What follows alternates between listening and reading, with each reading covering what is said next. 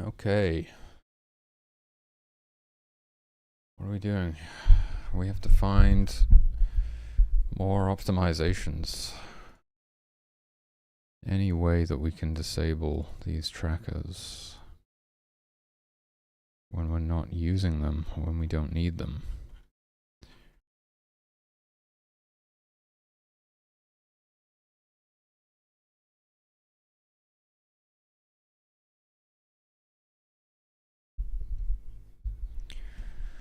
Yeah, this is a tricky one, honestly.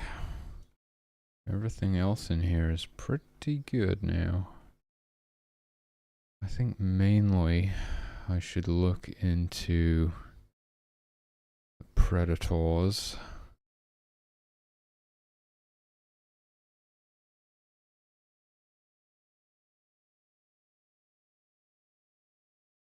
Possible that we could just enable the prey tracker when the bear is hunting, because that's the only time it's looking for prey.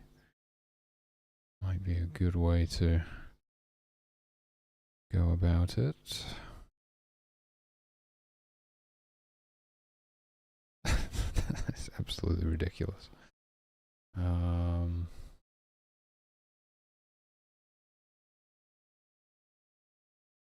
Yeah. Oh, and similarly, we could disable the bush tracker unless they're actually looking for a bush or foraging.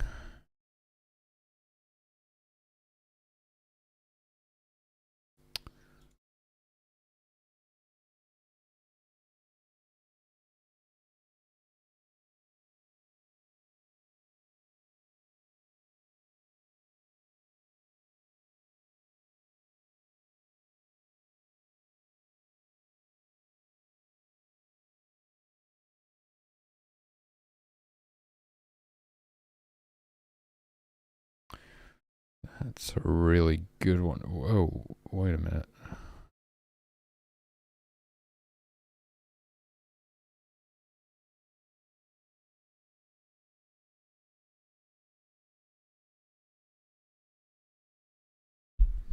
They're not on the latest version of the foraging code, I don't think. That's not how the humans work.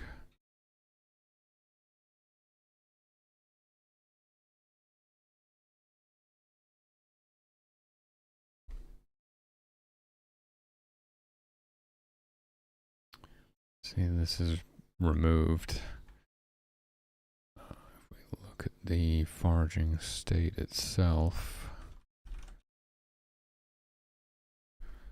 so they just kind of keep foraging around until they get in range, and then they go immediately into the picking state. And actually it's unnecessary to run the pathing stuff here once again. I keep doing that, it seems. Is it even necessary to do it there? I don't think so.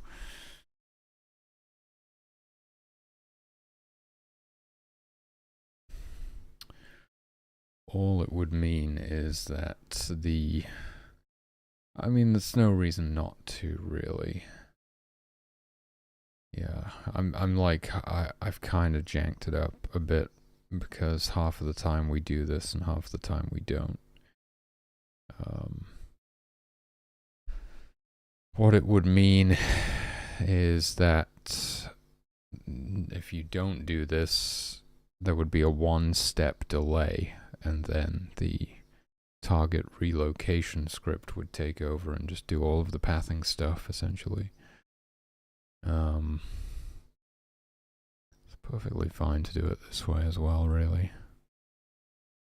In fact, I think this would be preferable because you don't have a one-step delay. Not that that's really perceptible. Anyway.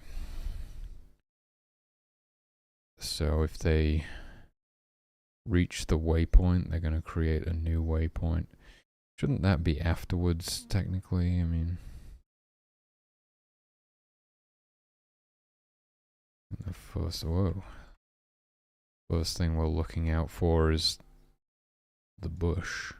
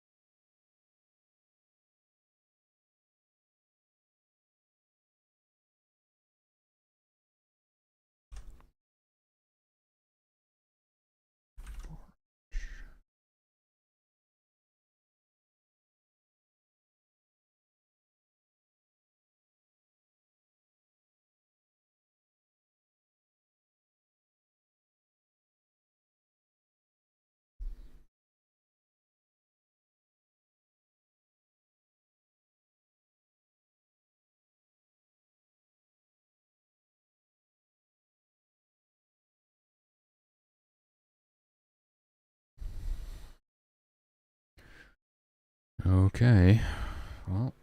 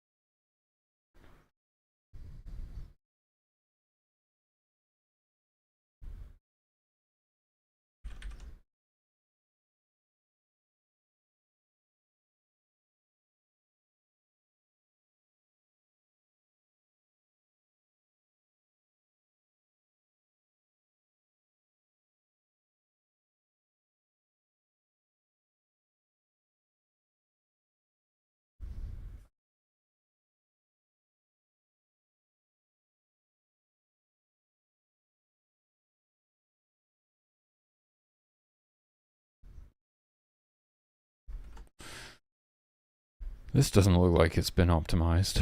Why are they repeatedly checking the same stuff over and over again?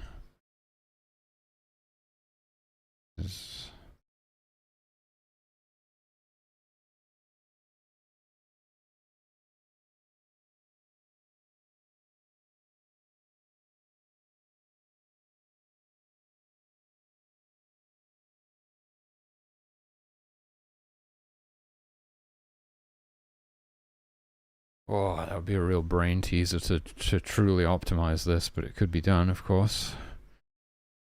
Like, that's a fairly simple change. If this is exactly the same in every single one of these, which it is, I can just move it into the universal section, which is up here.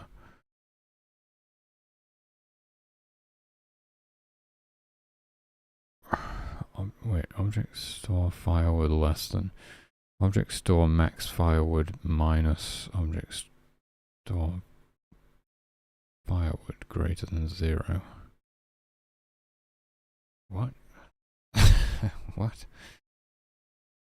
Max firewood minus store firewood. So the amount of space left in the store. Yeah, but we only do this. It's like completely redundant because we only do this if object store firewood is less than the population size times 2. Well, is it redundant? What if you had a massive population? It's extremely rare, but I suppose technically possible. Especially with the exponential growth thing. Like, the more humans you have, the more humans you can potentially create.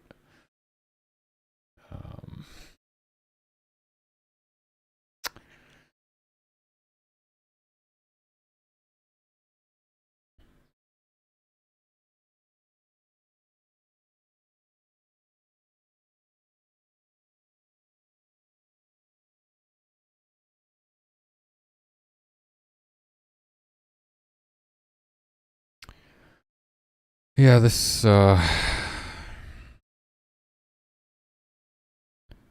could definitely be further optimized, but for now I'll just move this into the universal section. I'll put it with the other object store stuff, I guess. Seems like that would probably be the best spot. It seems like the first thing you should be checking is this. Yeah, also order of operations can be an optimization as well, because we don't need to bother checking any of this other stuff if the store isn't even built yet. So as soon as we see that, we can just stop processing.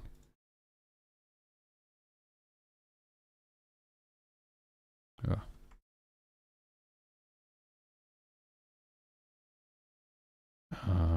And those are all exactly the same. So I think I did optimize the regular firewood gathering code, but not. Well, this is clearly, it's kind of like there was an attempt at optimizing this by the looks of things, but it's not fully optimized. But that's a step in the right direction. But obviously we're checking like instance build exists repeatedly as well. You would only want to do that once ideally. And then we're also repeatedly checking this list is not empty. Sometimes we're performing the same humidity check, although that's where it gets really confusing. So this could definitely be optimized further, but that's not what I'm doing right now.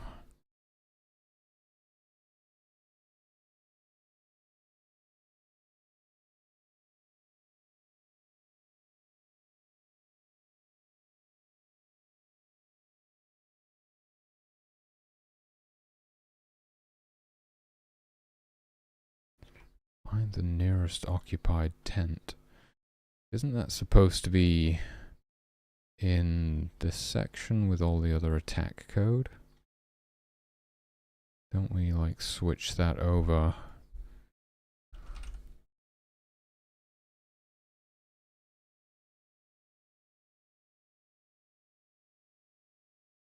No, we actually don't.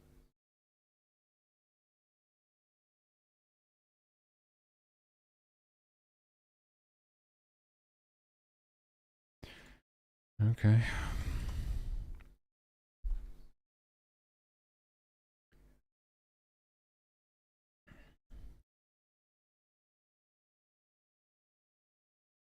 So, why is none of this commented, dude? It's not helping.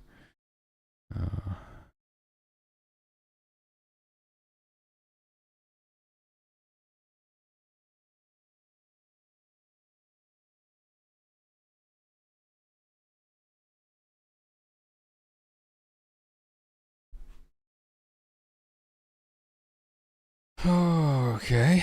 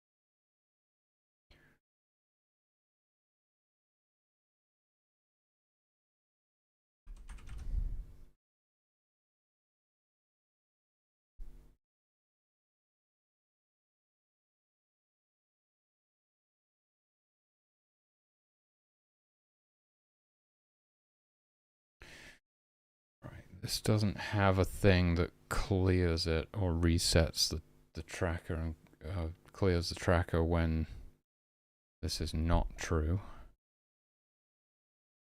when they're not in the hunting party, but that's essential to its functioning actually. Because it's one of those times where they do pass through idle in between.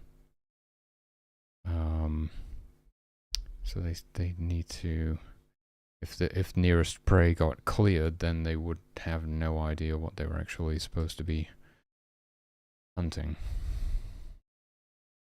And they would probably just resume hunting again. That didn't make sense. They're hunting and then they spot something and then they return to idle, at which point they switch into the stalking state to sneak up on it. But if we cleared that variable, they wouldn't be able to enter the stalking state because they would be unaware of the nearest prey essentially, and they would just continue hunting again. We'd probably create some kind of infinite loop there if we're not careful.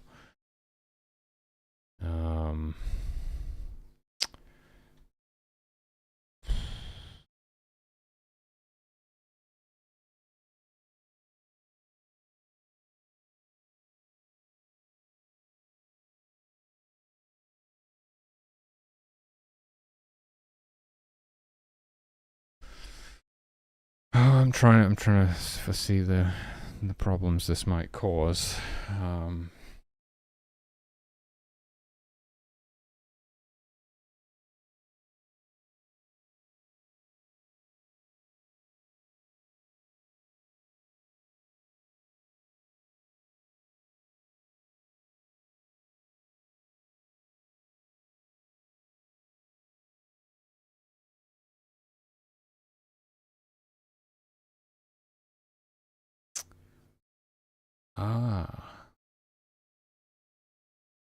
I think simply because they wouldn't run that code if the instance didn't exist. It won't actually cause any problems. We're protected by the fact that we always perform an instance exists check first, which is probably applicable to the other ones as well, meaning we don't actually need to reset the tracker when we disable it. Like, the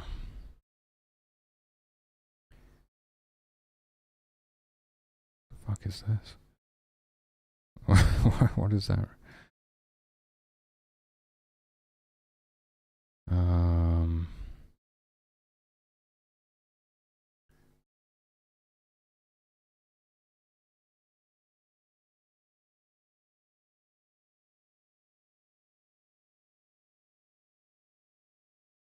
Like this one, right?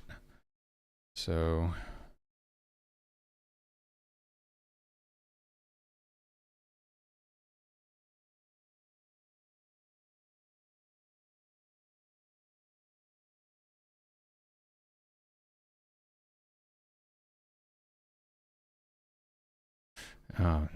it could cause an issue. The issues arise if the thing does still exist.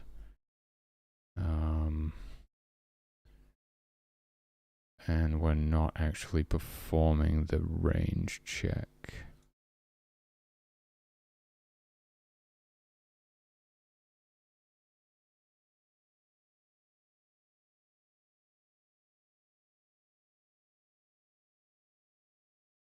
We are performing the range check for this one. So we're okay as long as we actually perform that range check. What the hell even is any of this stuff, dude?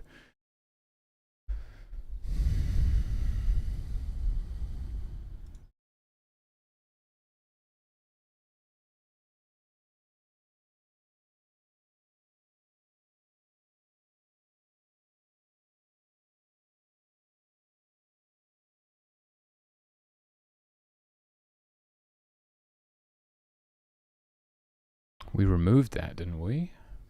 I don't think they hunt bears anymore. And then I forgot to update this.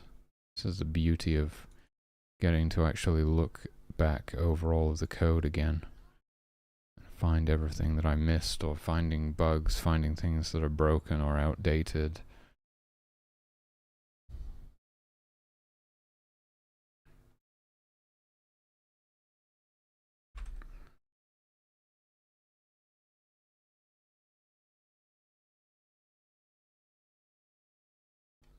Yep, they do not hunt bears anymore, so that can be removed.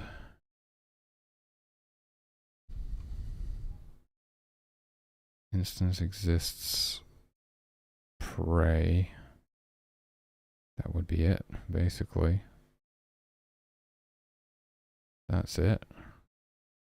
We can get rid of these brackets and everything and just have that single line.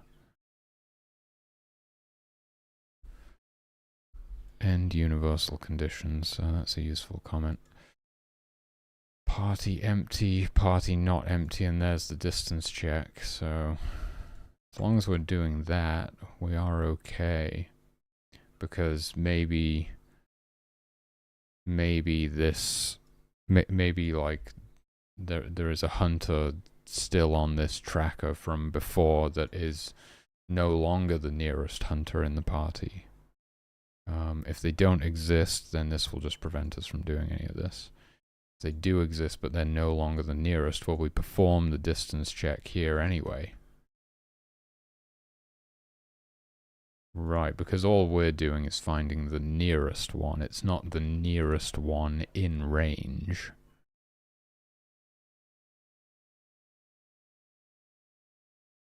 So that can be the thing, actually. That can be the solution here, is to move the distance check into the state conditions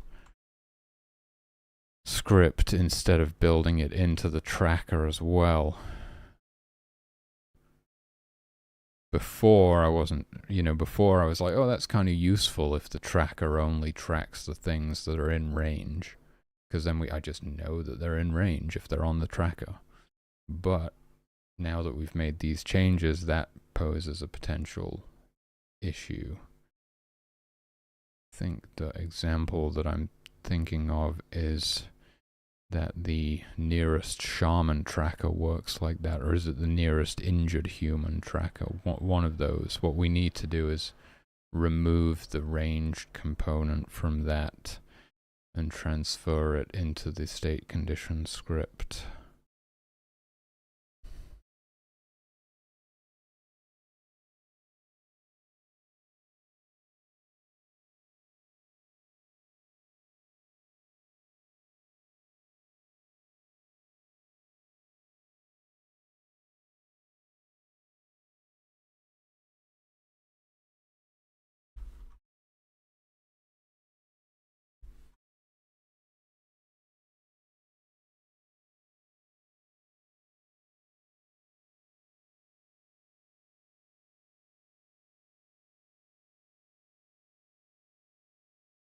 This is not really a good time to be doing that because I'm in the middle of updating the bear code, but that's gonna have to wait. The lowest health human, see how it has the thing check here to see whether they're in range. Here's another one. Find nearest shaman. Nearest guard does not have that. Nearby guards does, but in that case that's important because we're trying to determine if they're nearby or not, which is essentially whether they're in range or not.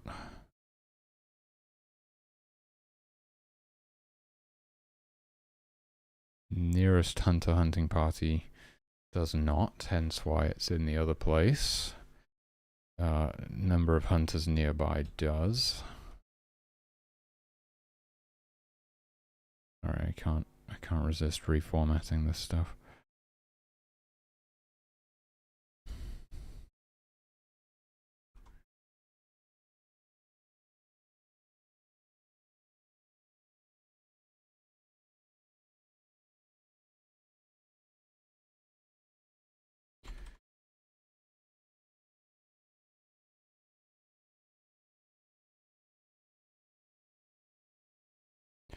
So it would be this one.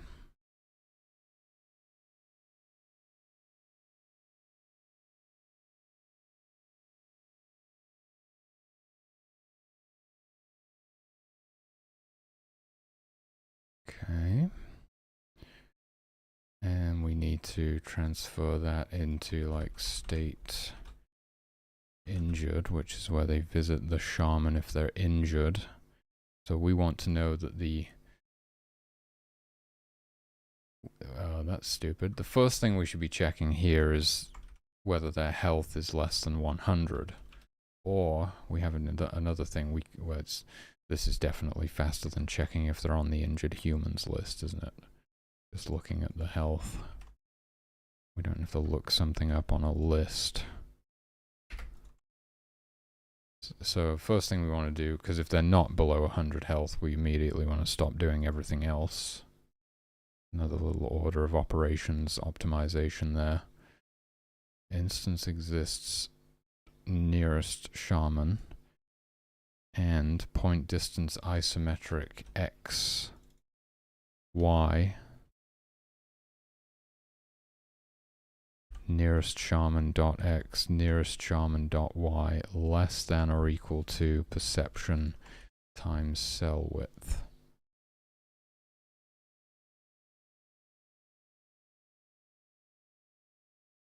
And it's point distance isometric, so it automatically makes the adjustments to work in an isometric perspective for us. This is our custom function.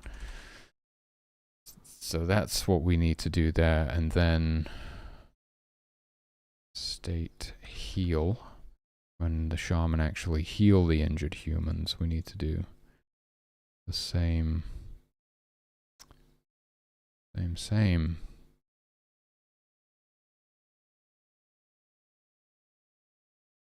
First thing we check if you're a shaman, if you have mana.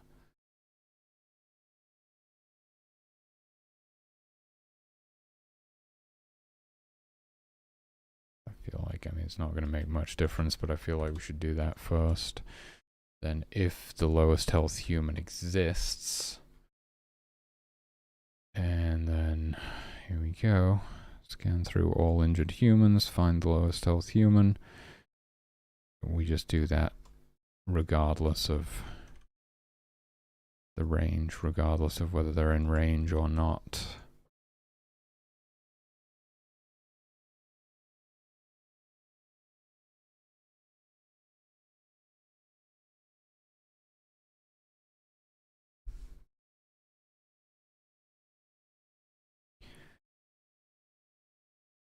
So x, y, lowest health human dot x, lowest health human dot y less than or equal to perception multiplied by cell width. And then, so now we head back to here and we see that we have this. So this is like if you're a shaman and the global heal list is not empty, else reset the tracker. We don't need to reset the tracker anymore, which is really nice because everybody who's not a shaman would be constantly doing that for no reason, basically. Well, there was a reason previously, but now there isn't because we've changed how it works. And the other one was the nearest shaman check. Did that one have a reset? That one never had a reset to begin with, but it's good to have everything work the same way. It's good when things are consistent. What else have we got that has a reset like that?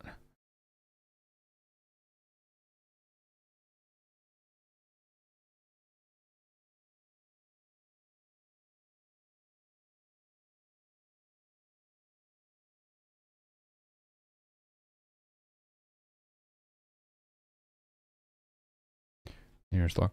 Oh, did I?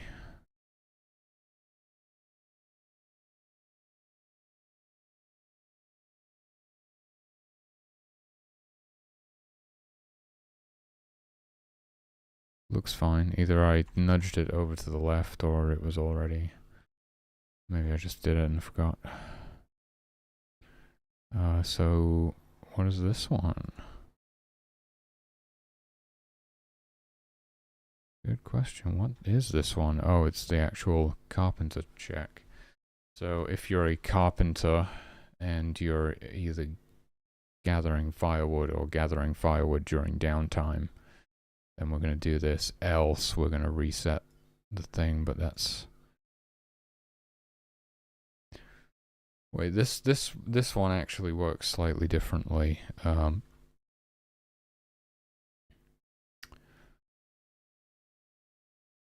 It's not doing the range check in here, but I just need to check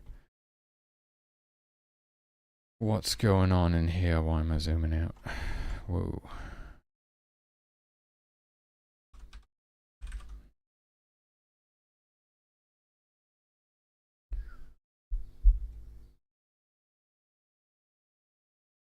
There just straight up isn't one. We just spawn the waypoint regardless, which is maybe slightly less efficient. Like if you're already in range of a piece of firewood, then ideally we'd want you to skip directly to picking it up, but we actually removed the ability for them to do that, so they actually have to first enter the firewood state in order to then be able to get into the gathering state where they'll pick up the firewood. Previously it used to work like where there was a separate, where this would have a check to see that the nearest piece of firewood is out of range, in which case I should start searching for firewood, and then we had another one which is like if the nearest piece of firewood is in range, then I should just pick it up. And if they started searching for firewood and then spotted some, rather than switching immediately into the gathering state to pick it up, they would actually just return to idle and go through the whole process again, and then see like, oh, I am in range of the firewood, I should be entering the gathering state. But for some reason, and I can't remember why, we changed how those things work at some point. So they kind of like, they don't pass through idle in between, they go directly into the new state.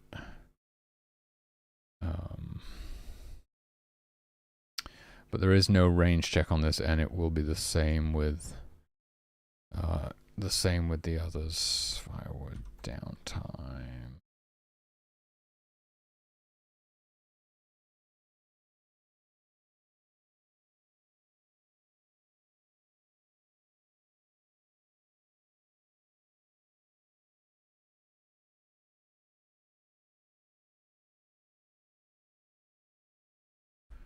Foraging, shrooming, that's pretty much all of them.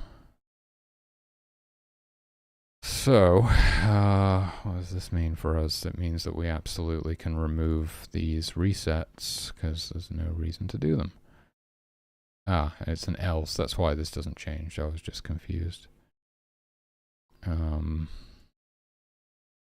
just remove the else.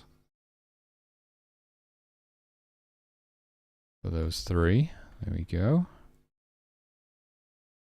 And that, oh, we have one for nearest active drum.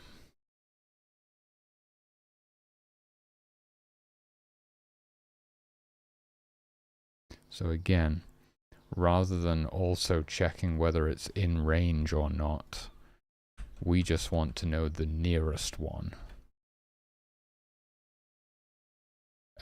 This is a little bit, this might be a little bit different though, because this isn't going to cause them to like enter a state or something, is it? This is going to essentially apply a buff to them if they're in range of the nearest active drum. And because we were checking whether they were in range here, previously all we needed to really do is check that nearest active drum exists and then apply that buff to them because we know it's in range. So we would have to first of all find where the hell that code even is.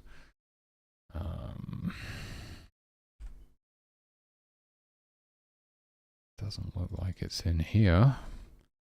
It's probably in the same event somewhere, which is going to Be awkward. What line am I on here? 861. It's probably above this stuff if I had to guess, no? Oh, that's temp, sorry. It's probably up here. What the fuck? Where even is this?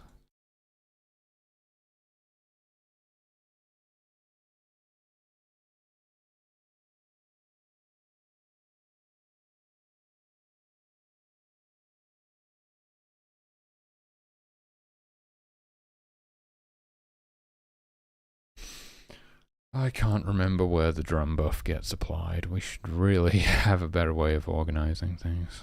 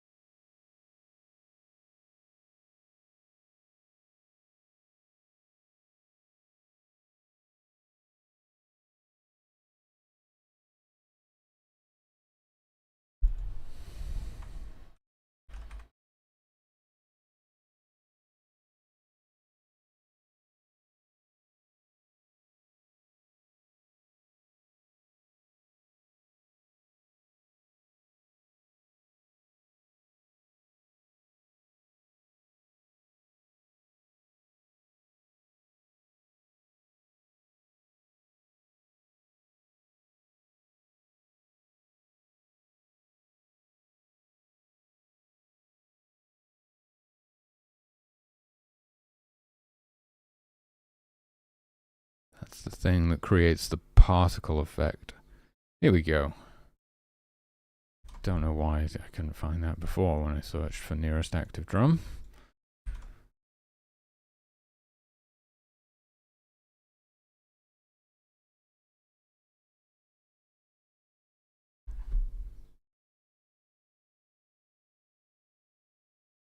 Well, ain't nobody gonna be drumming when they're entering stasis anyway, so that doesn't matter actually.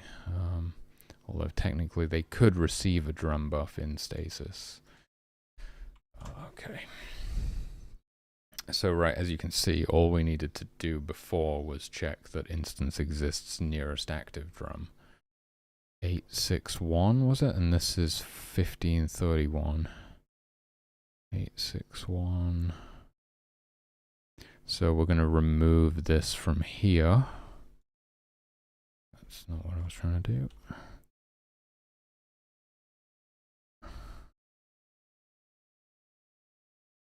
And this now just finds the nearest active drum, not the nearest active drum that happens to be in range.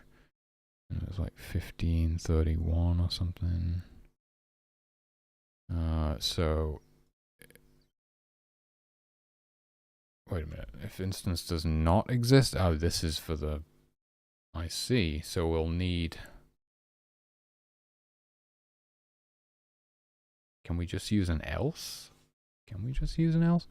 So this one is like if instance exists nearest active drum and distance to object isometric. Distance to object isometric. Why? Okay, normally I use point distance isometric. Why is this one different? Point distance isometric. X. Y. Nearest active drum dot X. Nearest active drum dot Y. Less than or equal to perception times cell width. So now I'm assuming that this speed boost less than 1 is basically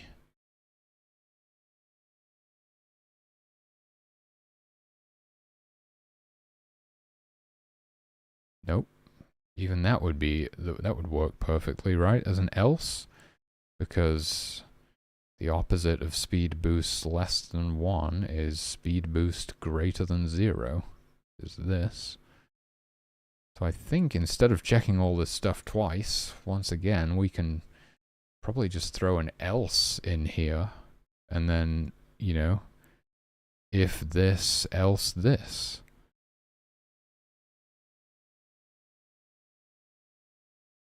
Pretty sure that works.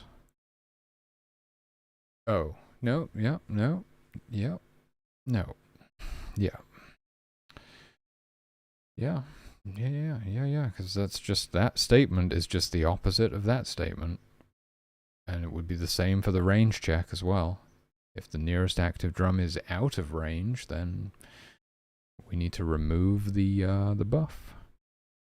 That is a nice little optimization there, especially considering this is something we do 60 times per second. We do this every step. This isn't on a tick. We could put it on a tick, and that would be an optimization, but it wouldn't update as quickly. It's nice and responsive right now. As soon as they get in range of that drum, or someone starts playing that drum, they receive the speed boost pretty much instantaneously.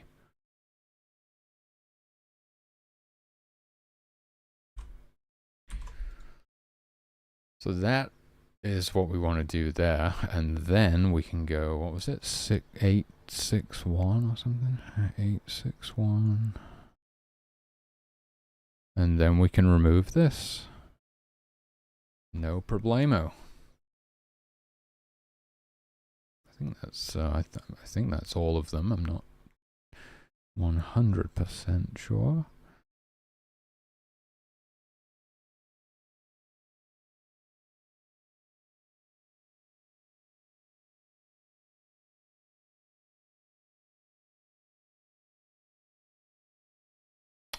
What's this one?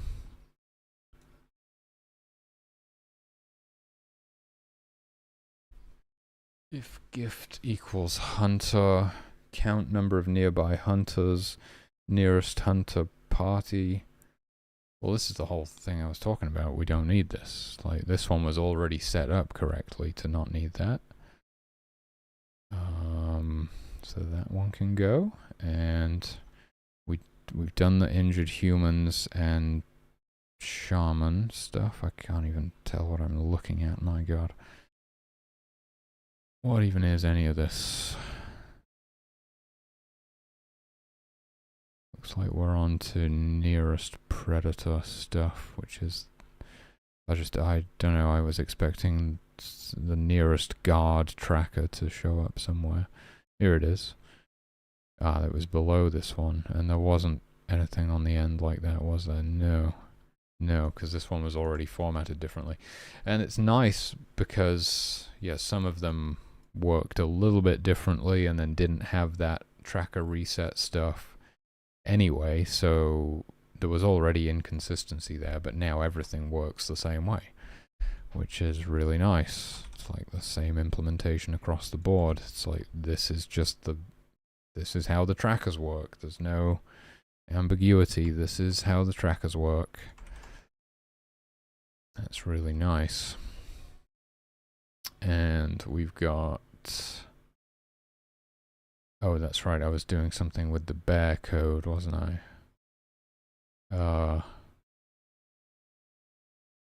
I think it was set up already, so if there is a guard on the map, basically, they will run to the guard for assistance. That's already how it worked. There was no ranged component to that. Like, you don't need to be able to see the guard to be able to run to them. Yeah. Which generally just looks like them running back to camp. Not always, but mostly. But that's only if they're being targeted directly. Otherwise, they'll just flee from the danger, run away. Okay, so the bear code. What was I doing with the bear code?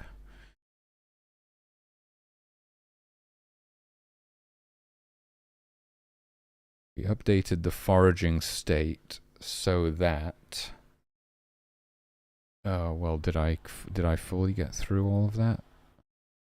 Bear conditions... So we would remove this, actually. and if they're hungry and they don't have any food in their inventory and instance exists object bush, they're just going to spawn a waypoint and enter the foraging state. Simple as that. And then we want to only enable the bush tracker when they're in the foraging state. And that way we're not constantly doing it for no reason. Same as with the humans. So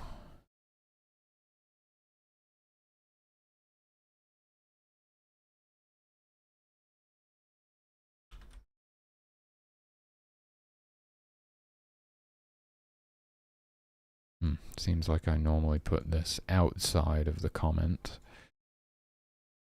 I'll try and keep it consistent.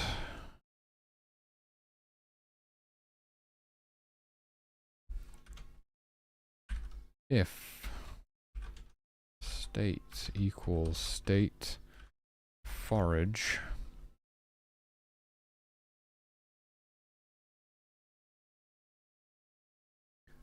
turn on the foraging tracker, turn on the bush tracker. There we go. So now rather than constantly keeping track of the nearest bush, they're just going to start tracking that when they start foraging. And once they find a bush and start picking berries from it, they're going to disable that tracker again.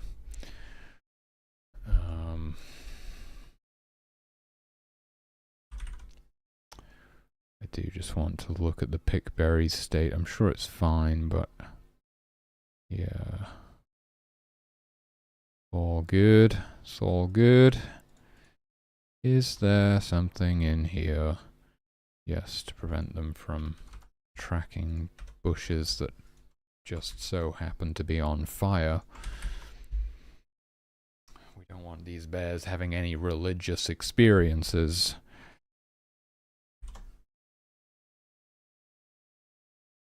And, okay. The other one I was looking at was the tracking of prey animals, which we only want them to do when hunting. But we're going to need to just confirm how all of that stuff works to make sure that we can safely disable this tracker when they're not hunting without breaking everything.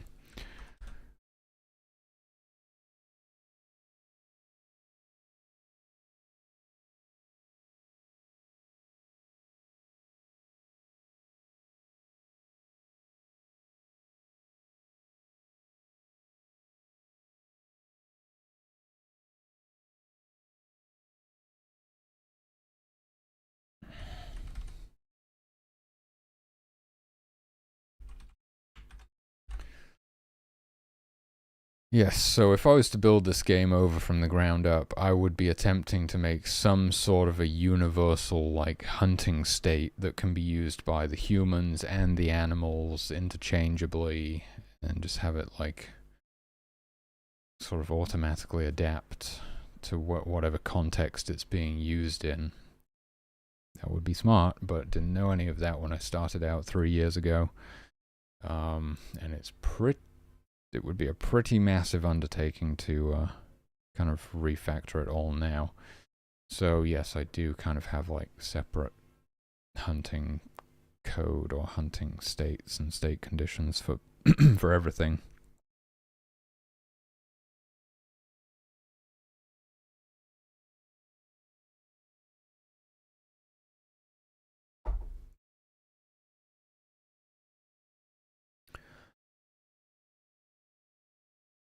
Oh.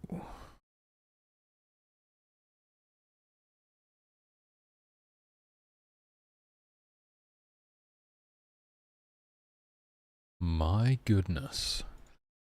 Well, it's kind of a miracle that the humans have even been working. I don't know how that's been the case.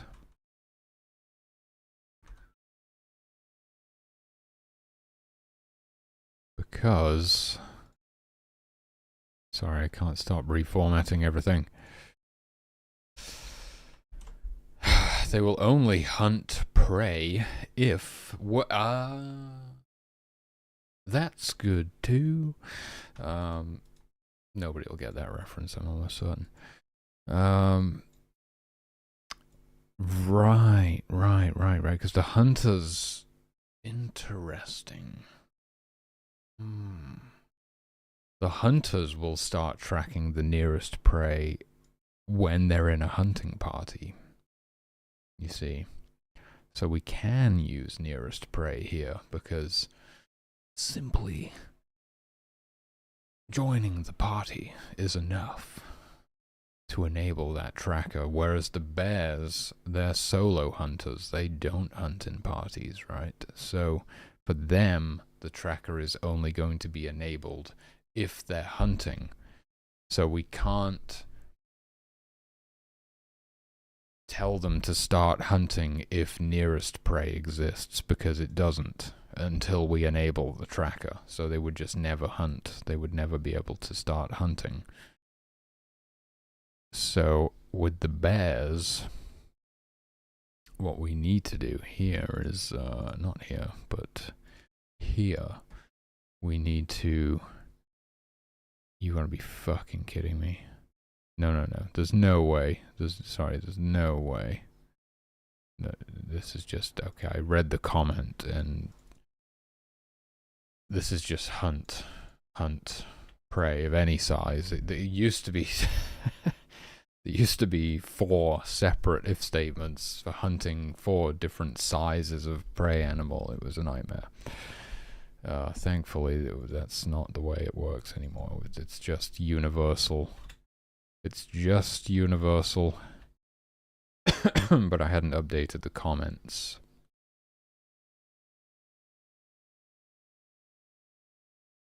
Yeah, it is still a bit ridiculous, and it could be improved by putting like an if statement within an if statement, right? Because we're checking these things repeatedly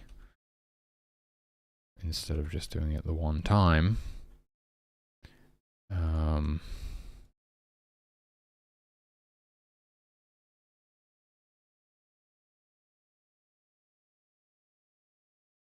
Jeez, it's kind of cold today. I'm going to close up the windows a bit.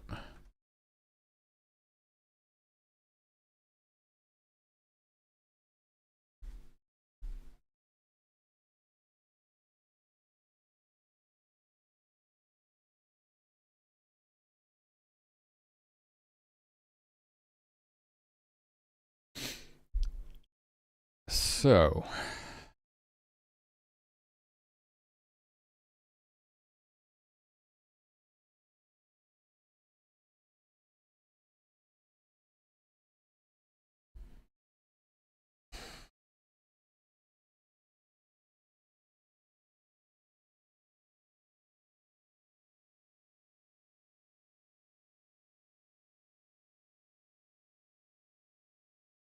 It would make a lot more sense, well, unless I'm missing something, which is possible. Sometimes, you know, you feel like you should change something, and then you realize there was a reason you were doing it the way that you were. But as far as I can tell, it would make more sense to go directly from the hunting state into the stalking state, and then directly from the stalking state into the pouncing state, as opposed to returning to idle in between.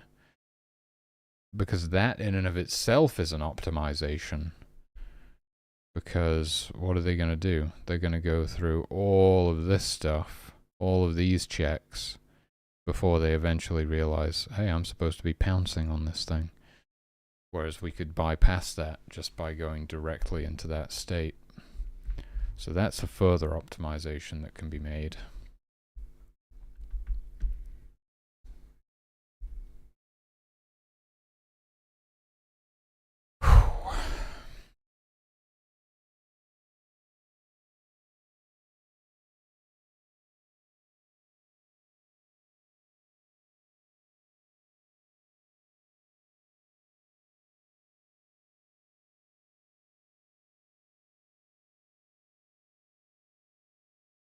First, I'm just going to do this. I'm going to stick with that. Something we could do next, but right now I'm sticking with the trackers. That's what we're working on at the moment. And it's probably more impactful to disable the trackers when we're not using them than it is to avoid passing through idle again. Okay, so in this case, hunting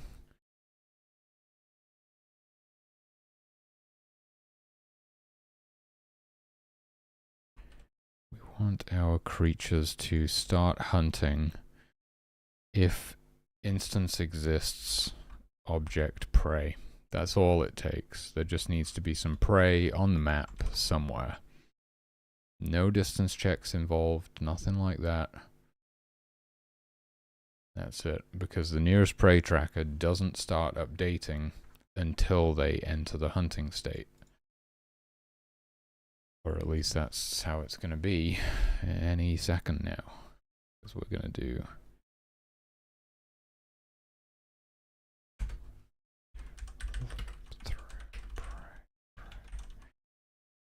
find nearest prey animal, and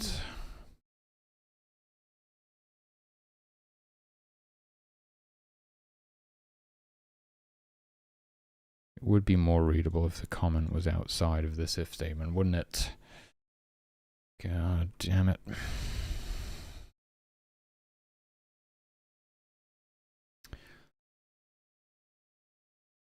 So, but here's my problem. I have to keep doing it wrong for the sake of consistency.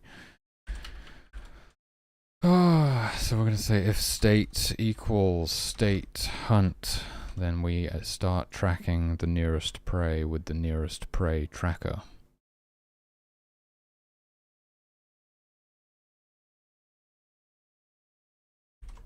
Boom. And then, once they get within range of the nearest prey, they're going to return to idle, at which point they will go through all of this stuff again and be like, oh, I'm in range. I'm in range. I should be stalking this prey. And then they'll get even closer, and then they'll go back to idle again, and they'll go through, and they'll be like, oh, I'm ready to pounce. I'm within pouncing distance, and they'll pounce. But the rest of the time, when they're not hunting, they're not going to be tracking the nearest prey, which is excellent.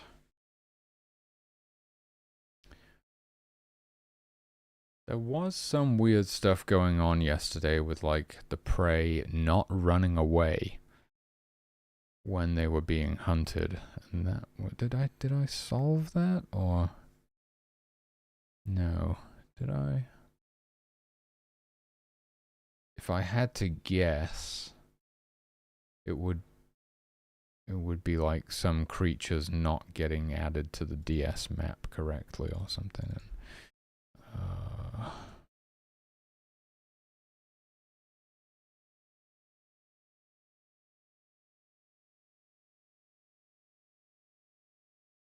And I think I fixed all of that stuff.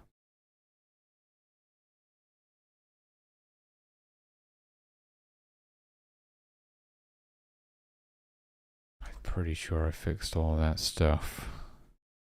If we see it happening still, I'm gonna have to look into it. Okay, right. So that's good. We've now disabled the prey tracker when we're not using it.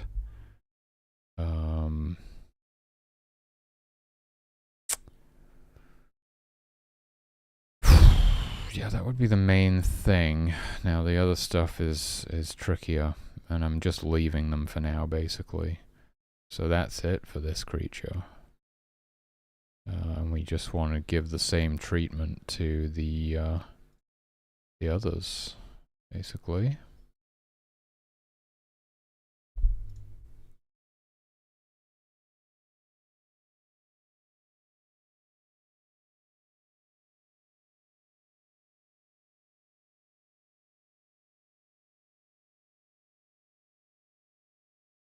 Nearest threat, I'm just leaving enabled all the time right now for all of them, but it's just a messy solution, you know, in my mind. Like, I don't really like it. We're just saying, like,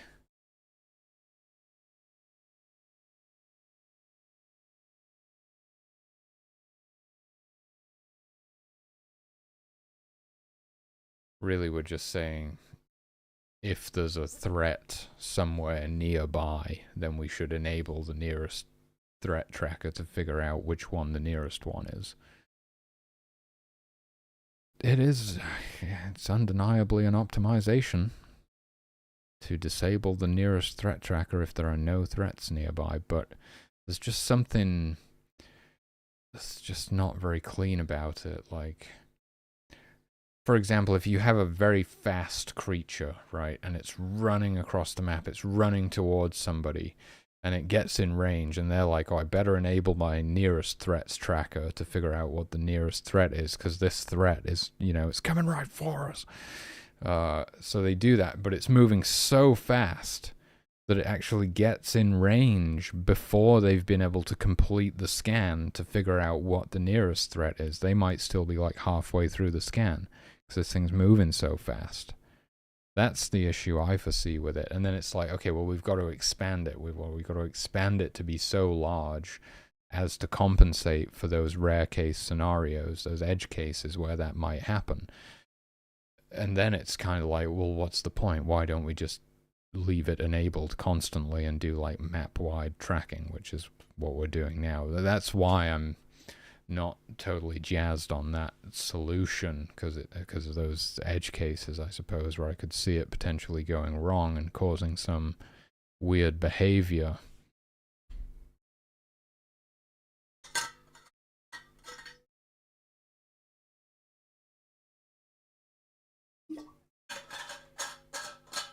And the way that it's set up right now is that if there are no predators, then, or if there are no threats, it essentially gets disabled anyway. So if they don't exist, we ain't tracking them.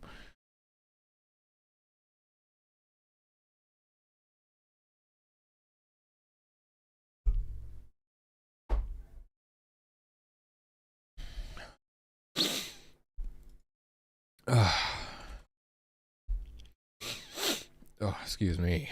Why have I got double comments on that? So for these guys, it's just going to be their prey tracker in essentially the same way that we just did with the bears. So box conditions, state hunt. So this needs to be if instance exists object prey. But in their case, they can only hunt rabbits, so we can actually narrow it down further to object rabbit in this instance. Do we want to do that?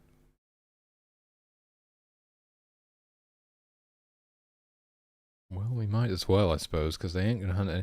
Well, the problem is, later on, there could be multiple species of small prey animals.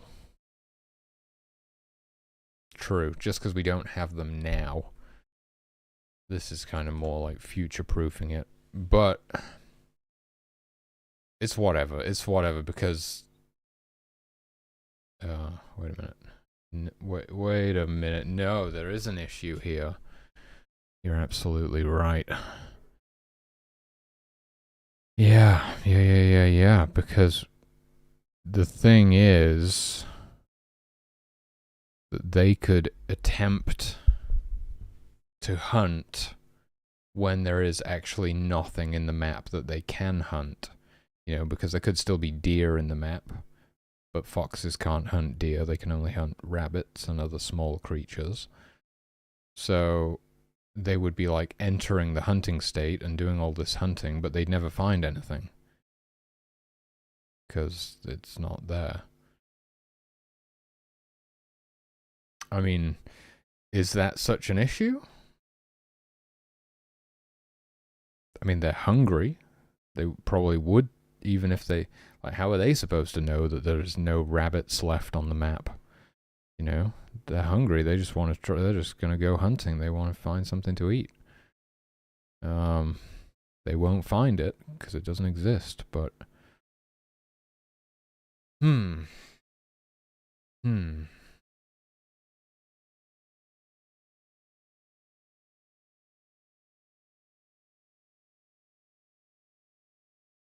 think I'm okay with that. I think I'm okay with it. So we'll leave it like this for now.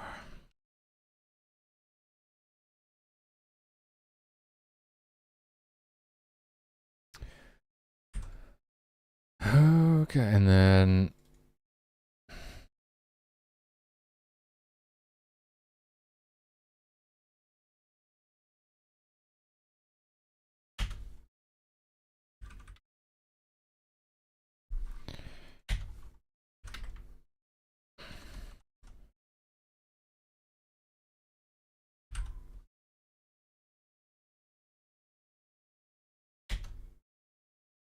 boom. That's it. That is literally it. For the foxes. Simple as that. I feel like I might be missing something because it's so simple. But I'm pretty sure that's it. As long as we're just checking for instance exists object prey here, and then we're doing the regular checks as we did before for the others, we should be just fine. Cool.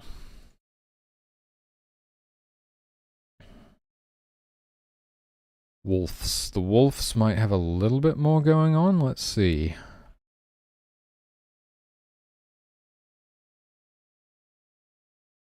Nearest threat.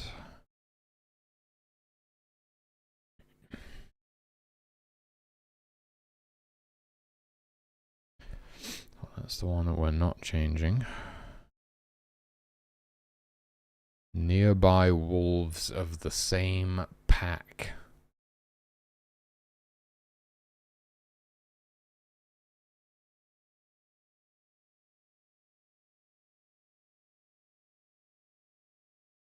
They pretty much need to be doing that constantly.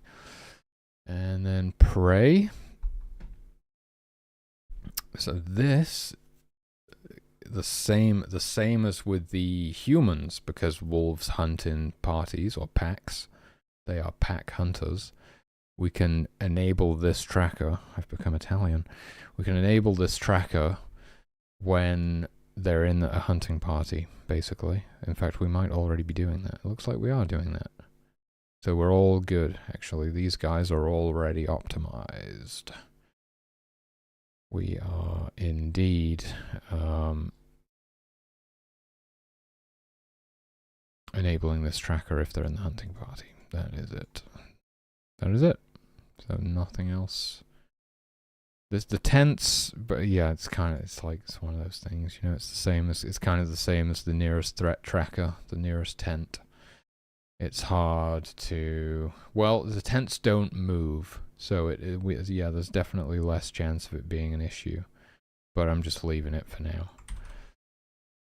And then we got the deer. I don't think there's really anything we can do to optimize these. To be honest with you, we were talking about it yesterday and how we might potentially optimize these. They have the nearest threat tracker, and then they have a bunch of stuff that they do during like the rut, you know, mating season stuff. And then they have they also track nearby prey, but not because they're hunting, obviously they're deer. They are herbivores, but they track the nearby prey so that they can, if the deer gets spooked and bolts, it will like also spook all of the other animals around it. It's kind of like a chain spook, if you will. Not a chain pull, but a chain spook. And the rabbits are basically the same way. There's nothing we can really do to optimize them. So we're kind of done. We're kind of done optimizing trackers at this point. That is it. So I guess we can see how the game runs. I was testing off stream last night. I increased the difficulty again last night because I was doing a little play testing in the middle of the night like a lunatic. And I did wind up fixing some bugs and stuff, so it was definitely worth it. And I released that build once I'd fixed everything. And I was so happy with that I actually like announced it to Discord and social media and stuff. Because it's a pretty solid build, if I do say so myself. Oh. But yeah, I was playing on normal difficulty, and I just couldn't shake the feeling that it was easy. I was like, this is easy. I'm playing, and I'm like, this is really easy. You know? And, you know, what is easy if not easy mode? So I changed it so that like normal difficulty is now easy mode, and hard mode is now normal mode, extreme mode is now hard mode, and extreme mode got even harder. All I did was reduce the number of humans that you start with by 5, but it didn't feel normal, it felt easy. So I was like, this should probably be easy mode, shouldn't it? Then again, I was only playing on beginner island, I wasn't like actually playing the real game, so to speak, but it felt easy to me. It was like I had so many humans, I had more humans than I needed, really. I had so many worshippers, I had so much power, you know, that I just had like all of the power that I could possibly need. It just kind of trivialized everything, right? And so that's like, for sure, that's easy mode. Normal difficulty should be normal. Anyway, let's give this thing a test. And that's helped performance as well, because the less humans we have, the better the game performs, believe it or not.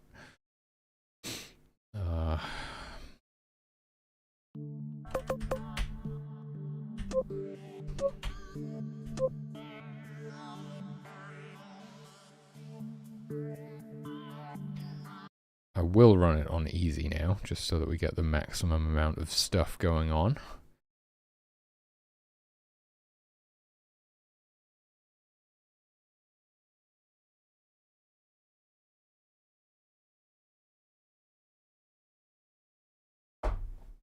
But that's the point that I was actually trying to make, is that I was hitting about 200 FPS when not streaming.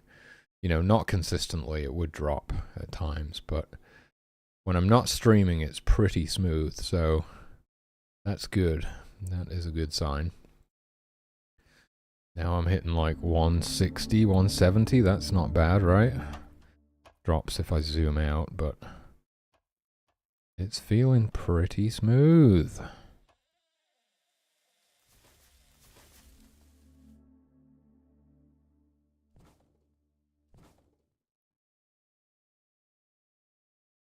Oof, we still get those big lag spikes from time to time. I really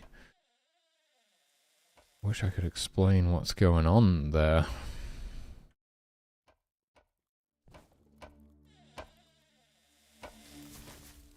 What's wrong with these rabbits? Oh, they're just a bit delayed. So maybe they have some randomization to their sleep time or something. Yeah, we still get these big lag spikes. I think the lag spikes, because I don't get them when I'm not streaming. I think it's just because I'm encoding on the CPU. I think press OK was right on the money with that. Look at these beaches, man. Oh, I just fucking love the procedurally generated maps. I spend all my time in the temperate forest, but a lot of the other ones are really cool as well. Look at this shrine on the coast there. Oh, it's beautiful. Yeah, you could just imagine, like, once we get an artist on the team and they make some nice tile sheets and sprites for everything, like, it would just be amazing.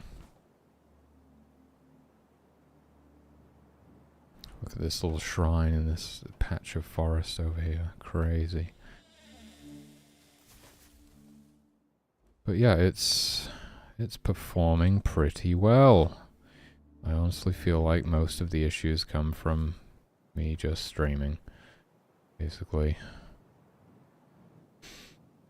And I still have to apply the delta time stuff to the timers. That's the one thing I didn't like do the delta time compensation for. We did all of the movement stuff, like the camera movement and the pathing, but the timers still don't have delta time compensation, so yeah, stuff would actually take longer if you had like a lower frame rate or something.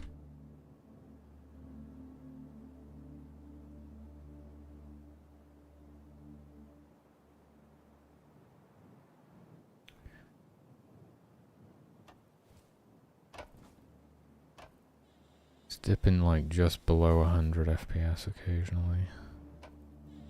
Definitely better than it was though.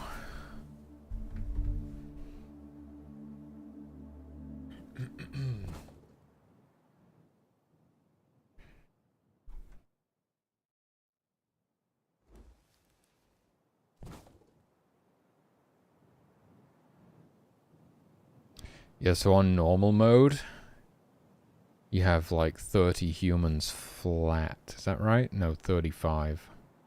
30 adults, 5 children, right? No, you have 30 flat. You have 25 adults, 5 children, so you have a population of 30 on normal mode. I just like that it's just a good number, you know, for normal difficulty as well. I also like that.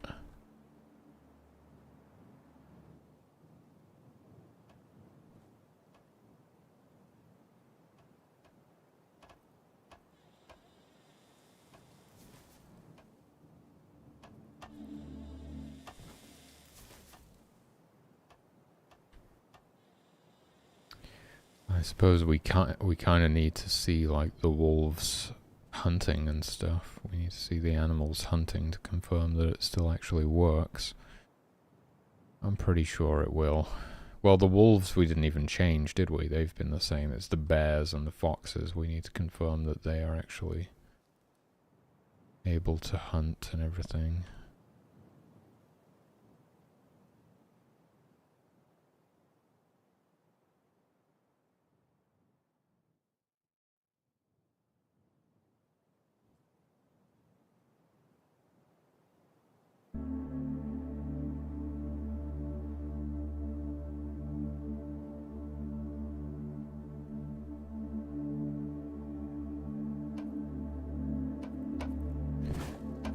Yeah, we're certainly getting there, which is very promising.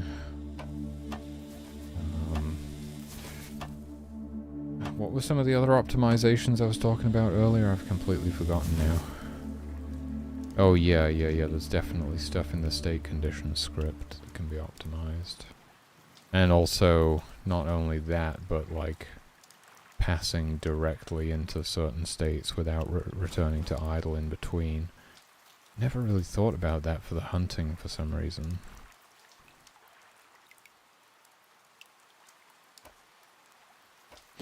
I mean, that was the thing. In the beginning, I had this rule where I was like, they should always pass through idle when switching states, no matter what it is. And I think I was thinking because, like, we do a bunch of stuff in idle, like reset a bunch of stuff, you know?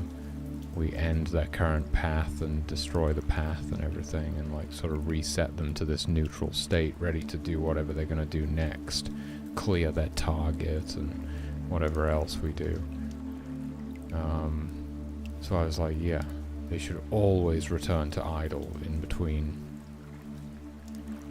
But that's not necessarily good for performance. I thought I was kind of just making my life easier, I suppose. Like, I have this one universal way of handling everything. As long as they return to idle in between every state change, then I know that we're taking care of all this stuff that we need to do, right?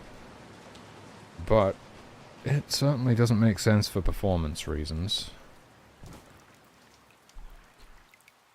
So, yeah.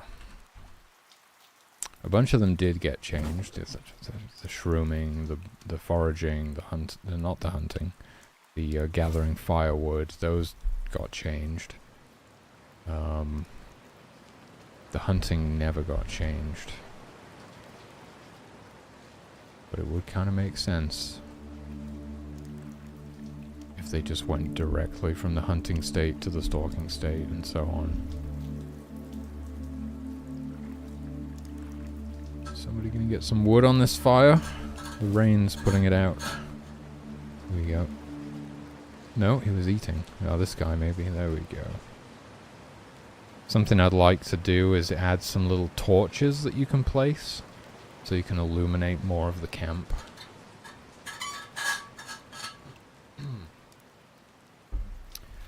It could be another use for lumber as well, I suppose, like one lumber per torch.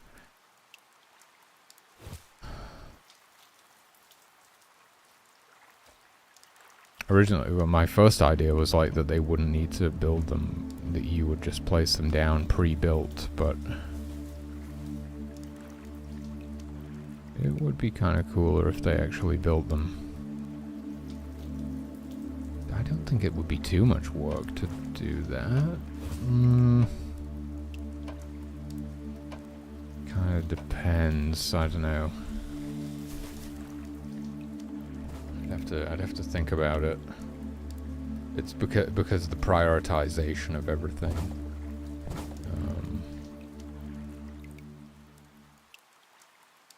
How does it tie in with that, you know? Like, where does it tie in? They probably would prioritize building everything else before building the torches, I guess.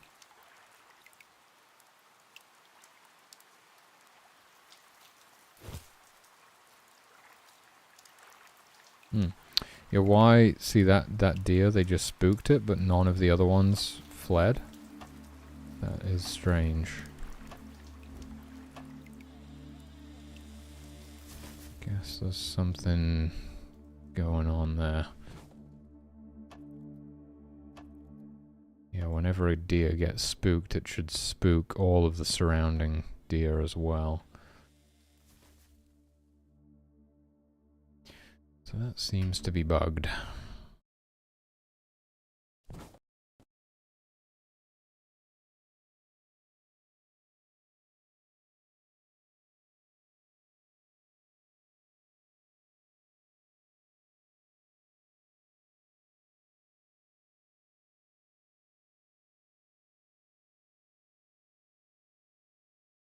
I'm assuming it's probably in here. Yeah, we loop through the nearby prey list. And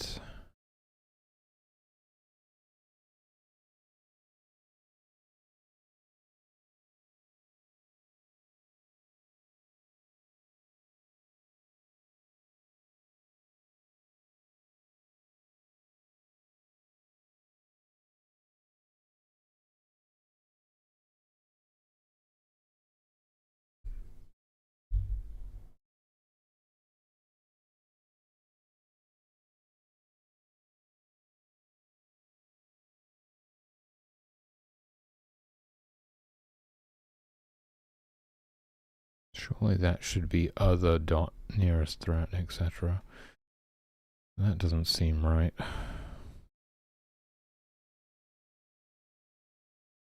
Oh, shit. Look at that.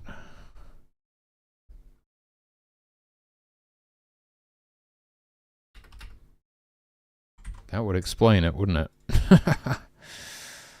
Shit.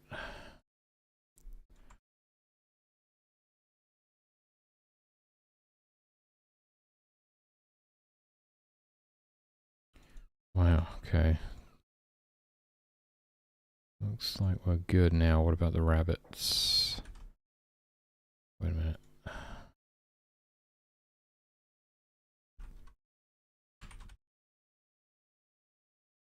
Same.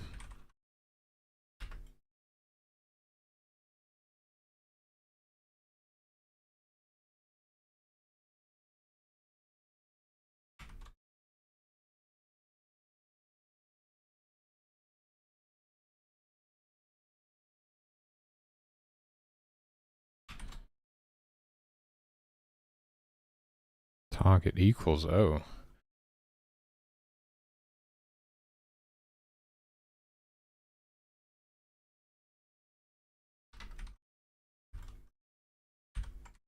Yeah, we do still need to store it in the waypoint variable. We can't just do away with that.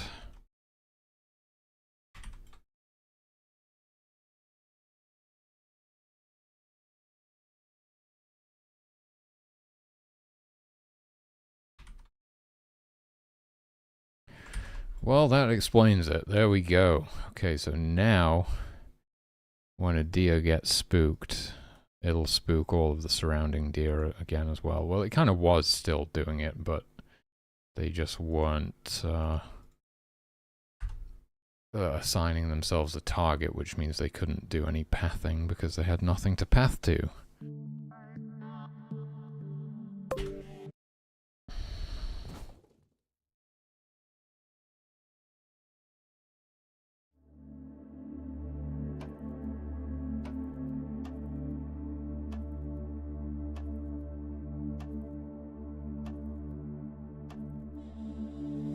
Another thing that I was thinking about the difficulties is like, it was just way too many humans when you had like 42 of them. Like 35 adults and 7 children. It was just way too many. It was like overwhelming, which isn't a good feeling for like the easy mode, right? It was just kind of too much to manage them all.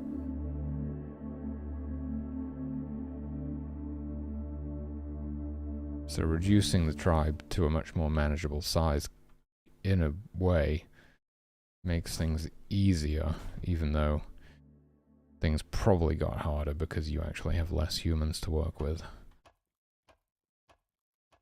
But a big part of it was the rate at which I was gaining power, to be honest with you. Like, it was just ridiculous. I had so much power that I could, like, provide all of the fur that I needed with Miracle Fur, basically making the hunters completely obsolete and stuff. And I was thinking about it recently, like, a nomad achievement. Don't know if that's on the list, because at first I'm pretty sure I was like, oh, there's no way that you could beat the game without building any tents, right? Because if you don't build the store, nobody except the hunters and fishers and foragers can eat anything.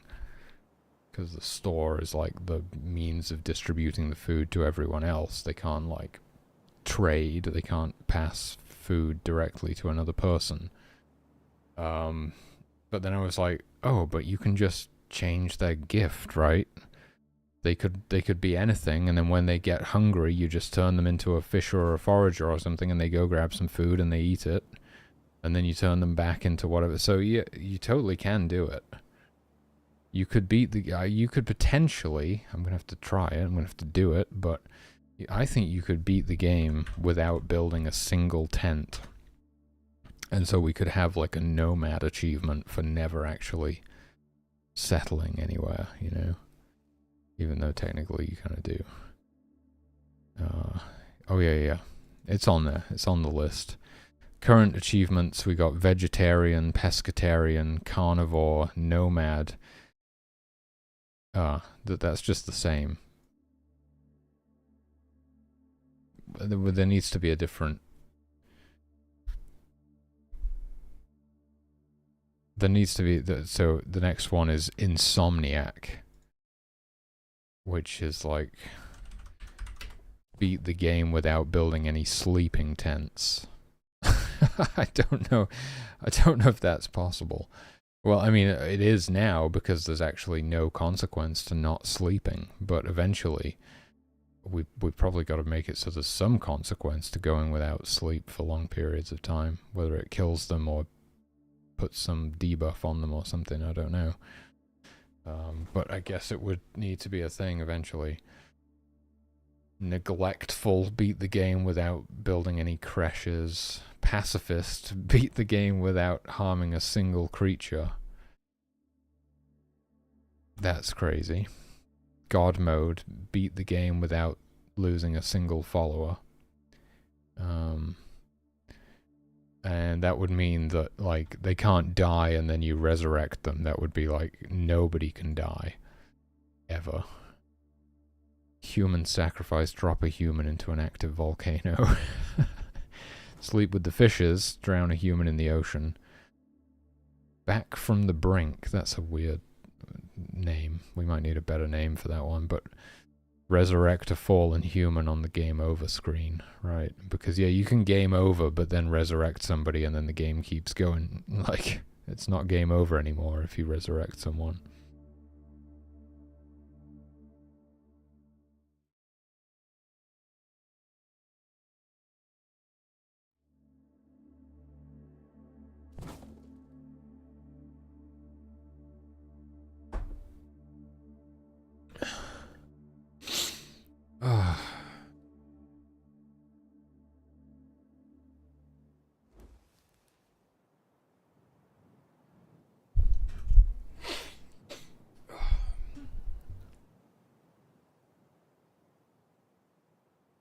Oh, it looks like this bear has just hunted a rabbit there, so that seems to be working.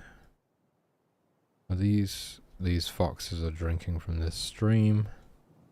So eventually we'll see the foxes do some hunting. Oh, yeah, they just did. It's all working. Great. Confirmed.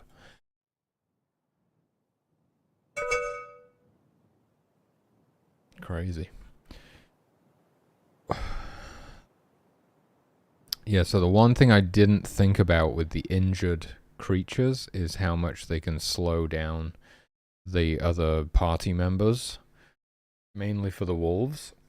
If they have an injured wolf in the hunting party, they have to wait for that wolf to catch up, and it's like super slow, right? I almost wonder if like wolves below a certain level of health shouldn't be able to join the hunting party or something. Like wolves below 50% health shouldn't be able to join the hunting party, something like that. They do very slowly regenerate health over time. There is passive healing in the game, which there wasn't for a long time, but then I was like, you know what, like, wounds heal and stuff. That's not, you know, that's like how it works. That would be realistic to have that.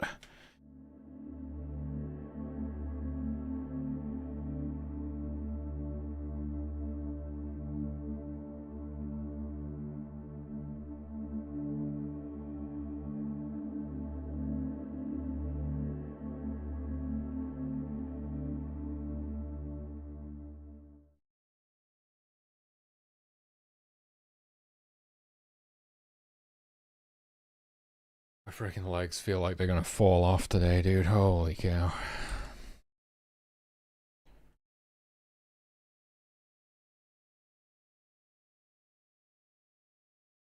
Yeah, so we're dropping, it's dropping down to about 90 FPS sometimes.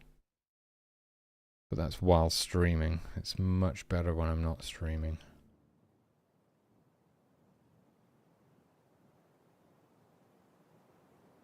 What are these hunters doing? I feel like they got even worse since we made the recent changes, but I don't feel like I need to change it. They can spawn a waypoint within 60 units or something. Wait, how does the... Oh yeah, we did that, so it's just like the first member of the group waypoint for the hunting party is spawned based on the location of the first member of the hunting party, which we can guarantee always exists.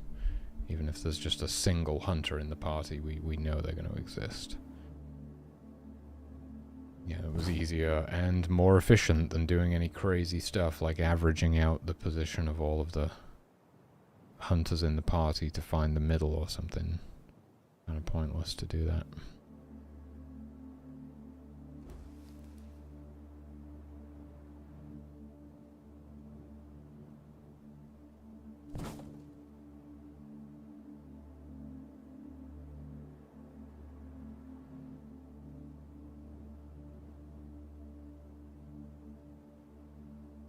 You know, I haven't checked in a long time. Hopefully everything's still okay, but I wonder if there's any waypoints that aren't getting cleaned up in the background. Something else I noticed the other day is that the hunters can actually be carrying so much meat that when they deposit it into the store, the numbers don't pop up. Because it's like just not set up to handle for such large numbers.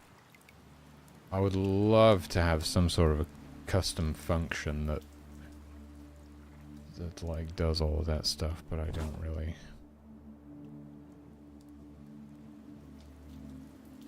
You'd need, you'd need to like break it down, right? You'd need to take like the, you know, you need to break down the number. If it's a 2-digit number, it's like, what is the first number? It's between 0 and 9, right?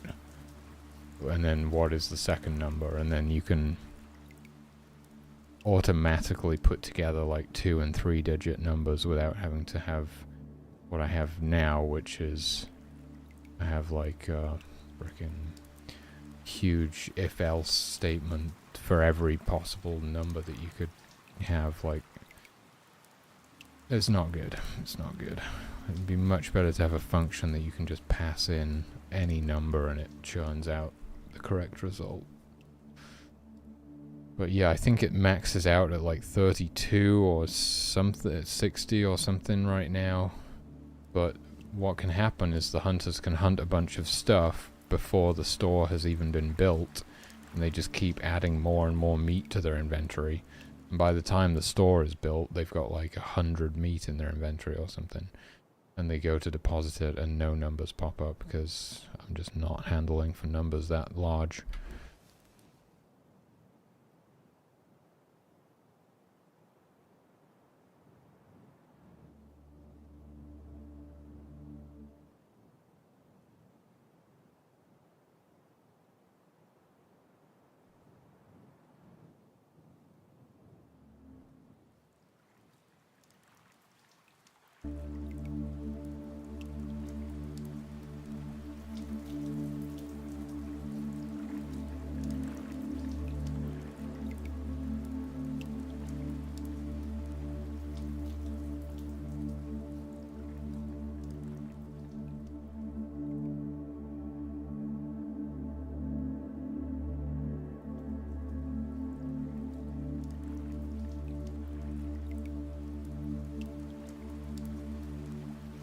Having a lower number of starting humans as well kind of makes the breeders more viable, because you're actually thinking like, oh, how am I going to get more humans, right?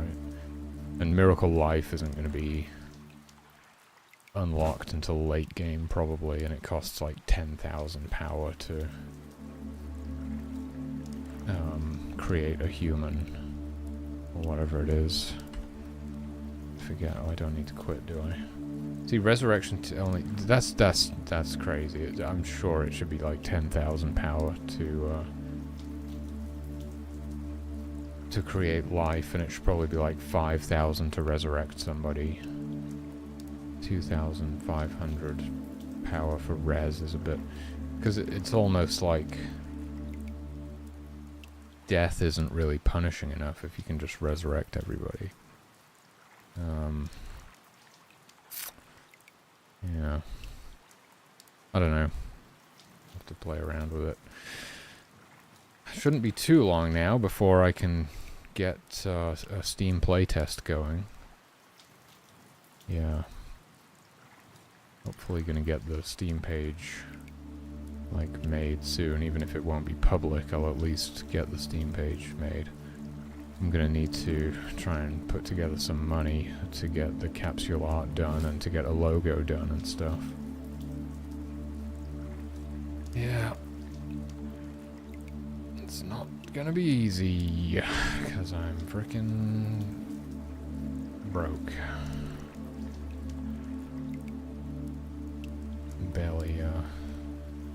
Barely covering the rent at the minute.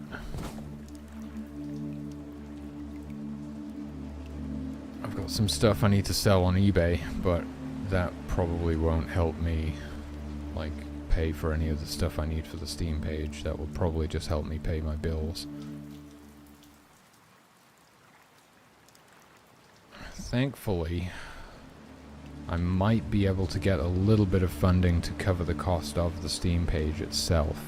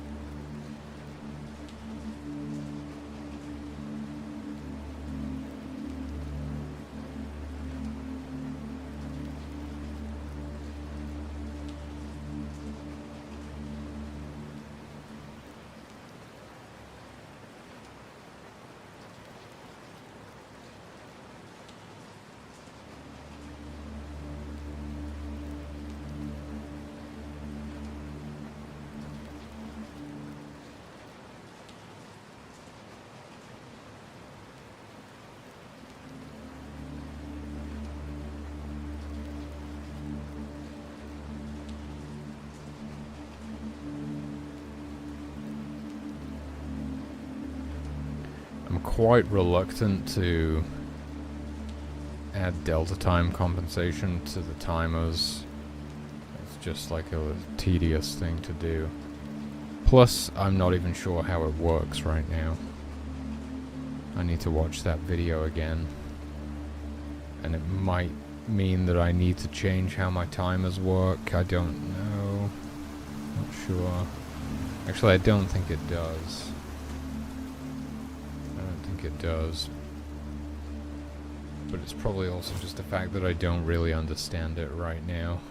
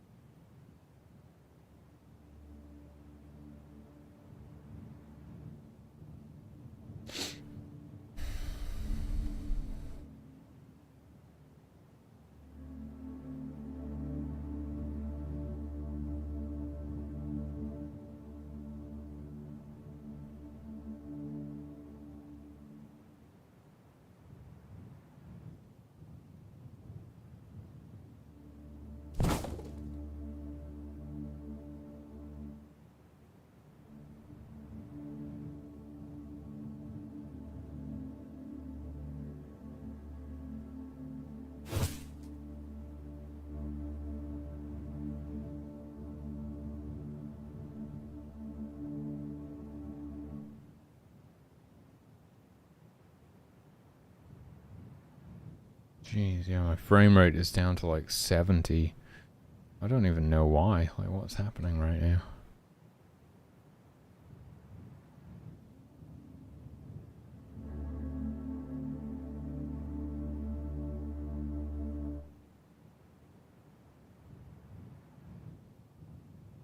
Just seems to happen. There doesn't seem to be anything particularly demanding going on.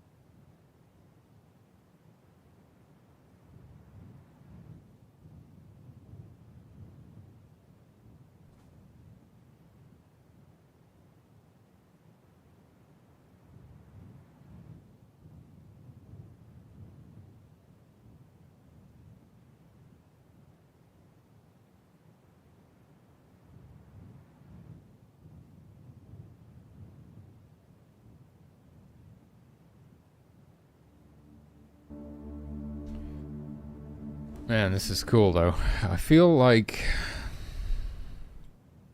I sort of feel like I'm at a fairly appropriate stopping point where... I don't know what that means exactly, where I could pivot into something else. I could pivot back to drawing sprites or doing the delta time stuff. I could continue with more optimization if I wanted to, but it's mostly going to be like a lot of work for very minimal performance gain. So I don't know how worth it that really is.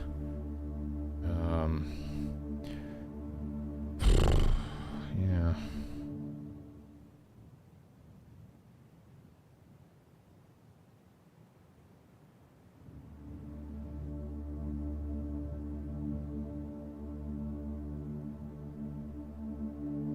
I don't really know. I don't really know where I'm going from here, to be honest with you.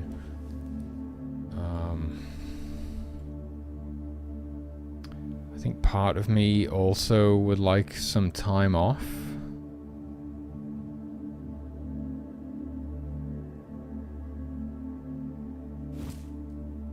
To do something. I'd play a video game or something, but I don't know what I would play.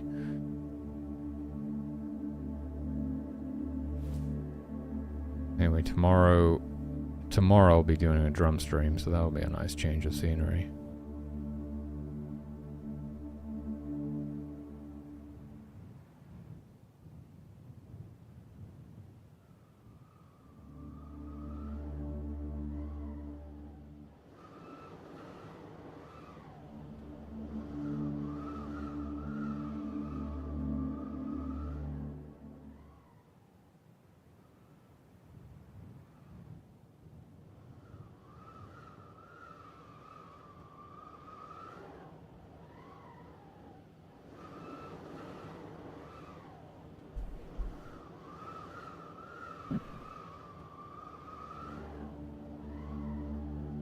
But yeah, we have a really nice build on our hands here, and I feel like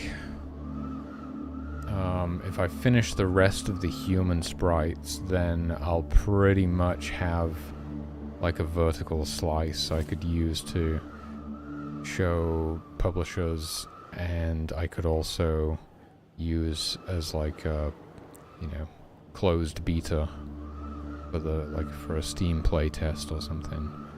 I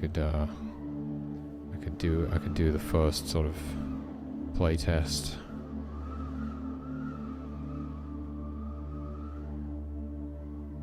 Yeah, I do feel like we're sort of heading in that direction.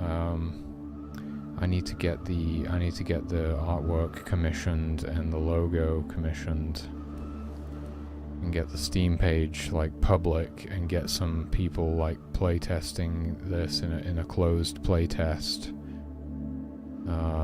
Kind of feels like that's where we're at, you know. Almost. We're not quite there yet. I feel like I gotta finish the rest of the human sprites first, and, you know, do some little touch-ups here and there, and whatever I need to do. But I feel like we're pretty much there, to be honest with you. I mean, by pretty much there, I mean we're like a few months out still, probably realistically, but in the grand scheme of things, that is not very long.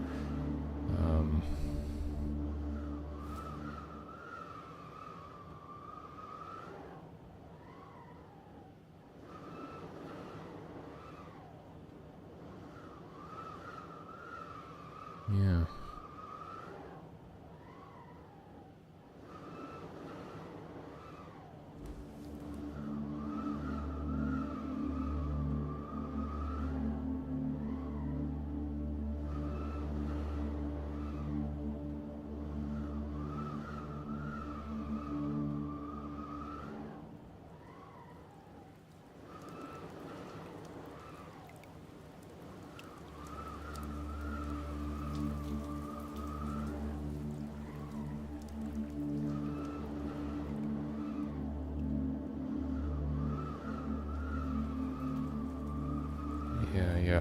I'm really excited for like when we have, you know, an artist and a composer and a sound designer and stuff, and I will largely just be like implementing the assets that they're producing. Like, most of my work will be done, the game will be kind of there and functionally complete or whatever. I mean, I've still got stuff to do, I've still got to add the remaining, like, 23 miracles to the game, or however many it's going to be. And, add the rest of the creatures to the game. That's still quite a big thing. That's probably the biggest thing that still needs doing. But yeah, it'll be really cool when it's like not all on me, you know. And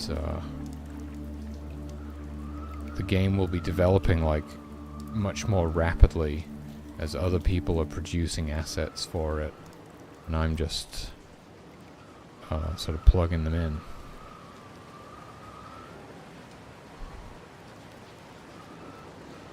It all really hinges on the publishing deal, which hinges upon the... What does that hinge upon? Getting this build finished, getting the vertical slice finished, getting the Steam page up.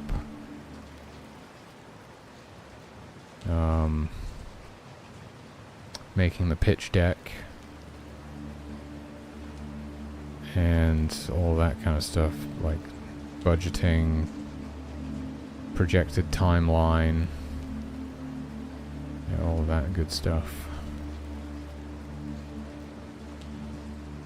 Yeah, we're getting there though. It's pretty crazy to be getting to that point. But it's, you know, it's certainly obvious that I'm not going to be able to get this thing across the finish line by myself.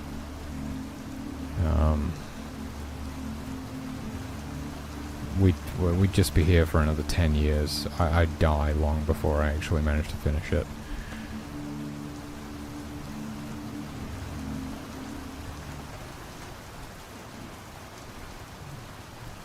And there's stuff that I just can't do. I can't do the marketing and business side of things. You know, given enough to... I mean, well, maybe just like with the pixel art and the sound and the music and stuff, maybe given enough time I could learn that stuff, but that's the thing, we don't have that much time. Like, I want to get this thing out within the next 2 to 3 years, you know. I don't want to be here 15 years from now putting the final touches on the damn thing, you know.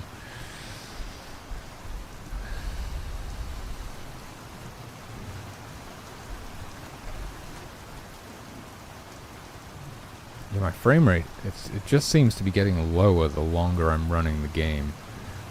Which leads me to believe maybe we do have some kind of memory leak. Maybe some waypoints not getting cleaned up or something.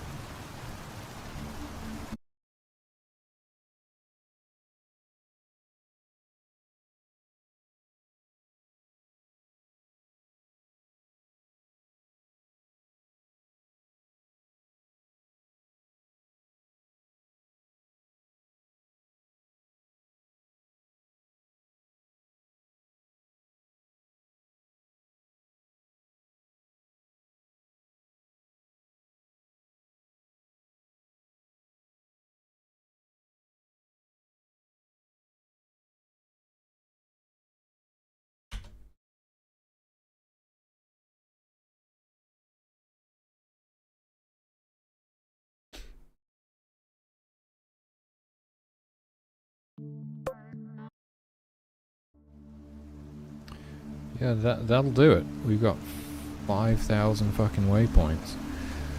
Where are those coming from?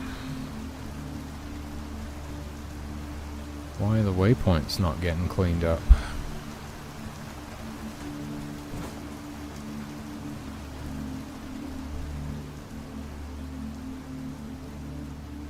So that makes it a lot clearer as to what I need to be doing next. I need to be fixing this.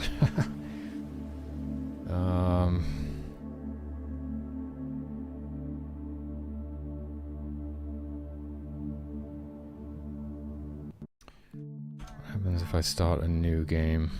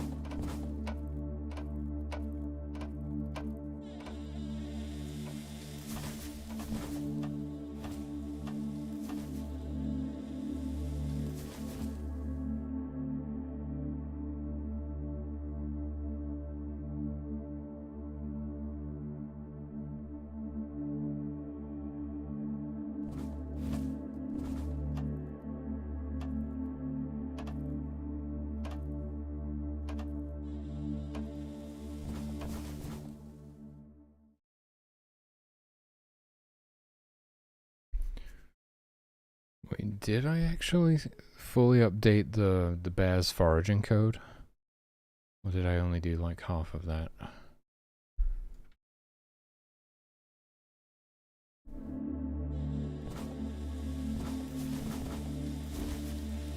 Yeah, this number should always kind of stay like around the same. The fact that it's constantly going up means that the waypoints are not being cleaned up.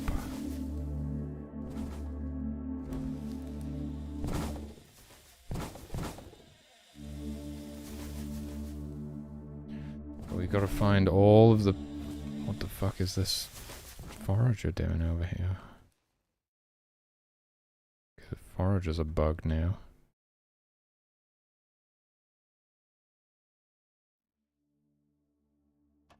Oh, that's a new one.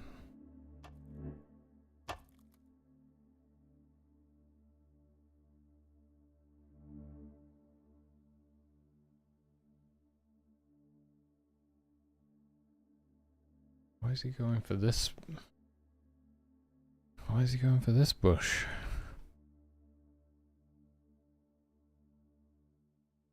Doesn't have any berries on it. Huh, okay. So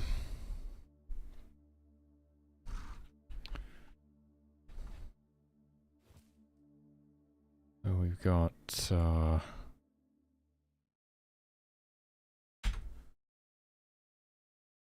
waypoints not being cleaned up. Foragers attempting to pick berries from non-fruiting bushes.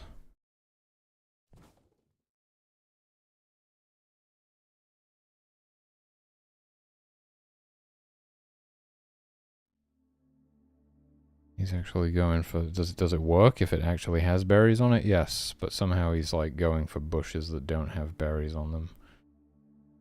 Weirdly. Now this might be...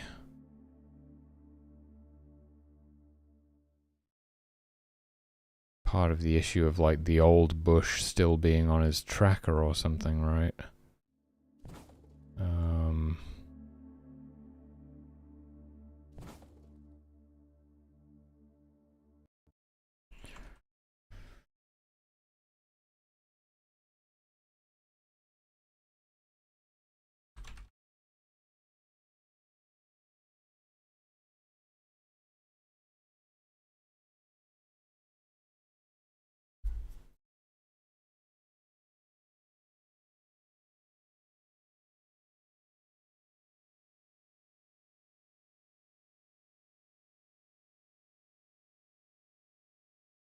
Hmm.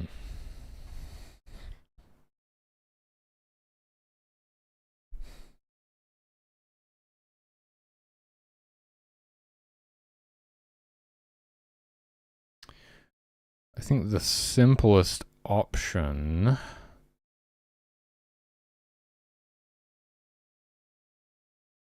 That actually work? Yeah.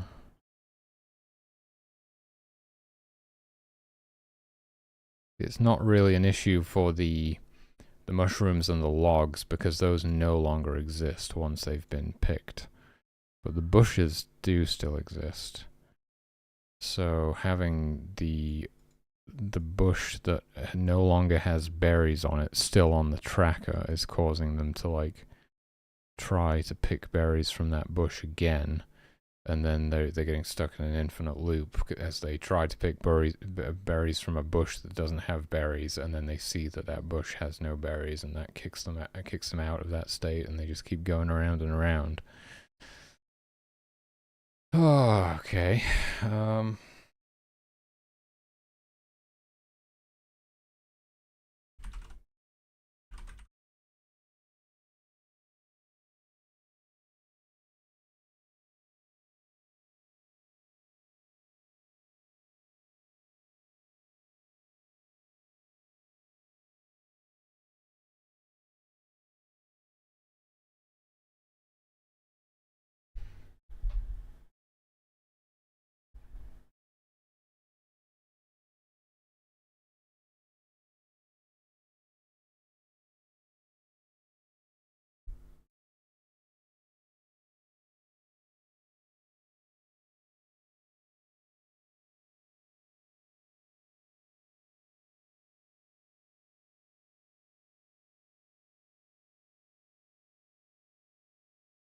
I think as long as we set nearest bush back to no one after targeting it the first time, we should be fine.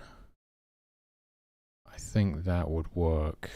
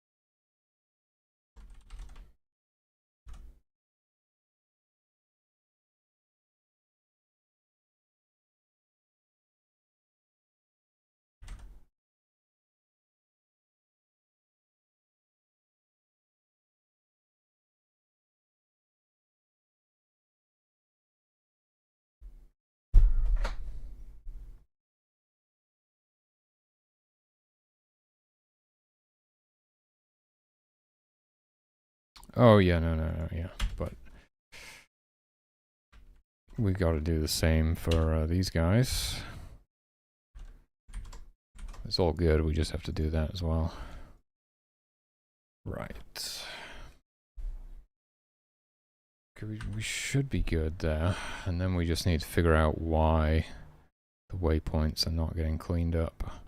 That was good for the longest time.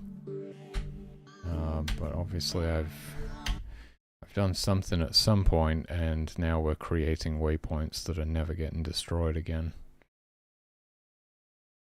That's part of the reason that I used to have the whole rule about always returning to idle between states, because we can destroy waypoints when we return to idle, and that way we always know that they're being destroyed.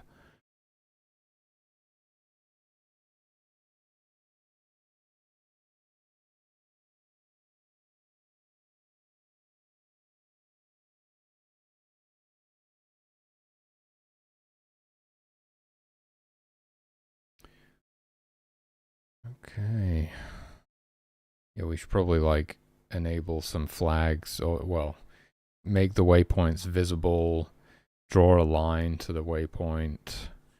All of that stuff will help us kind of see what's going on. Let's see if this guy... Right.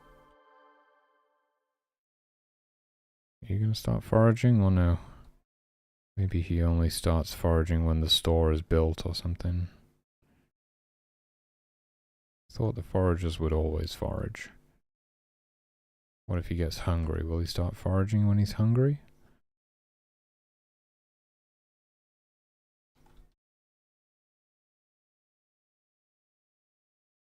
No. What the hell? I thought these guys were always supposed to be foraging. Did I just mess something up somewhere? Huh.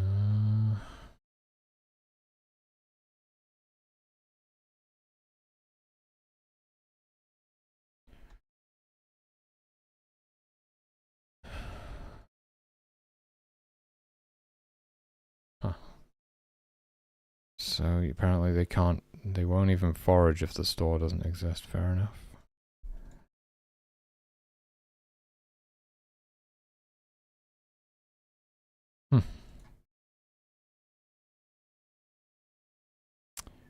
Interesting.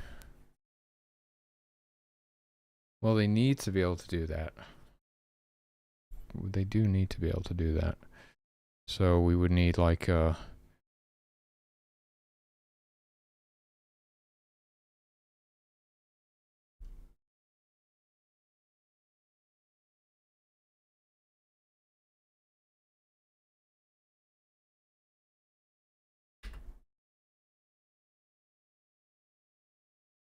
instance does not exist store, or instance exists store and total food is less than population.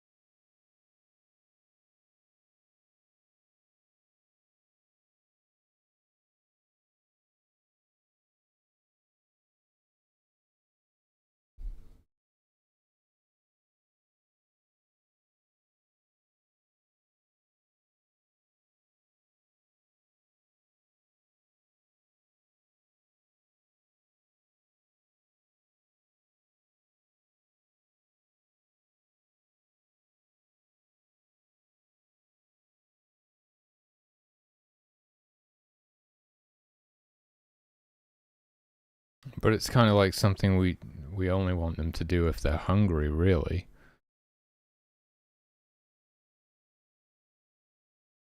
Interesting.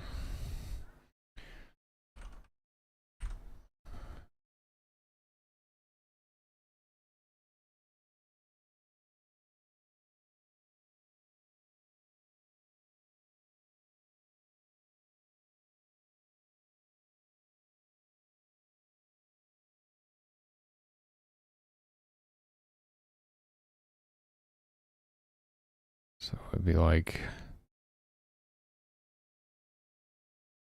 instance does not exist store and hunger less than or equal to 0, or instance exists store and total food is less than population size.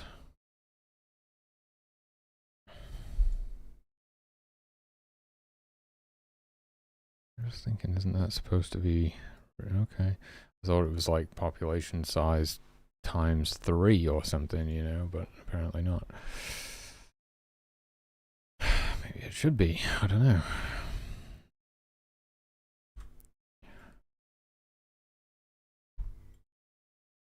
If the store doesn't exist, but they get hungry, we want them to.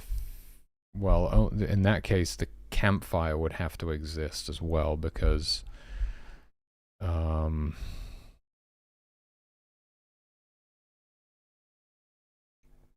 They can't eat the fish raw.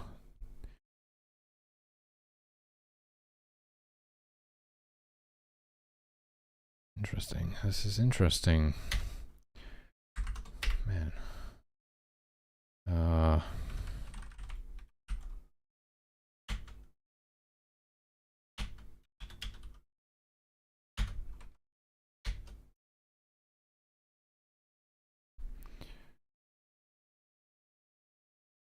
think the first thing we check here should be the hunger.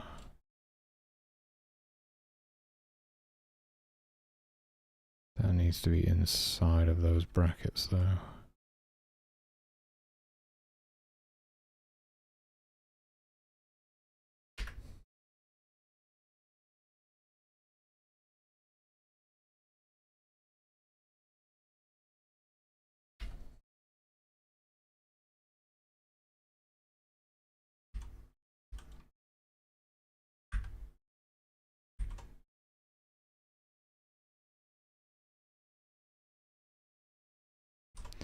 So it's like if I'm hungry and the store doesn't exist,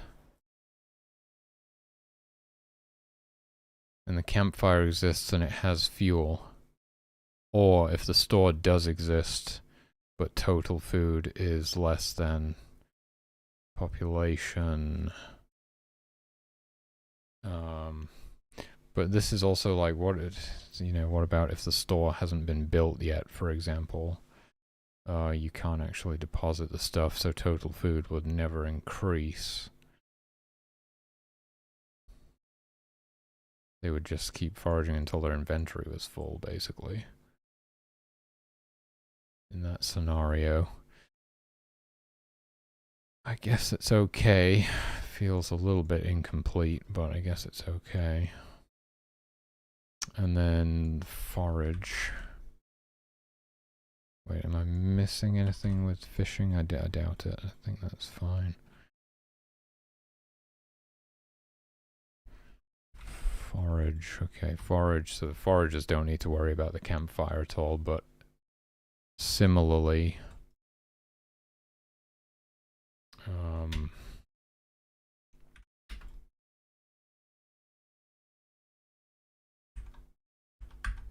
if they're hungry and the store does not exist, then they should be able to forage for themselves, right? And then the slightly more complicated variant of this is that the hunters should be allowed to join the hunting party to provide food for themselves as well. But again, that would depend on the campfire existing and having fuel as well.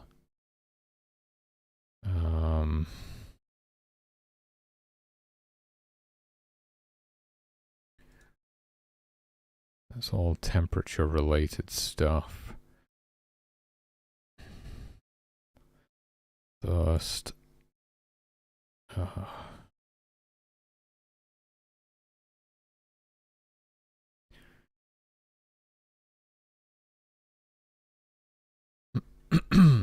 And then we've got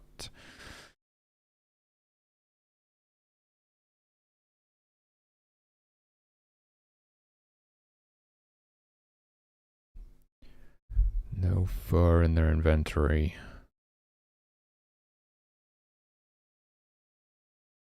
Wait. They have to have no fur in their inventory is what that means. Okay, you can't have any fur in your inventory.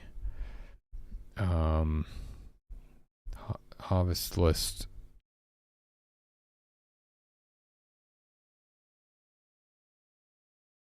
What? Harvest list not empty? Okay, that's right. Harvest list not empty or build exists and build.fur is less than build.required fur, or the store exists and has been built. You see this one, this is the, like, what kind of how the other ones, you would imagine the other ones should probably be, the store should have to be built for them to take that into consideration, really.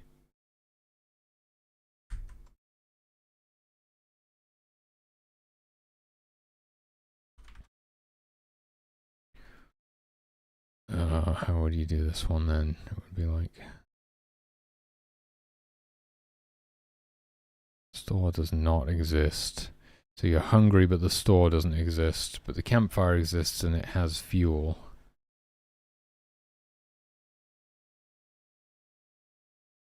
I mean, or they could just do it anyway and keep the food in their inventory for whenever the campfire does have fuel. Right? What do we think about that one? Well, it should probably be this,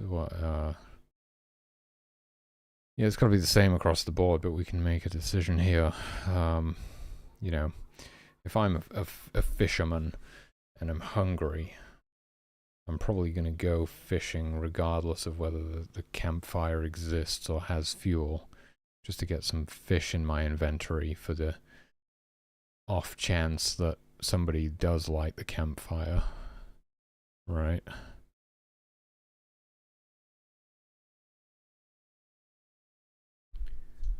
Makes you wonder if the hunger thing is even relevant, really.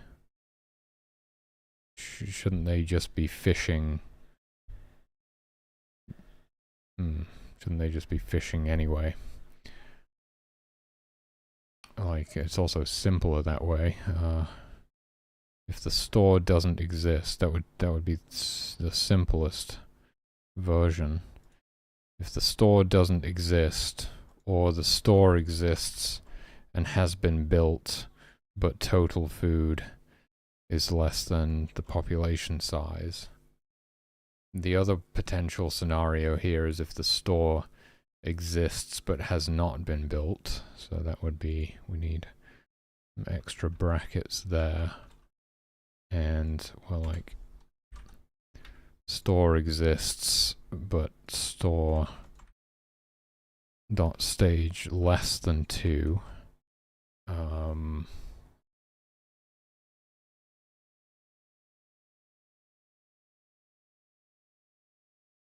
Why am I saying this? I don't know. Just so that we're covering all of our bases or something? I mean, everything's become completely irrelevant now. Well, no, because we want them to stop fishing if they do have enough food in the store. Right. So it's like if the store doesn't exist, or... Fucking hell, dude. Losing track of these brackets now.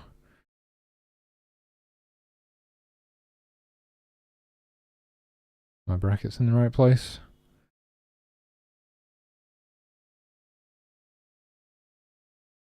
I think so.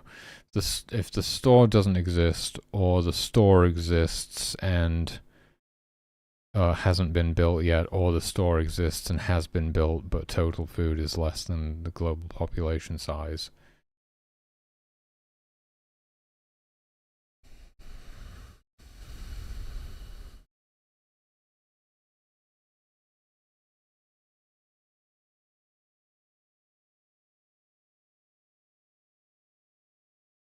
Forget about the campfire. Fuck the campfire. And then forage.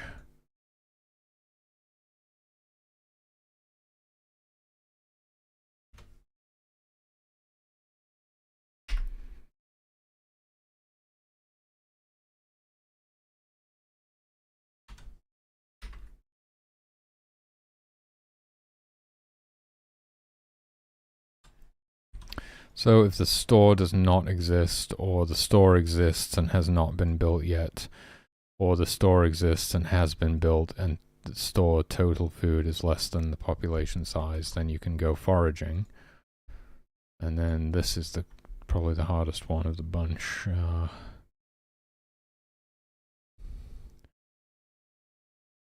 This section, basically, the store exists, has been built, and total food is less than population size. So pretty much want to do the same thing here.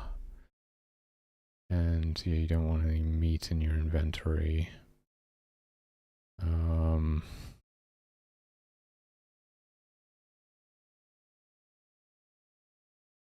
This can probably be optimized further, because this stuff is exactly the same. The only thing is whether the hunting party is empty or not, really, and then this check. So we could combine these two, and then I'd have less work to do. Let's try and do that. Just need some extra brackets around this guy. Where yeah, it's pretty simple actually, I think. We grab these 3. And we're like, so I'll just cut those out. Got my extra brackets there.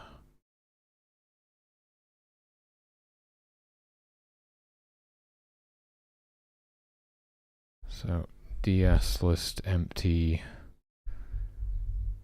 global hunting party, or DS list not empty global hunting party, and nearest hunter party exists, and nearest hunter party is within perception times 2.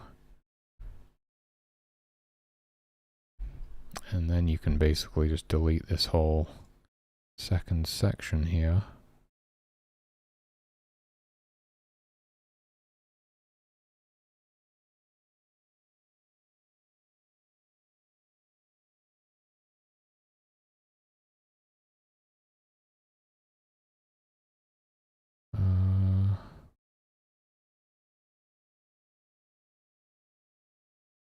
Guess that's right. That's a nice optimization as well.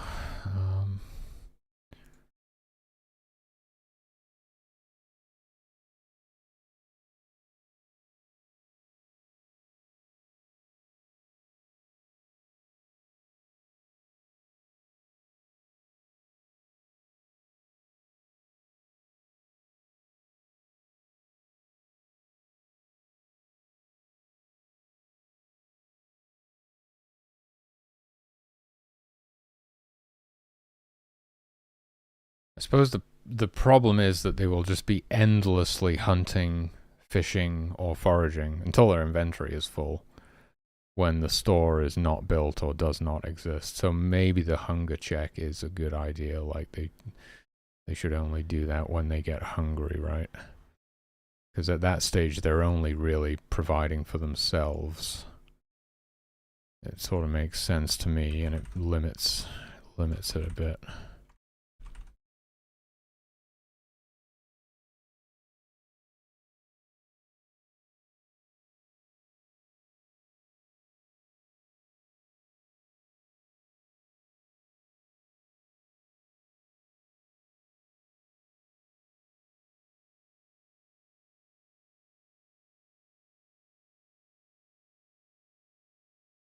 How the fuck do I add that?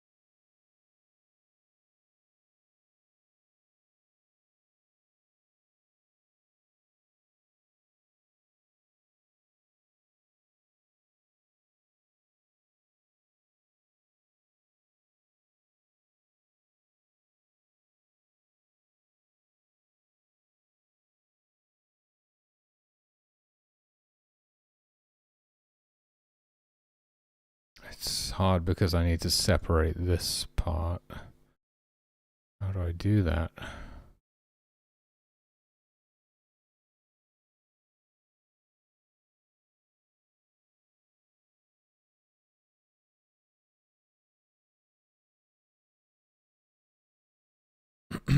I don't want to have to do the hunger check twice.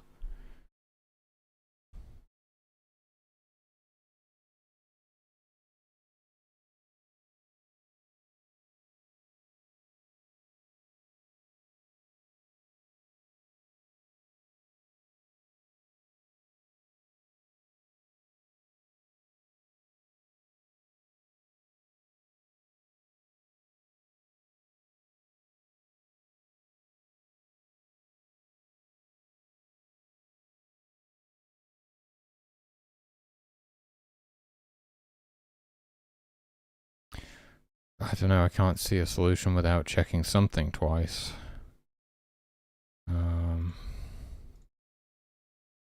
Fuck's sake, dude, I'm so hungry now. Should have taken a break before I started on this.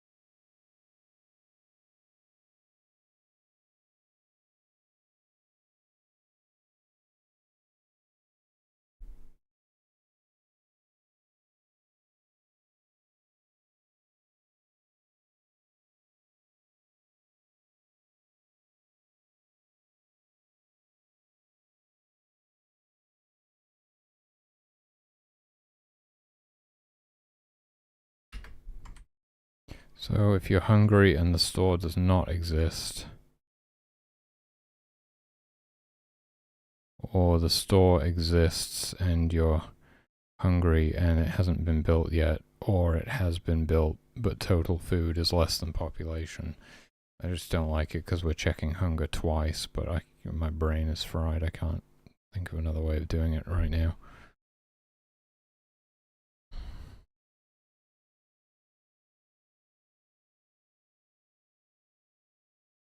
I feel like the other way we would still wind up checking if the instant store exists twice anyway. So I don't know. Pretty sure that's right though. Hungry and store does not exist, or store exists and hungry and store has not been built yet, or store exists and store has been built, total food is less than whatever.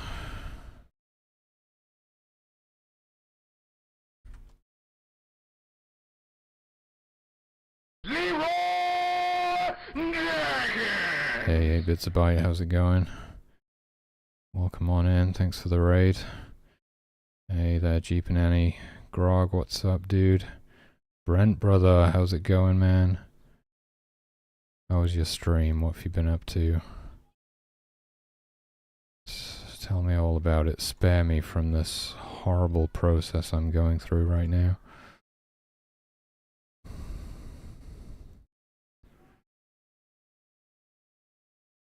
Okay, I'm just annoyed at this because I'm checking the hunger twice.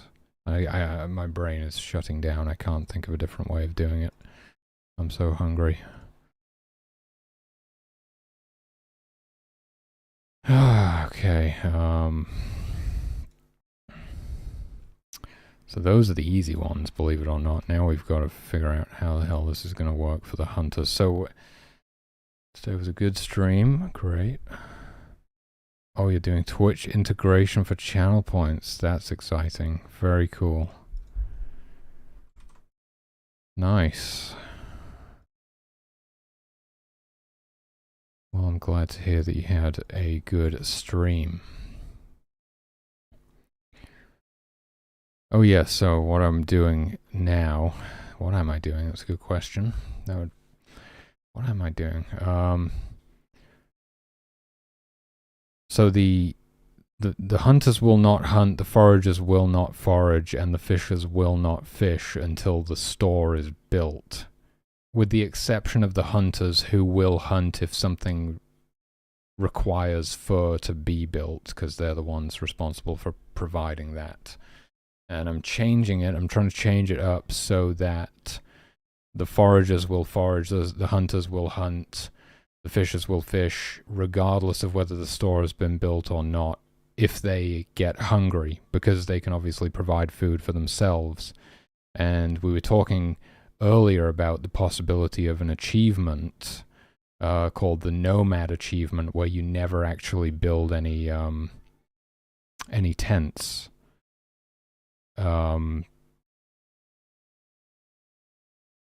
And what you would have to do to beat the game without building any tents is like, you'd have to keep gift swapping everybody, like, oh, this guy's hungry, let's quickly turn him into a forager so he can eat some berries, and then we'll switch him back to the other gift so he can do whatever I had him doing before. It would be like some insane level of micromanagement, you know, but as long as we do this, it would be possible to beat the game without building any tents. So that's just for this one. I mean, it just makes sense when you think about it, like, if they get hungry, why don't they just provide food for themselves? So there's also that component. It just sort of makes sense if they do that.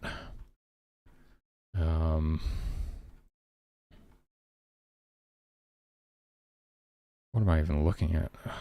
God, where am I? Where am I? It's this bit, isn't it? Okay.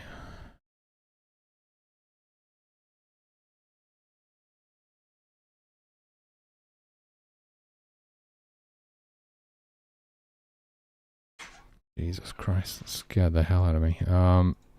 So they will join the hunting party if something needs harvesting, if something needs building and requires fur to be built, or if the store exists, has been built, and contains less food than the global population size. I'm also debating whether that should be like global population size times 3 or something, but that's whatever, it doesn't matter right now. And they don't already have meat in their inventory, because in that case they should be depositing the meat into the store. Similarly with the fur here, they should be supplying something with that or depositing it into the store. So we need some extra handling here, right? And the other thing which we're just ignoring right now is that meat and fish both require the campfire to be cooked and eaten. So right now we're just like, forget about that. Forget about the campfire.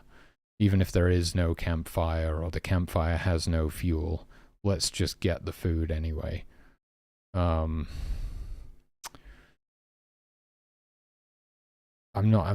don't know. This is the simpler implementation, so simplest implementation first, as I always say. We can add that feature next if we feel like that's what we should do. But for this, we got to get some extra brackets, almost certainly, going on here. And we've got, so the first one,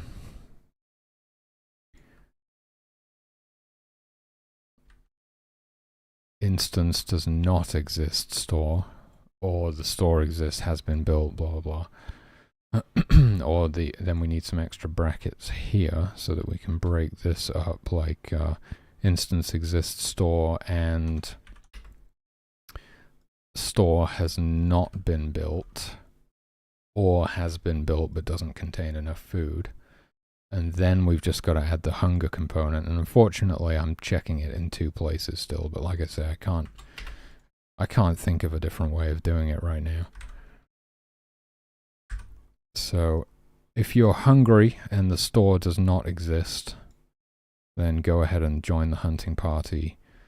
Or if the store does exist and you're hungry but the store hasn't been built yet, or the store has been built and just doesn't contain enough food for everybody, then you should join the hunting party. I think that works. Let's give it a go. Let's give it a go, because what was I doing before this? I can't remember. Like, I'm too hungry. But I was trying to get a forager to... Oh yeah, those foragers had bugged out, because I've been doing all this optimization. Where I'm switching off the various trackers when we don't need them. Because previously I was constantly updating them in the background. Like, we're constantly scanning through 600 trees at a rate of 1 tree per step to find the nearest one, even when nobody gives a damn about trees. Like, why are we doing that for no reason? So I'm like switching those off when they're not needed. For the most part, there are some trackers which I'm just leaving on all the time because I can't think of a good way of determining when they should be toggled on and off. Mainly like the nearest threat tracker for use in combat, right?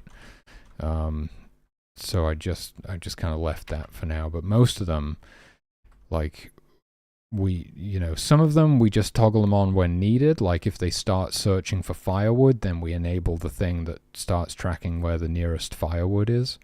And then others we've got like the nearest trees, for example, they only determine the nearest tree when they're looking for a tree to chop down. They just do it once at that time, rather than having some tracker that's like switched on and running in the background. So, and it does seem to have improved performance quite a lot. So this guy, right, so we have a forager, but it bugged out because, well, how can I explain it? Bushes are a unique exception. If you pick up a log, a piece of firewood, it no longer exists, right?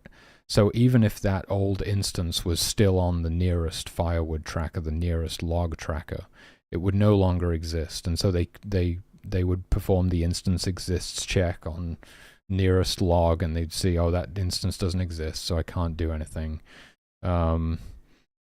It's gotten a little better. I've realized that most of my performance issues come from streaming, because I'm encoding on the CPU, I think. So most people, obviously most people won't stream. They'll just play the game. Those who do stream it will most likely be encoding on the GPU. I'm probably a pretty rare exception that I'm encoding on the CPU. Okay, so this guy got hungry and then he started foraging, and now he can eat his own berries. Look at that. And that just makes sense, doesn't it? This is a guy who has the capability to forage. So why doesn't he do that for himself, And what about the fishers, for example? These guys are all hungry now. What if I make this guy a fisher? He's going to go fishing. Look at that. He's going to go fishing. And he'll catch some fish over time.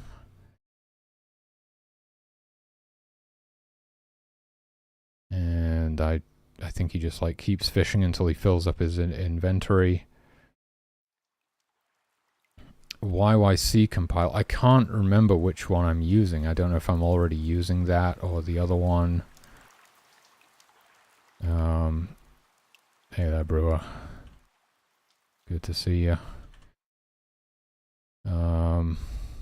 What's he doing? Why is he not eating? Oh, this is right, of course.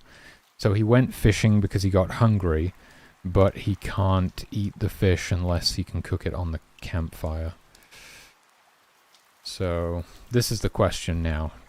This is the question. Should the hunters hunt?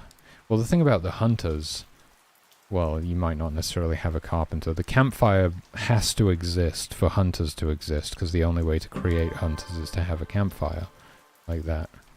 So this guy, he's hungry, so he's starting to hunt for himself. The question is, should we have this additional check that the campfire has to exist and have fuel? Because the fishers could fish, and the hunters could hunt meat, but unless they can cook it, they can't actually eat it. But it just seems like a safe bet. Like, oh, if I'm hungry, I should probably go fishing, because then I've got some fish in my inventory, and if I can at some point cook that fish, I'll be able to eat it, You're being proactive, I suppose, is what it sort of seems like. Alright, 8bits, thanks again for the raid, dude. Have a great day. And hopefully see you again soon. Thanks very much. I'll do my best. So he's hunting. So YYC helps with CPU heavy tasks. I'm gonna check in just a second here. In fact, right now. We can use the YYC compile in the drop down, and it does a much slower, more efficient and performant build. Interesting. So I guess I probably haven't been using that, right? Is that... Yeah, I'm on VM. Right, so this would be good for, like, as you're iterating and you want to test things, but if you want to, like, publish a build, so to speak, Yeah, then you want to switch it. Is that it? Do I have it? Do I need to do anything else, or is that it? Yeah, I heard somebody talking about that recently. So let's see. Let's try and make a build with YYC. So it's going to take a while, I guess. I need to install some stuff. Do I have the stuff? I don't know if I have the stuff. Oh my god, what's going to happen if I don't have the stuff? Michael's secret stuff. Oh no. Failed. Run. Yeah, it failed. So I've got to get the secret stuff. The secret source. Okay, well, good to know. So when I actually, like, release a build, I'm going to want to do that. I'm very curious to see how much that is going to improve performance, because, well, as long as I'm not streaming, it performs fairly well, but I'll take any performance that I can get. It's massive. It's huge. Okay, that is good news. Very cool, very cool. So I'm going to have to look into it and get the stuff, the good stuff.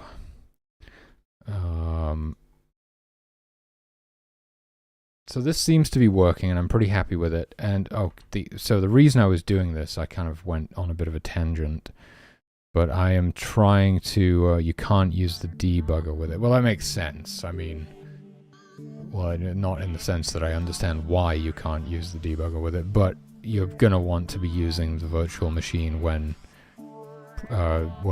iterating. Anyway, when I wanted to say prototyping, but you know what I mean.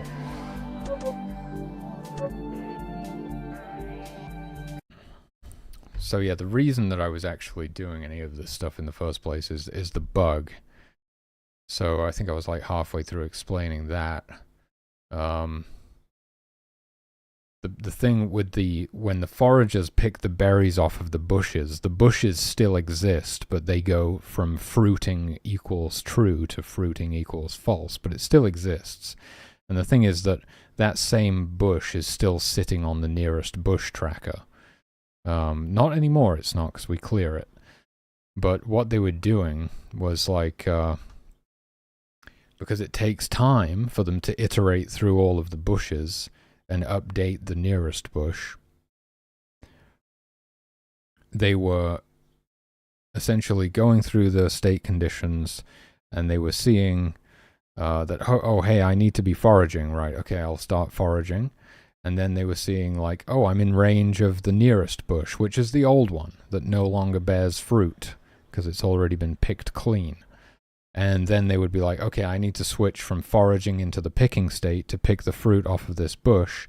And then they would perform a check that says if your target does not, if target.fruiting equals false, then you need to return to idle, because there's no fruit to be picked off of this bush. And you can see the problem there. We've got an infinite loop happening, but it's just because they are entering the foraging state before the nearest bush tracker has chance to scan through all of the bushes at a rate of 1 per step and return the new, true, nearest fruiting bush. And they were kind of... So all we do in this case, it's fine in other cases where the instance no longer exists, because we always have those instance exists checks in place.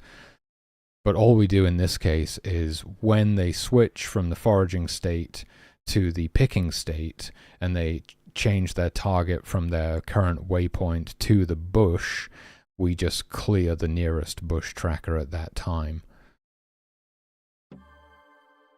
And then I just realized, oh, they won't actually forage unless the store has been built. That doesn't make much sense, you know. So this guy will pick these berries and eat them, and then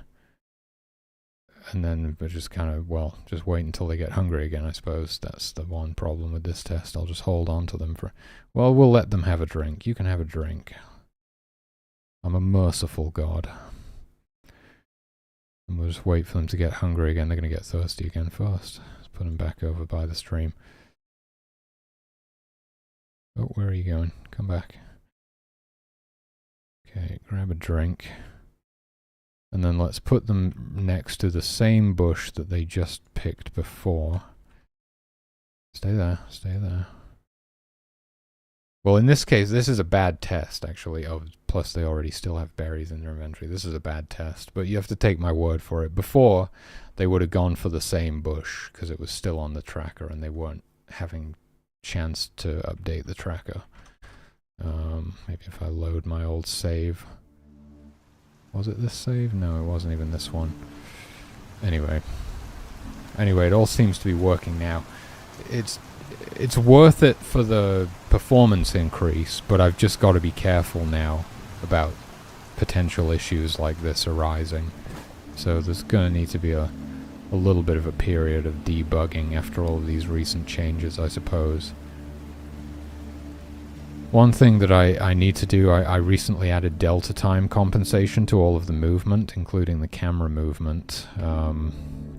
But I still haven't added delta time compensation to all of the timers and stuff. I'm glad you like the rain sound. Yeah, that we have 4 different levels of rain, all the way from light all the way to like a full-on storm. Those were all done by Metronic. All of the sounds were done by Metronic, who is unfortunately no longer on the project, and I just haven't been able to wrangle him back, unfortunately. I really like all of the sounds that he did as well. If I had money, I would just be throwing it at him to get the rest of them done.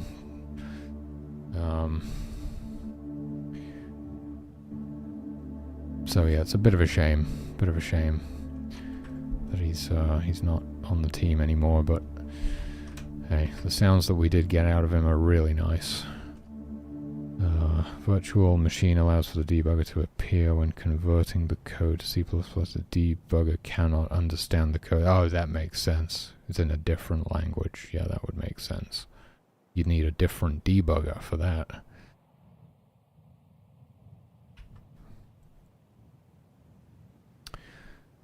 So that's one thing I've got to do. I don't really understand how it works right now, so I need to rewatch that video and refresh my memory on the delta time compensation stuff before I can update all of the timers. So that they, you know, everything would take the same amount of time independent of frame rate. But, as you can see here, I currently have nearly 6,000 waypoints, so we essentially have a memory leak in that somewhere waypoints are being created and not cleaned up. And that's the real thing that I need to fix next. I've got to figure out where these waypoints are coming from and why they're not getting cleaned up. I just noticed that my frame rate was just getting lower and lower and lower the longer the game was running, and I was like, that's probably waypoints, isn't it? It used to be good. I mean, there was a time, probably over a year ago, when that was working fine, but I've made so many changes, and at some point I've obviously done something somewhere that's causing waypoints to slip through the net, as they say. So that's the next task. That's the task at hand, if you will. And yeah, I suppose I am just gonna, even though it's gonna be a bit tedious, I'm gonna have to do the delta time compensation on the timers, but I feel like I'm settling into a nice, like, stopping point once this stuff is done, where I'll be able to pivot without, like, you know, being in the middle of something. And I'll probably pivot back to drawing the rest of the human sprites, so we can get those done. And unless something else comes along, once I've taken care of these few things, I'm going to be hopefully getting the Steam page up and, like, hopefully doing some play tests, and also I'll be starting to, like, put my pitch deck together to start pitching to publishers and stuff, because it's, you know, I always kind of knew this, but it's becoming increasingly obvious that I need some help / money to get this thing across the finish line. I just, you know, we're going to be here for another 15 years if it's just me trying to get this thing done. I need a pixel artist, I need a composer, I need a sound designer, I probably need a UI UX person, I definitely need help with the marketing side of things, and I also need money just to stay alive long enough to get this thing done. So, but it feels good. It feels good to have reached this point and to be like ready to sort of transition into the kind of peripheral side of things, if you know what I mean. Let me place a second drum down for Scaba there. It's a shame we don't have the music, because I've built a whole adaptive music system, and like the drums would fade in when they're drumming and stuff. We do have some music for a few of the levels, but I never did get around to recording the drums for those anyway, so there still would be no drums even in those levels. But the adaptive music system is really nice. It's a nice, it's sort of like we have layers that fade in during the daytime, so it's really quite tranquil at night to sort of match the lack of activity on screen. And we have layers, like we have the vocals fade in when the worshippers are worshipping, like some chanting and stuff. The percussion fades in when the drummers are drumming. There's a combat layer that fades in when there's combat happening. And so it just kind of ebbs and flows with the natural, goings on, the happenings, if you will. I'll be drumming the life out of myself tomorrow. Quite looking forward to my regular weekend drum stream.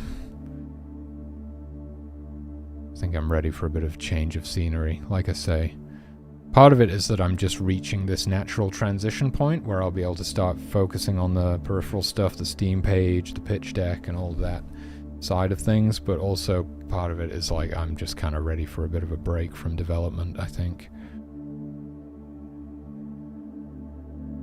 No, that's never going to happen. There are technical limitations that essentially make it impossible.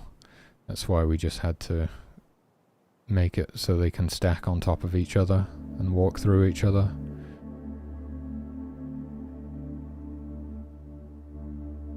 We considered it like way back in the beginning, like over 2 years ago. We went through all that. Stop coming up with work for me to do. I've got enough work to do. Yeah, no, it's just... It's not feasible. It just can't be done, really.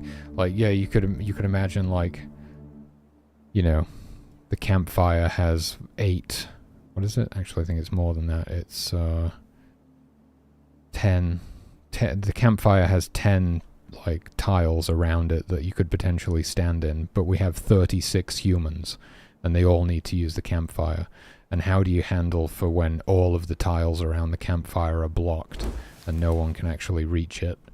That means you have to completely update the pathing system to recognize that, and then yeah, but that comes with its whole own set of problems if you have more campfires. It's just a pointless exercise in driving yourself insane to even go down that road. And think about it from the player's perspective as well. Like, I mean, okay, it's not that bad actually. Yeah, I could kind of see that. Like, oh, nobody can reach the campfire, let me place a second one down. But yeah, no, it's just not, it's not worth the headache of trying to... I mean, it's almost impossible. I can't even guarantee that it's even possible to do that. I don't think... Well, I mean, off the top of my head, I can't think of a single ColonySIM where the characters don't stack. Because everybody who's ever made a ColonySIM probably came to the same realization pretty quickly.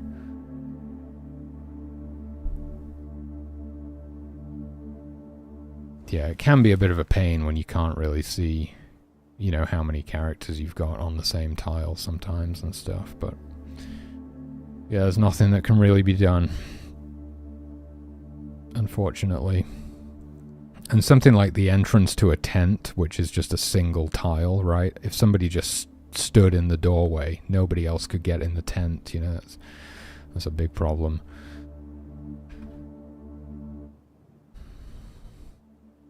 Oh god, my frame rate is just tanking, dude. Unreal. Yeah, we got nearly 7,000 waypoints now. I've really got to figure out where these waypoints are coming from and why they're not getting cleaned up. So that's going to be my task after the break, but I've got to get something to eat because I'm freaking starving. But I think we got most of this stuff taken care of now. We're in a pretty good spot. Yeah, some sort of indicator like how many humans are on the same tile could be a useful thing. We might have something like that eventually. I just got to take myself back for a minute. What was I even doing, and have I finished doing it all, and are we in a good place to stop? Is everything, have I tied up all of the loose ends? I think so. Yeah, I'm pretty sure we're good. Pretty sure we're good. What about hunting? Well,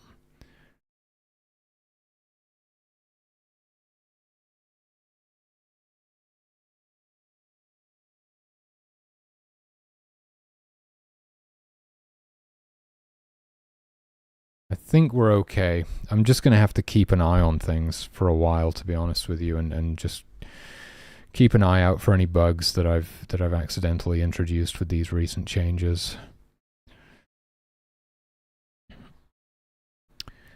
Oh, that would be quite fancy. Yeah, like the stacking names. I was just thinking of doing like a number and an arrow.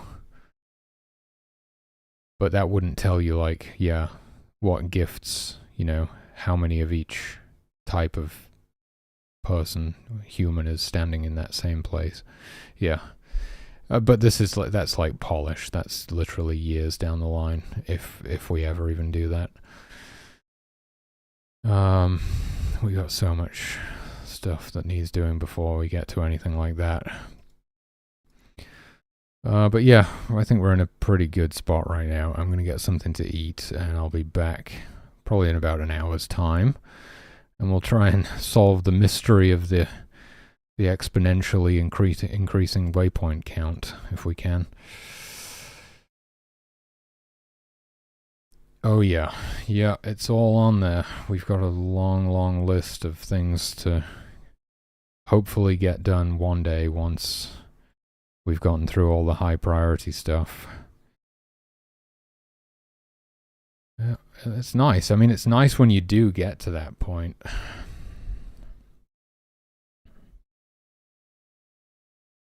Scanos? Probably not saying that right, but thank you very much. It felt like that when I started drawing sprites and doing other little details, like just fun little details, like making them shelter from the rain and slightly randomizing their bedtimes and when they wake up in the morning and stuff like that. And drawing sprites is a big one, of course. I mean, we were literally like 2 years into development before I could even consider putting time into making completely pointless artwork. You know, I've got to build all the systems and stuff first. I mean, the game was basically a glorified screensaver for the first year and a half or something. You couldn't even, there was no gameplay. I was just building a simulation. All you could do was watch it. Skana Ors. I don't know if I'm any closer, but thank you guys. I'll be back in a little bit. See you after the break. Peace out.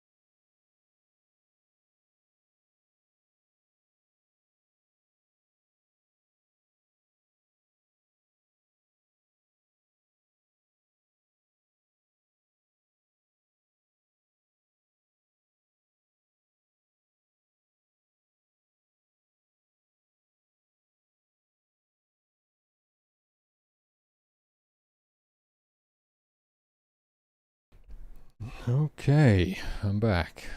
Let's debug this shit.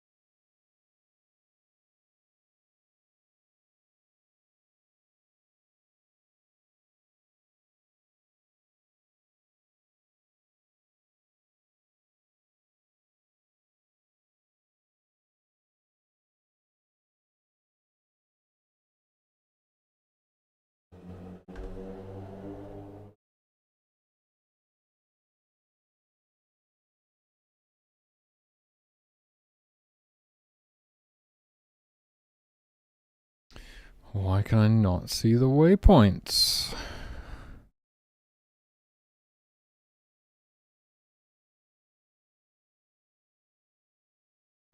I'm definitely supposed to be able to see them.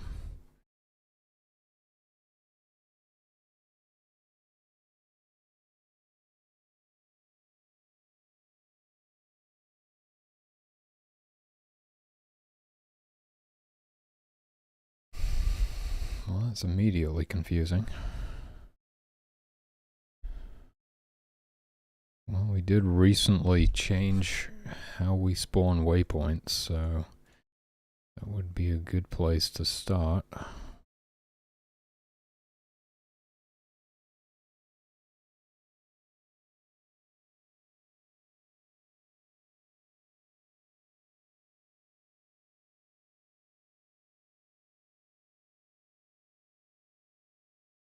This just returns the instance that it creates, which I'm assigning to the waypoint variable normally.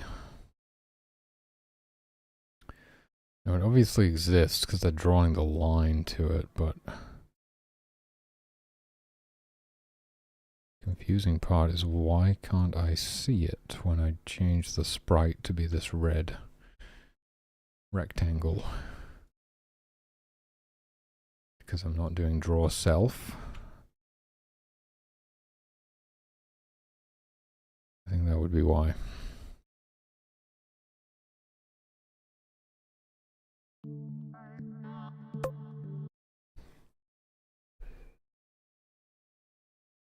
There we go. Are these waypoints getting cleaned up? No. Oh shit. Are any of the waypoints getting cleaned up? Oh my god.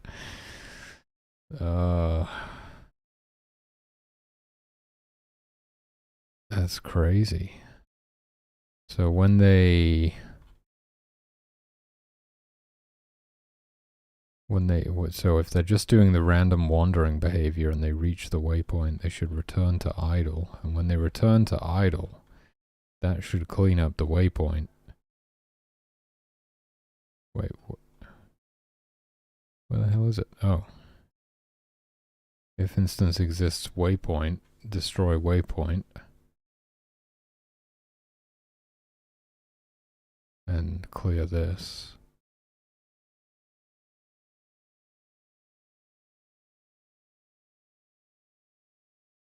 Squeeze me.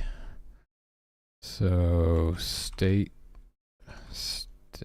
fucking S key is broken. State wander. Waypoint equal what the fuck is this? Holy shit.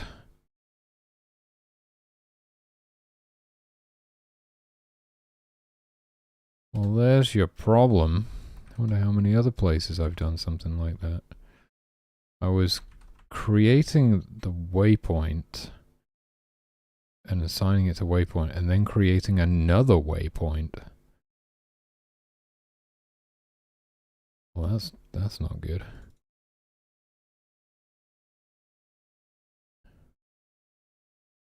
I think it would be a good idea to go through all these and check. It was probably mainly that one. I mean, they do quite a lot of random wandering. That's, you know, that's what they do when they've got nothing else to do.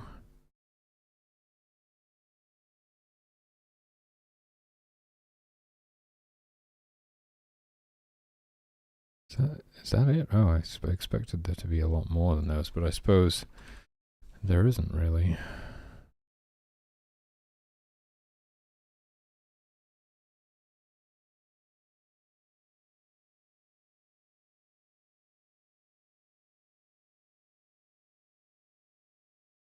Okay, well that should be the humans taken care of. I'm not sure.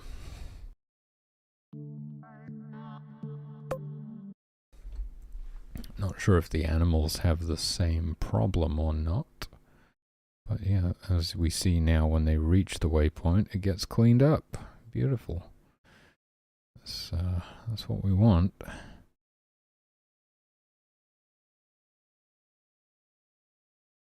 Ah, yes.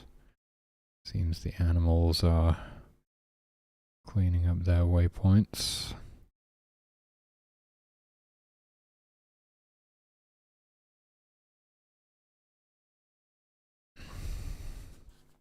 It could have just been that, to be honest with you.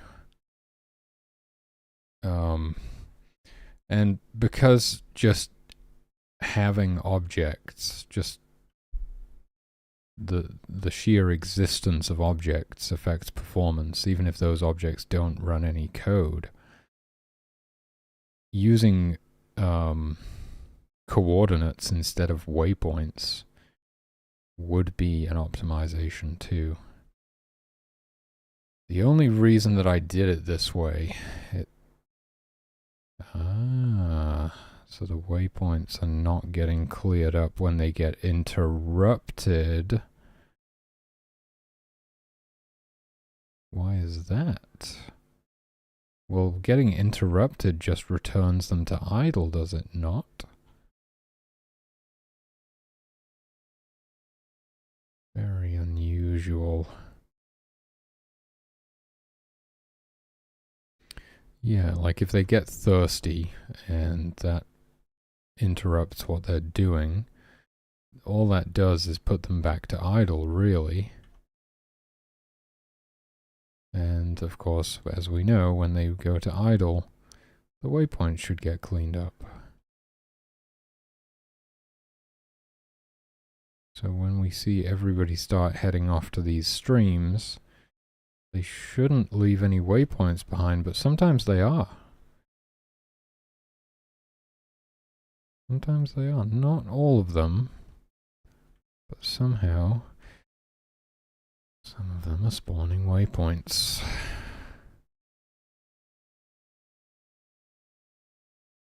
load my save again.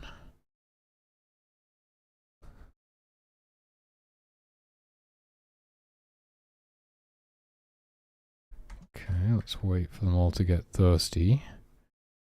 And yes, some of these waypoints are not getting cleaned up. That is crazy. It seems like, well, who knows? It does seem like they actually go back to them eventually, or rather they get cleaned up after they've had a drink, because then they do return to idle and it gets cleaned up then. It wasn't cleaned up before. Although I swear sometimes they're just not getting cleaned up at all.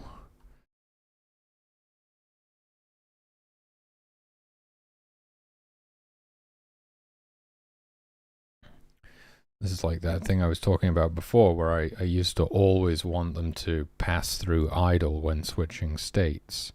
They always return to idle before entering the next state, so we can do stuff like clean up any waypoints.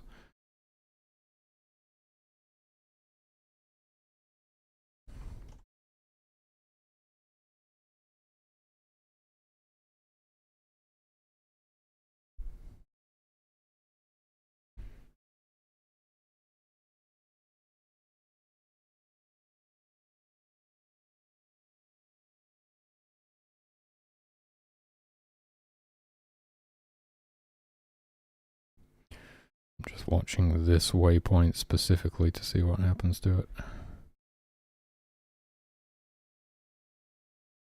There we go, it disappeared after they had a drink.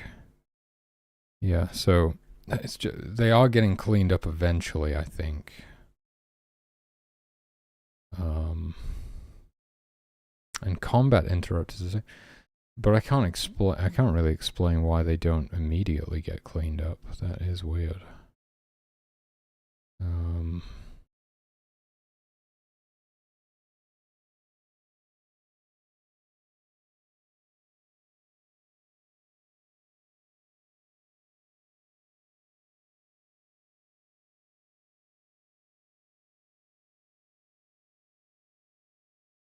Else if state wander.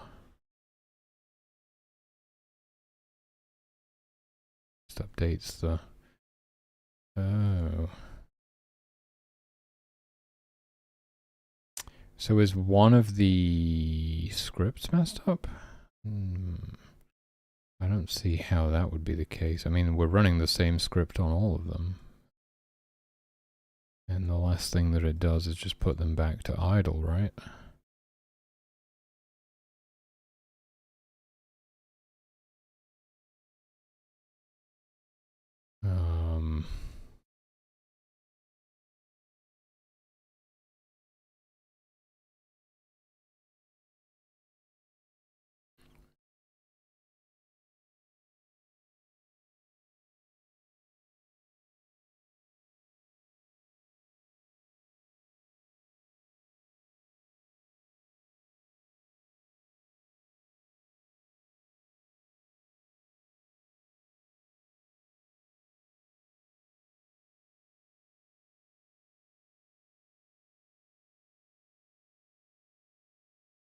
I need to look at the wandering state.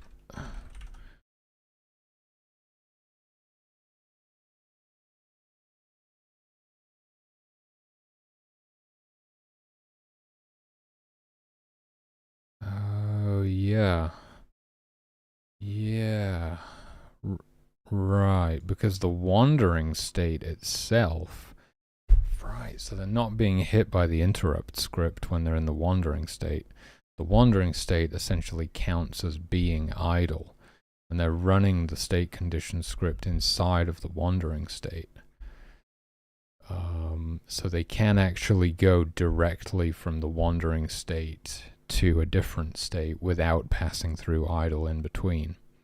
And there'll be a couple of other states that are similar, like gathering firewood during downtime. You also class as, like, you're essentially classed as being idle, and I think sheltering as well. So for any state that works like that, What do we need to do?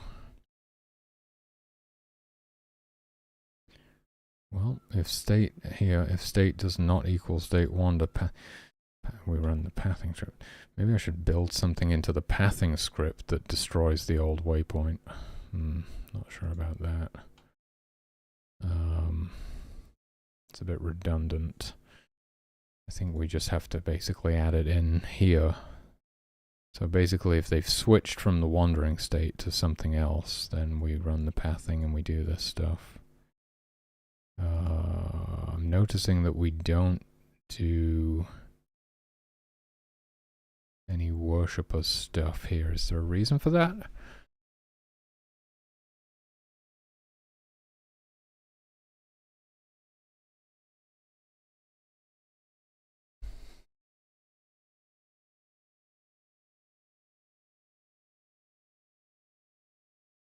I guess we don't have to, because worshippers will always worship instead of wandering.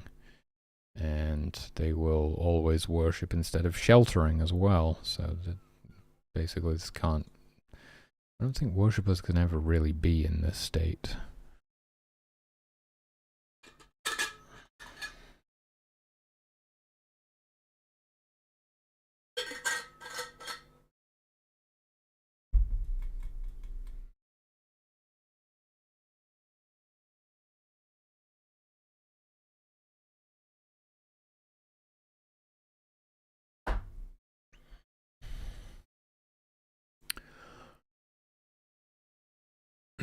So we just want to do this. We want to do this in there. Pretty much.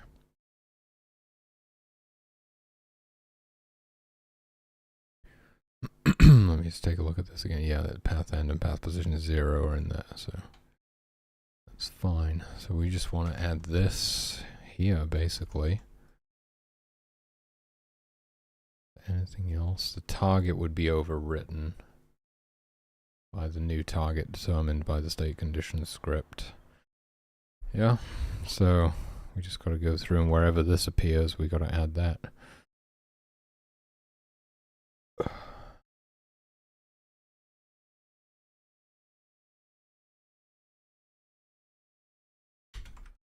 Why does this one look different from the other one? What's going on? Because there's no if. Because this is a carpenter specific state, so we don't need to check whether they're a carpenter or not, because only carpenters could be in that state. That makes sense. That's all of them, I guess, just those 3. Oh no, wait, sheltering, shelter, and this one is the actual idle state.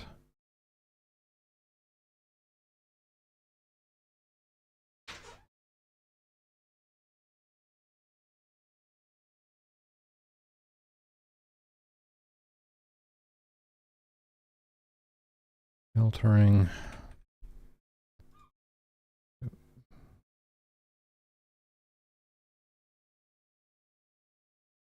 Shelter.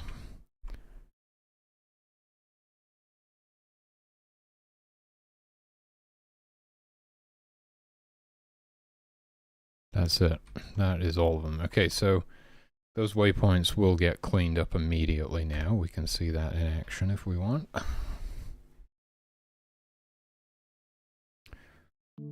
So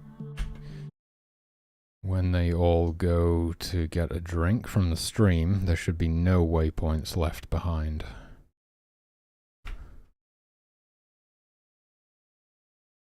Beautiful. Nice and clean. Excellent.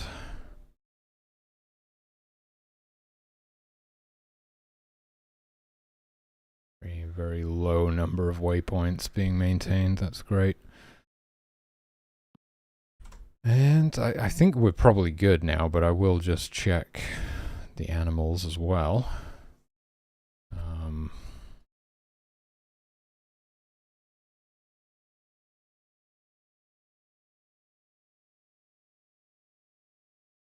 Are any Any similar mistakes? Now the animals don't have any like any additional states that also kind of class as being idle, where they're running their state condition script in a different state. So there won't be anything like that for them, but it's possible I've made a similar mistake just simply when spawning waypoints, right?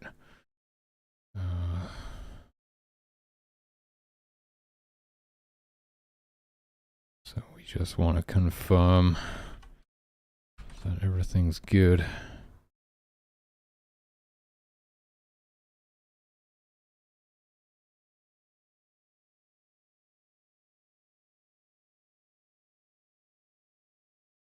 I gotta close that door, it's getting too cold.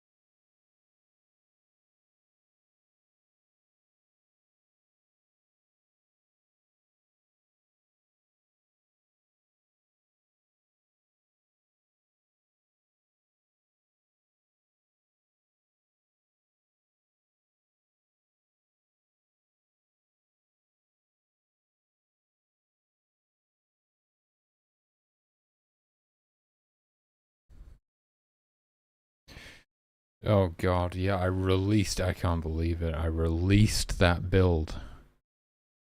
I've released the build where the waypoints aren't getting cleaned up. Jesus Christ.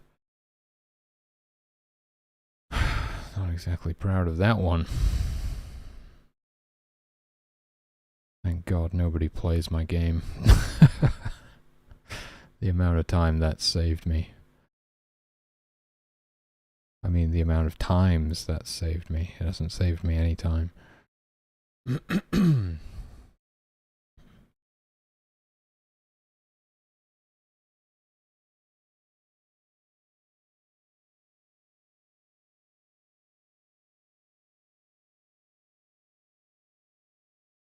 There's no underscore in there.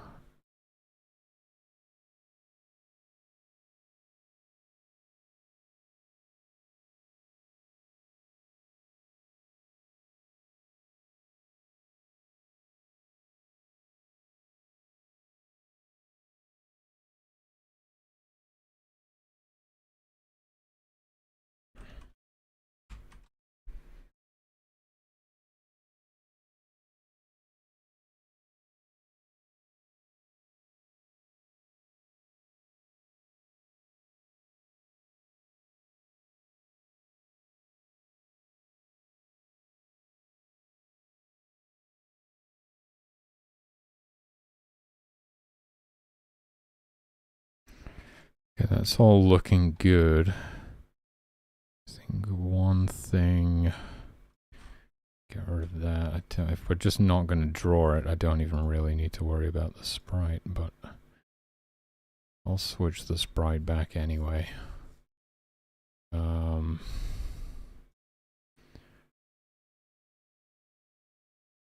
Is it still the same size? It must be. I mean, I think they're lining up to the grid correctly. I don't know. Are they?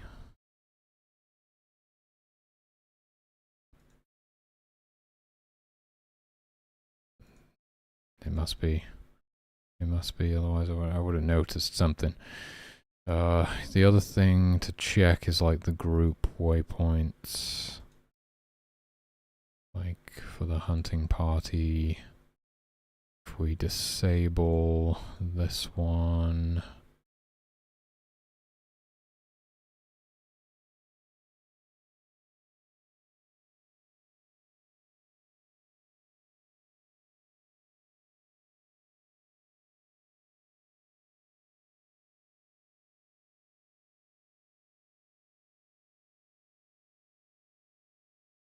enable this one.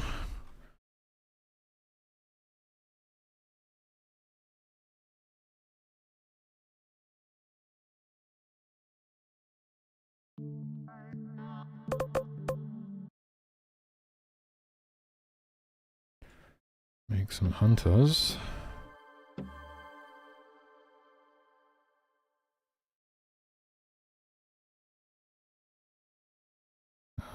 They won't actually hunt until there's something to build, will they? Or if they get hungry. There we go.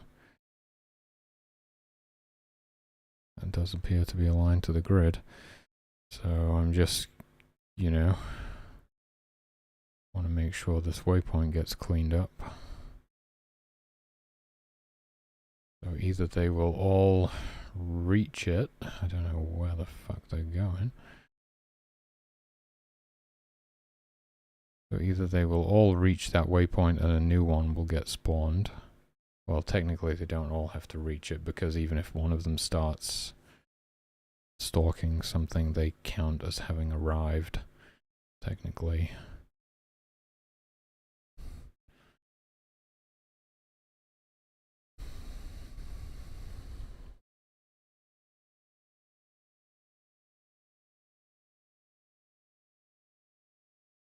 Okay, they just got this kill. The waypoint's still there, even though they're not actively hunting anymore. Now it's gone. I think it's hard to remember all this stuff, but I'm pretty sure they have to be in a hunting party to harvest stuff. So harvesting also, yeah, is like part of hunting, and they have to be partied for that. But yeah, the waypoint seems to have been cleaned up. They'll go and supply this fur. Once they've gotten that fur out of their inventory, they'll form a new hunting party and a new waypoint should show up. Yep. Completely useless waypoint there. Oh, now we've got a different one. I do want to look into... Where the hell is this guy going? Yeah. I don't know, they just seem to be behaving a bit strange since I made some of these recent changes, so I kind of want to, but yeah, as long as the waypoints are being cleaned up, that's good. The number of waypoints still seems quite high right now. Leads me to believe that there may still be some waypoints that are not getting cleaned up.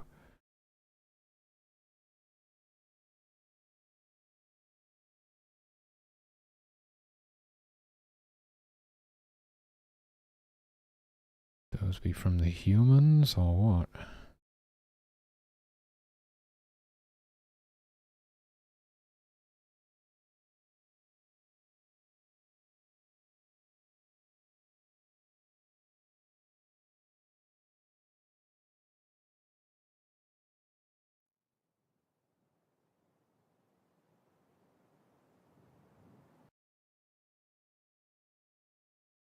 I think I should make the waypoints visible again.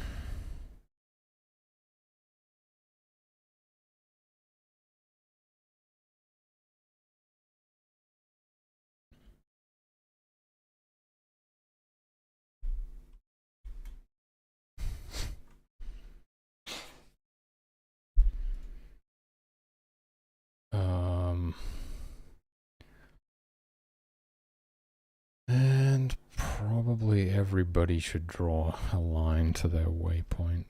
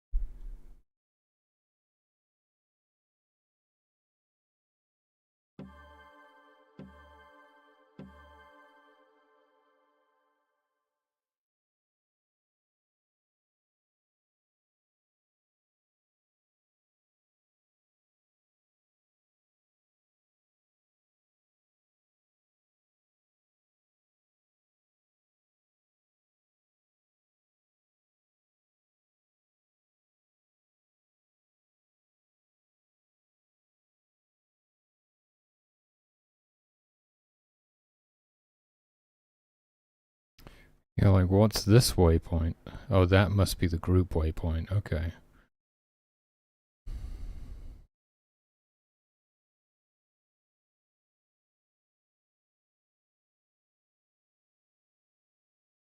What are these waypoints? These are not getting cleaned up. Or are they? Are those for the fawns there? Seems like some of the animal waypoints are not getting cleaned up. So the humans are probably fine now. Probably the animals by the looks of it. Useful to be able to see them.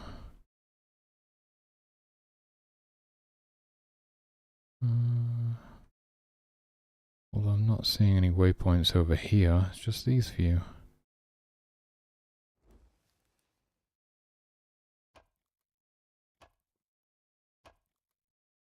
Yeah, what about when the animals die? Do they clean up their waypoints when they die? I have a feeling this one didn't, but I'm not sure. Yeah, look at all these waypoints here that are not getting cleaned up. Huh. Oh. Okay, they are getting cleaned up eventually. They just seem to stick around for longer than you might expect. Those must be, I don't know what those are.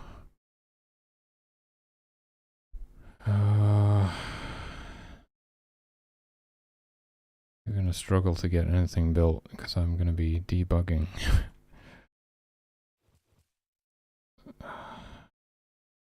Extra challenging. Feeling good today. Feeling good. No, not today. I worked out yesterday. That's why I'm feeling good. Feel extra relaxed.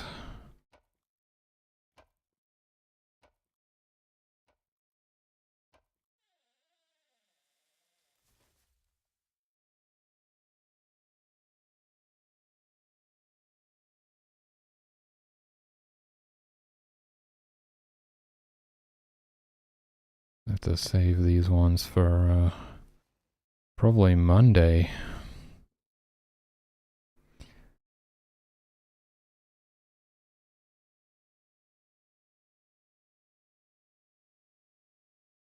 The full whammy.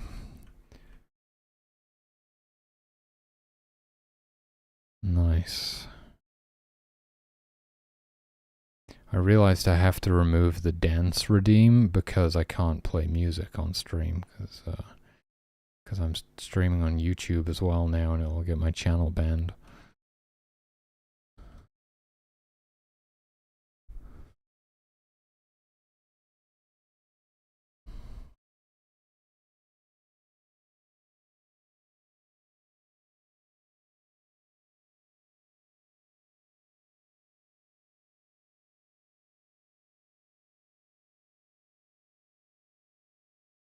Right, this is just because they don't return to idle until they've finished migrating. I'm pretty sure that's what's going on.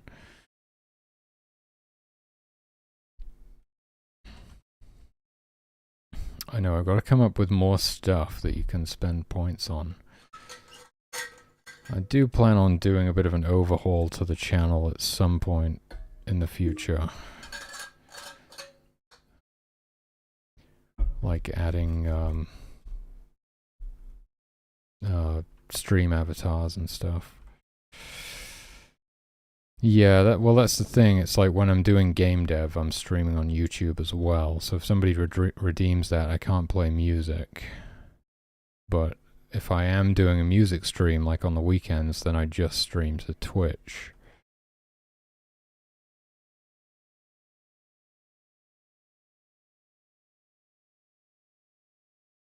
What are all these freaking waypoints? Yeah, there's got to be some waypoints not getting cleaned up here.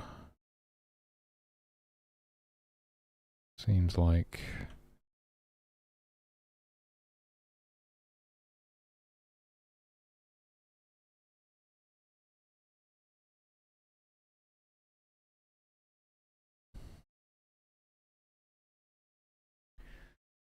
I'll usually just put on a song and dance to it.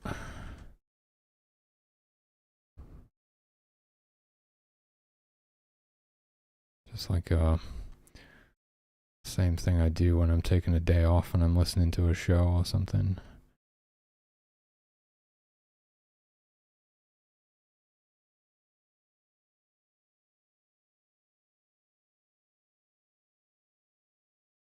What are these fucking waypoints, dude?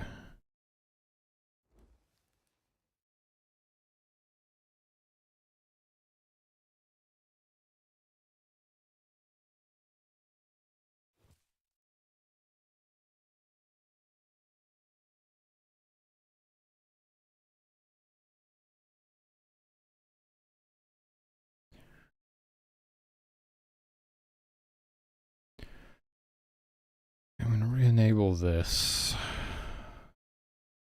And then I'm going to enable something like this for the animals as well. And then I know if there's a red line connected to the waypoint that it's actually being used for something, or otherwise it's not been cleaned up.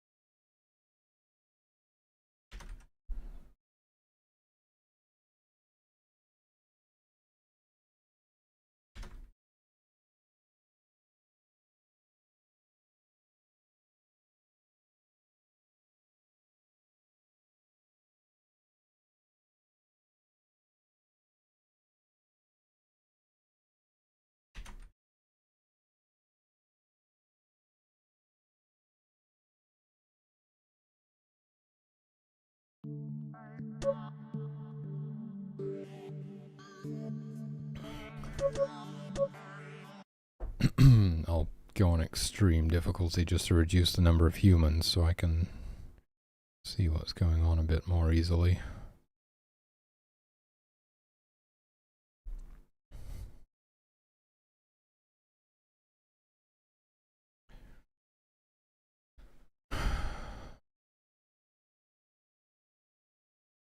Maybe I could make some kind of a backup, like if the waypoint has existed for a really long time, then it just destroys itself.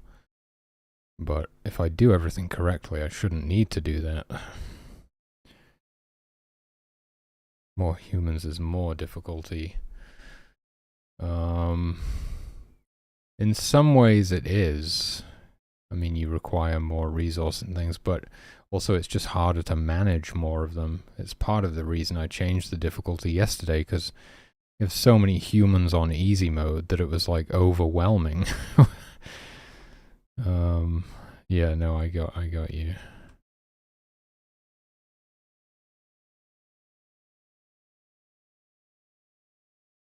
These fucking waypoints.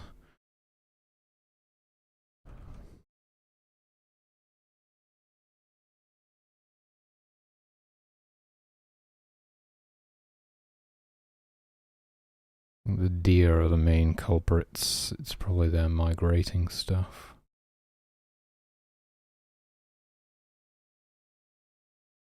What is that? There's one already. That way. Oh, now it's gone. That was the group waypoint. Okay. So occasionally there will be one. That's the group waypoint for the migration.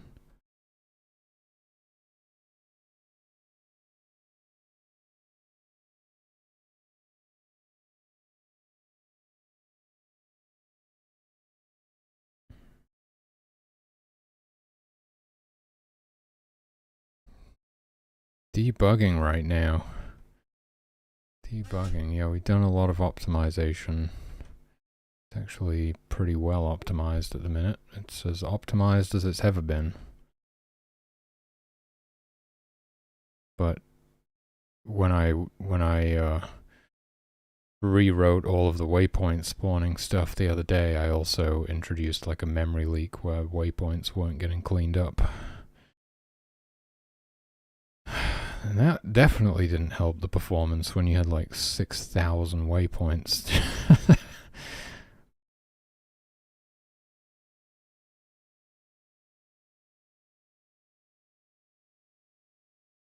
I don't know, and I can't tell you because I can't play music on stream.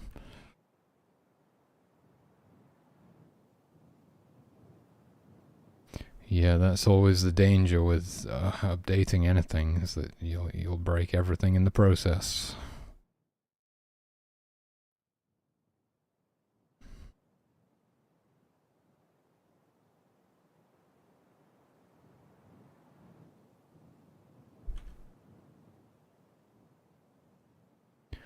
Well, I'm not taking any chances because I already have one strike on my YouTube channel now.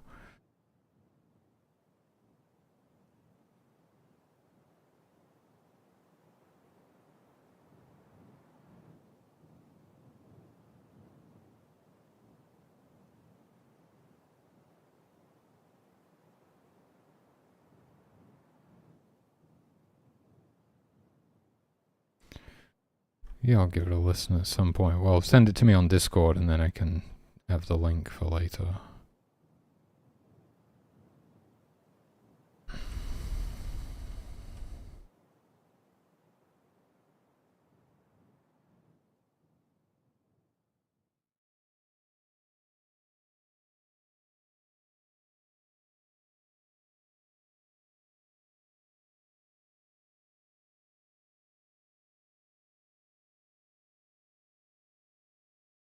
Spot the rogue waypoint.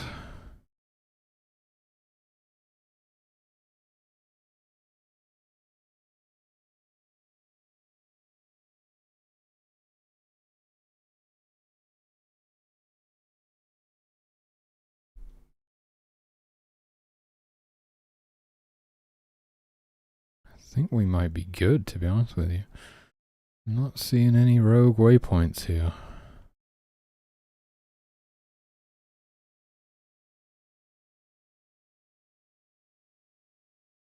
Some of them exist for a little bit longer than you might hope. Gods protect the tribe from wild animals.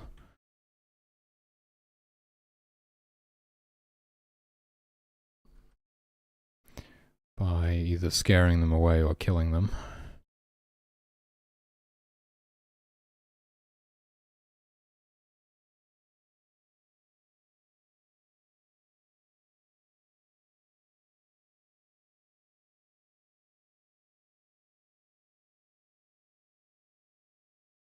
Wow, we're down to 10 waypoints. It must be working pretty well.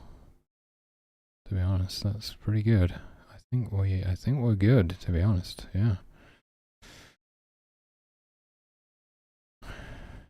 Oh geez, hope you feel better, man.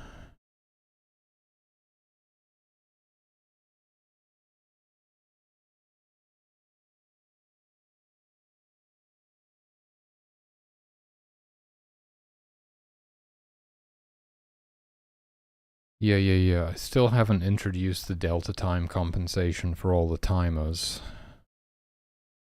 I want to do that. Oh my god. Well, I hope it passes.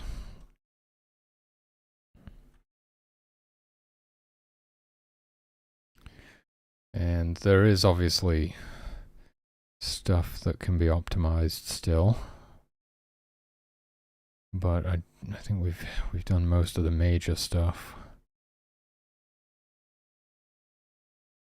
Yeah, like I was saying, another optimization would be to not use objects as waypoints, but instead to refactor it so that it just uses coordinates without the need for objects. But the reason I used objects, like waypoint objects, is just because the pathfinding is built to find a path to an object. So I was like, okay, well, we'll just have a waypoint object and throw it into the machine and it will path to it. I would have to actually build something new or modify it to handle for just coordinates.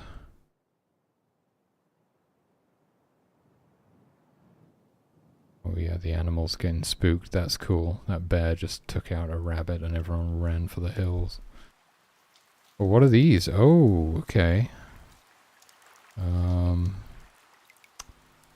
Okay. What's going on? So we do have some rogue waypoints over here. Was that when the animals got spooked that happened, or what?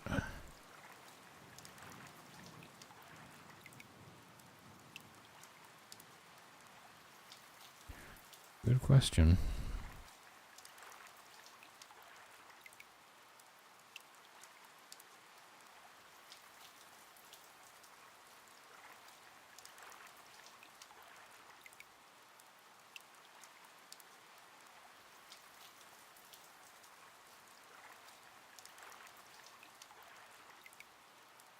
Oh, here's another batch. Shit.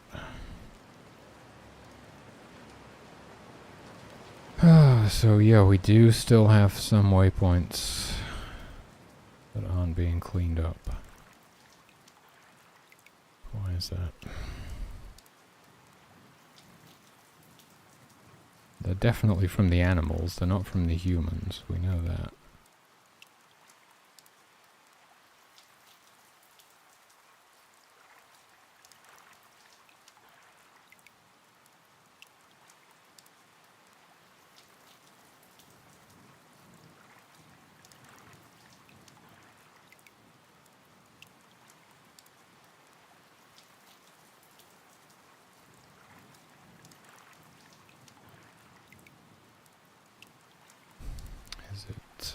Is it the combat stuff? I think I'm just gonna have to go start looking at the code. Yeah, we can't have this. Oh boy.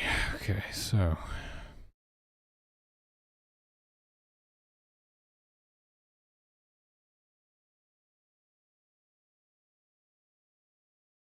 I mean, this puts them back to idle. So if they got interrupted by combat, like, right, but the whole fleeing thing is a bit different, isn't it?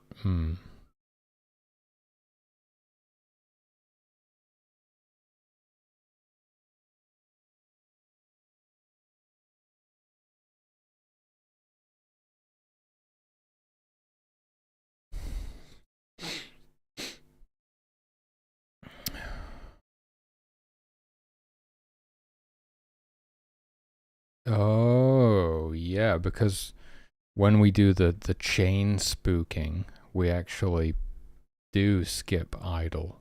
So if they were pathing somewhere when they got spooked by something else being spooked, they wouldn't ever clean up the waypoint.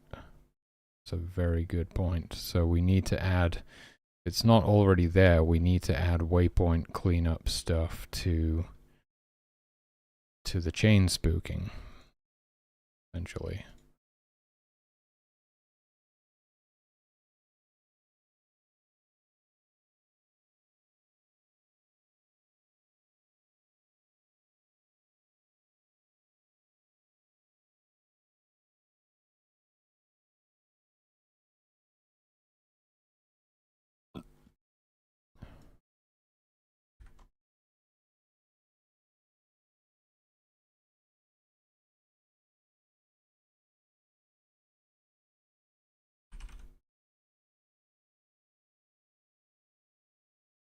right?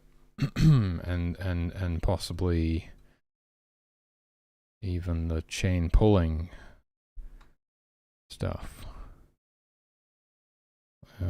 Unless I'm already remembering to do this, I don't know.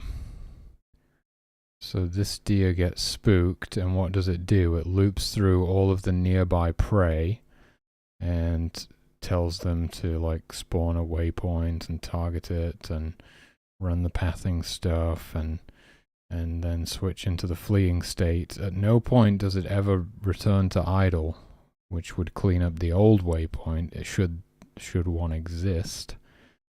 So yeah, we need to destroy any existing waypoint before we go ahead and create this new one.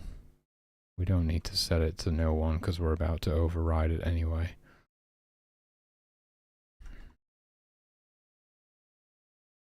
So that's one.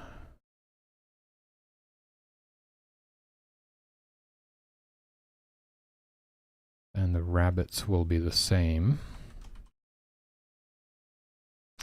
Yeah, I probably, I mean, when we have a soundtrack for the game eventually, I could play that on stream. Some royalty-free music or something would be nice. Some kind of psychedelic ambience in the background.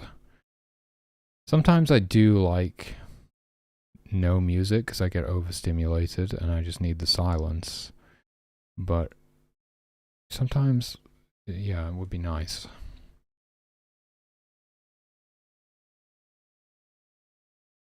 So yeah, the rabbits here have the same deal. We need to clean up anyway, but it's amazing the stuff that you'll overlook, isn't it?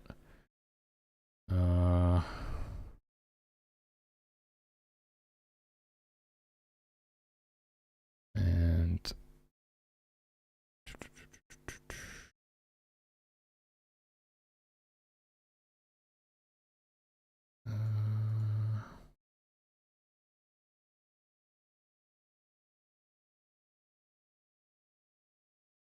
so like the pack hunting behaviors, we need to check on those.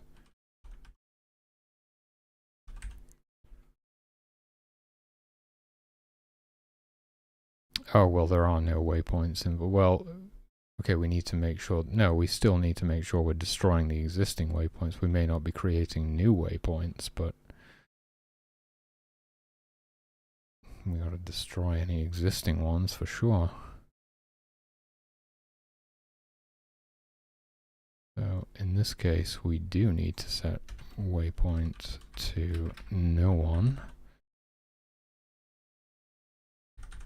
Like so. And although it's unlikely that any waypoint would still exist when they're pouncing, I'll do that anyway. Yeah, this is the thing. This is why, like, well, this is a little bit different from that. But yeah, you got to be careful. Like, sometimes you change things because you're like, oh, there's totally a better way to do this. And then you realize you just broke everything because there was a very valid reason that you were doing things the way that you were. And you just forgot what it was. Which is kind of like my whole thing in the beginning was like, they will always return to idle before switching into a new state. And in idle, they clean up any waypoints and do any of that stuff so that we're always on top of that. There was a good reason behind that. And as soon as I started deviating from it, I kind of create all kinds of problems. Because in a way, that's what this is, right? They're going straight from the hunting state into the stalking state without passing through idle in between, because their state is being manipulated by a different creature. And then you just forget. Like, oh yeah, I've got to clean up the waypoints. And it would be the same for the humans. It's only the wolves and the humans that hunt in groups. That's not where I want to be. I want to be in here. State stalk. Ah, it looks like I was on top of it for the humans. Was I? Was I though? What even is this? Yeah, I am. I'm on top of it here, fortunately. So, and that, yeah. So I obviously realized this at some point, and I did it correctly for the humans, but it never got implemented into the animal code, because it's a bit of a trickle-down thing, where everything usually gets done first in the human code, and then gets, like, transferred over into the animal code later, hopefully. But sometimes it never actually makes it there. Which is why this kind of big code review that I've been doing recently under the guise of optimization has been very useful. Just going back and looking at everything and finding all of this stuff.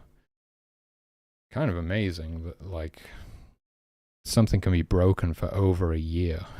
You just have no idea, and then you're like, oh yeah, none of this actually works. Probably do something about that.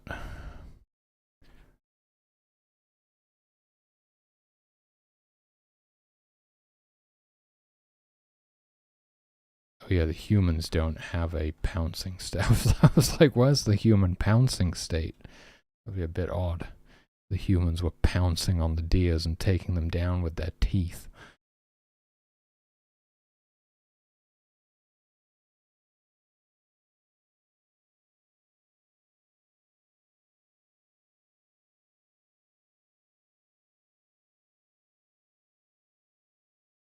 Okay, so we can run another little test and see if there are any more waypoints not being cleaned up. Don't think I remembered to make a save last time, so I'm going to load up a new one.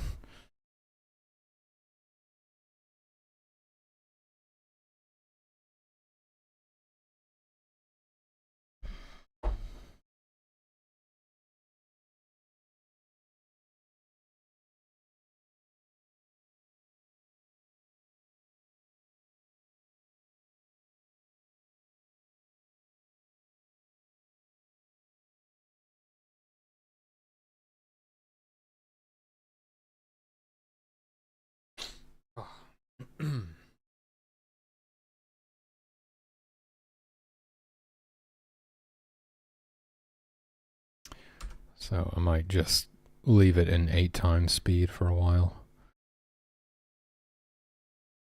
because it did take a minute last time.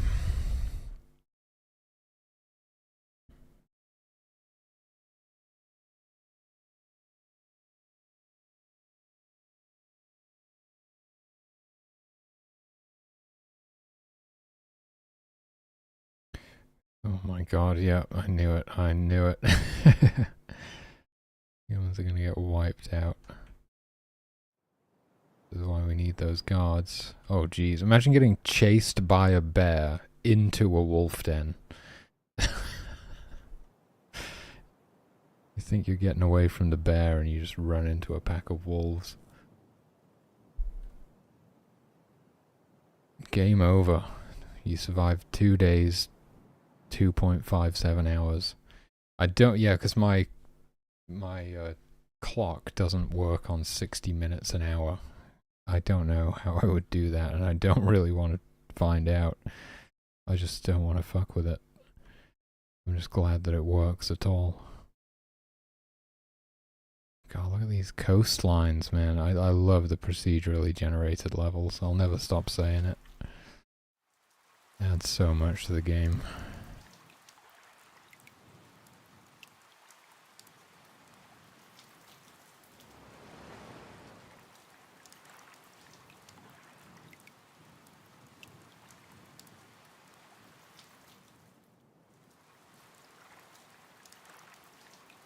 Yeah, that's something I've got to be careful of in the tutorial when I eventually implement the tutorial, I suppose, is that the campfire can set fire to the tents.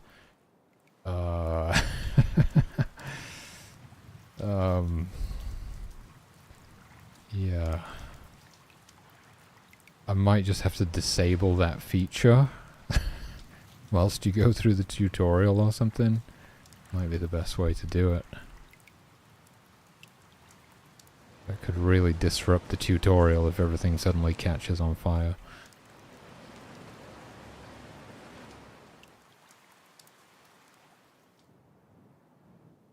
think we basically need to go until the animals kind of start hunting or something.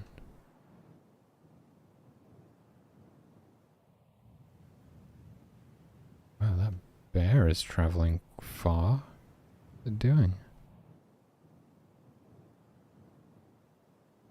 How's it going now? The stream.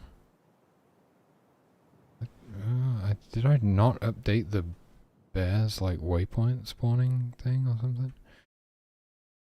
The whole idea was that they can't spawn waypoints that far away so that they don't generate really long paths, which is not good for performance.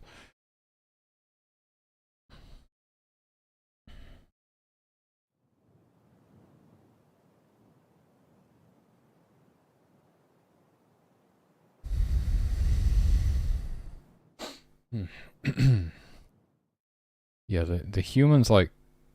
Oh shit, look at these. Yeah, there's a couple of rogue waypoints there. I think those might be dead human waypoints, actually. We better check that the humans are cleaning up their waypoints when they die. They're probably not. There's another one. Oh no, that was a deer thing.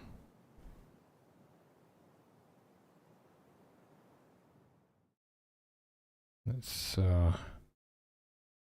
yeah, it's hard to tell, but I would guess that those are human waypoints. Could be wrong.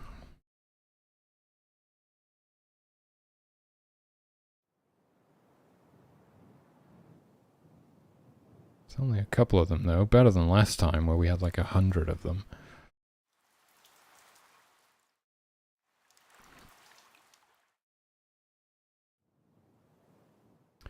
Yeah, so they really don't go anywhere near as far when migrating, which kind of defeats the purpose, because the idea was to get them to move around the map more.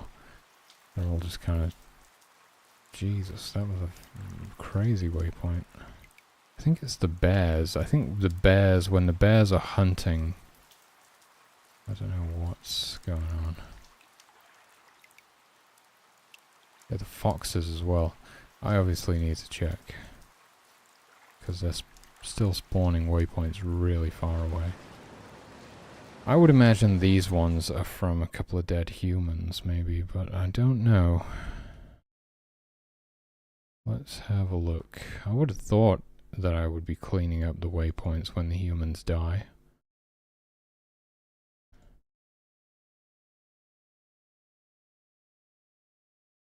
Yeah, that's like one of the... okay, not one of the first things we do. It's a thing we do when they die. But am I doing it like... I'm only doing it once, and the death code is absolutely fucked.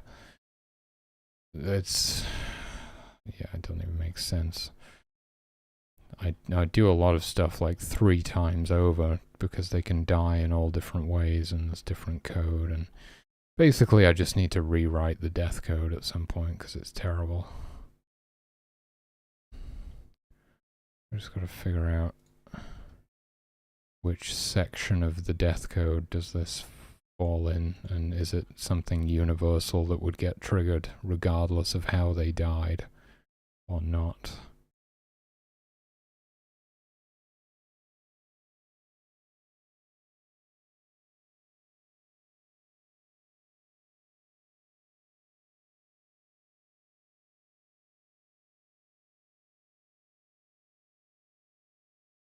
Non-drowning specific death code.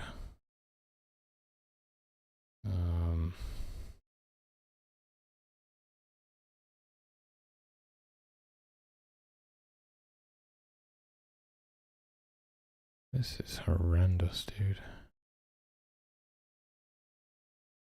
But I don't think that there isn't like...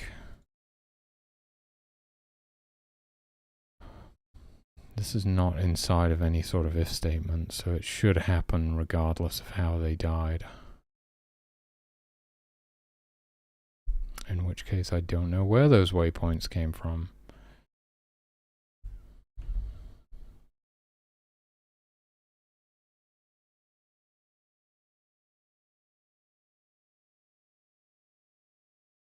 Okay, well the other thing I can look at is not this.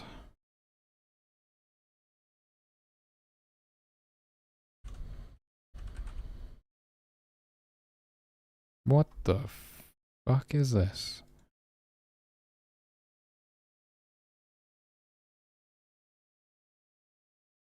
How did I miss that? I just straight up didn't convert this to use the new waypoint spawn code for some reason. So we're still spawning waypoints anywhere in the room when the bears are hunting, and I think it might be the same for the foxes. So this just needs to be waypoint. Pretty sure I've been doing something like waypoint regular ID 60. So it can spawn a waypoint within 60 units of itself, something like that.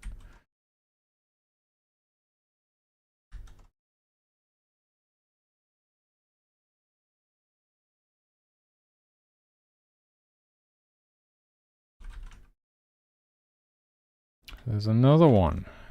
Fucking hell. The hibernation. Oh my god.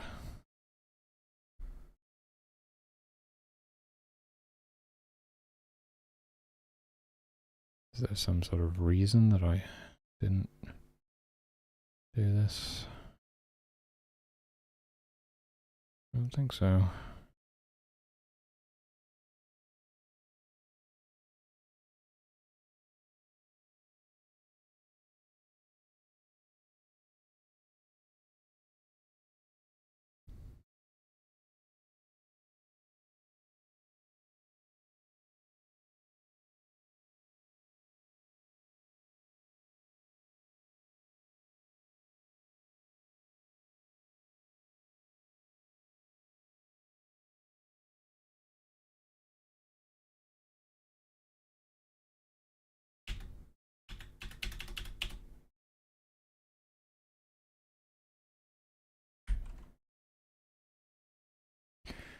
Okay, that's all of them for the bears now.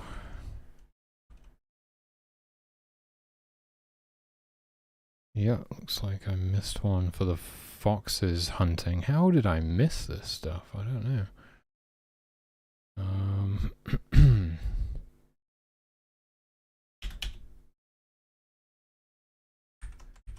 There we go. I'm just going to go through the rest and make sure. Oh my god, you gotta be kidding me. This one. Oh, that. No, that rings a bell actually. Anything that. For fuck's sake. Right. Anything that requires them to check a specific tile on the tile map. Right. Which hunting does not, but the hibernating one actually makes sense.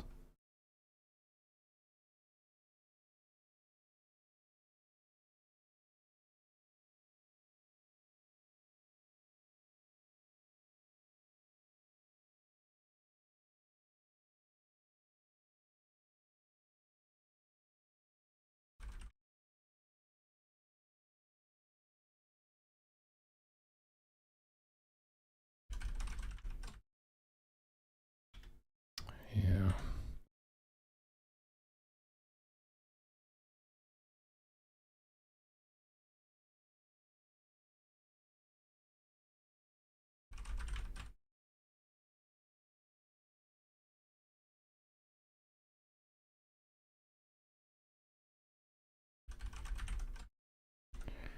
Okay, that's all of them. Yeah, there's like a couple of exceptions where we actually need to check the tile map when spawning the waypoints, which the new waypoint functions don't do. Yeah, I mean, it is what it is. Okay, but where did those rogue waypoints come from? That's the question.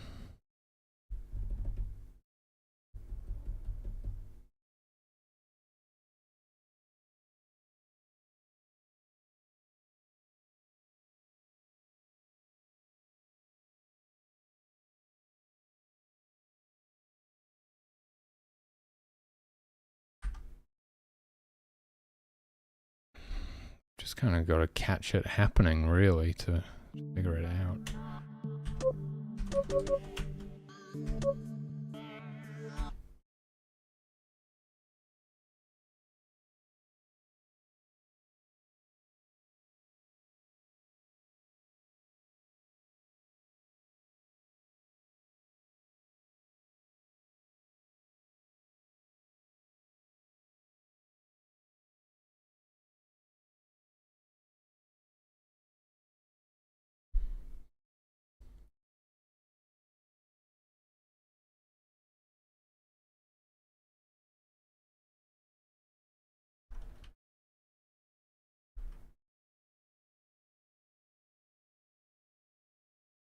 Okay, the humans are almost certainly going to get eaten by this bear again, so we can use that as a test.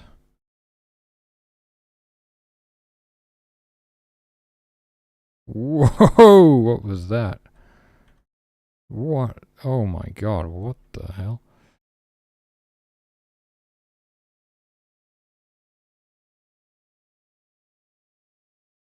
Why is it doing that?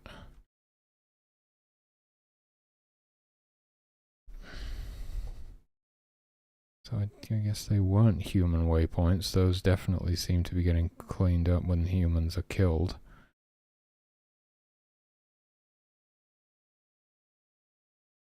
What on earth was going on with all those waypoints getting like created over and over again though?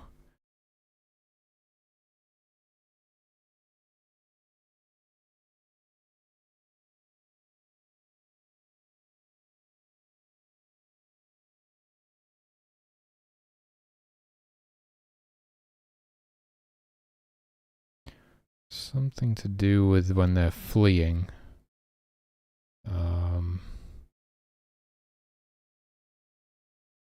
There'll be some code in the fleeing state itself, I imagine. None of them, you know, stuck around. They all got cleaned up still, but it's probably not something that we want to happen anyway.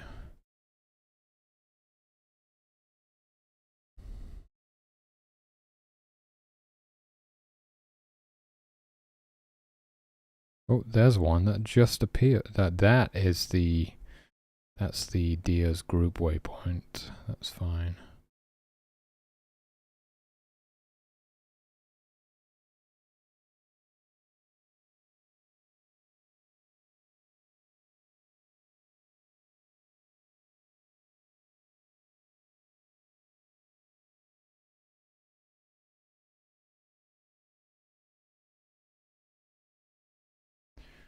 Yeah, I don't really know where those two came from.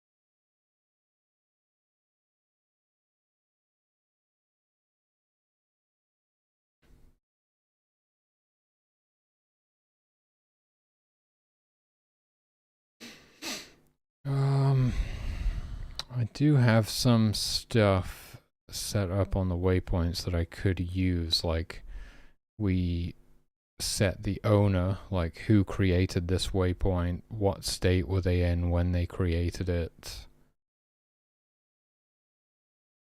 It would take quite a bit of work, but we could set all of that up, and then we could do a check, like if the owner's waypoint variable is no longer assigned to this waypoint, then it's like gone rogue.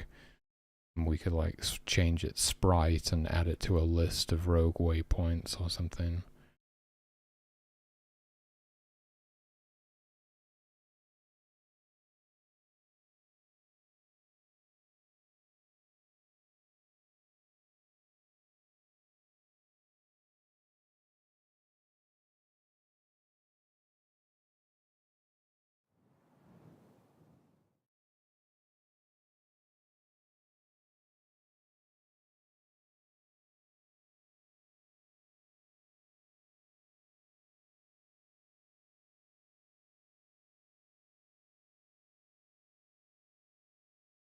Hmm. Whoa. I don't know why it's doing that.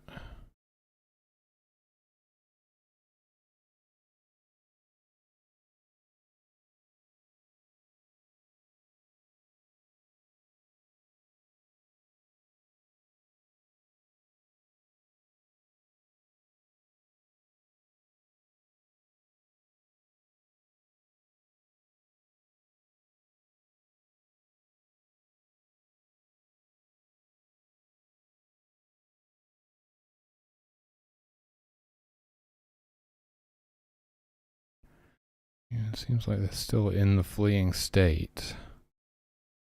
Don't think they're changing states at all.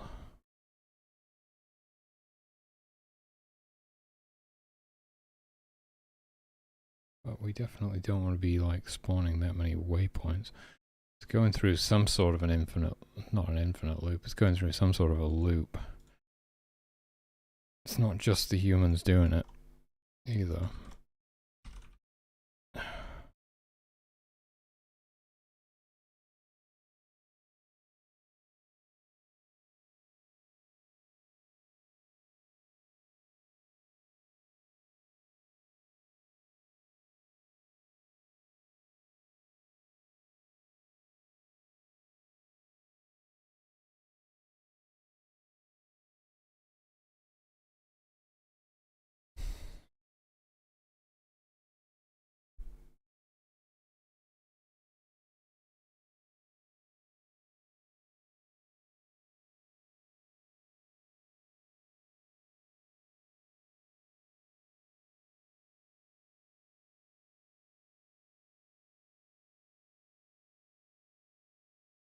Probably this.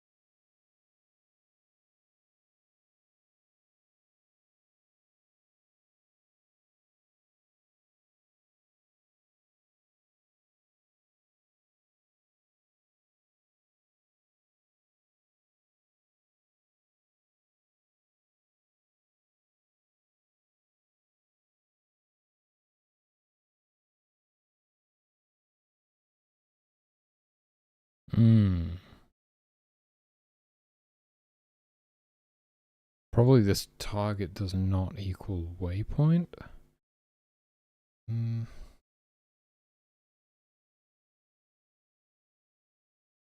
Maybe it should be a target.object index does not equal object waypoint.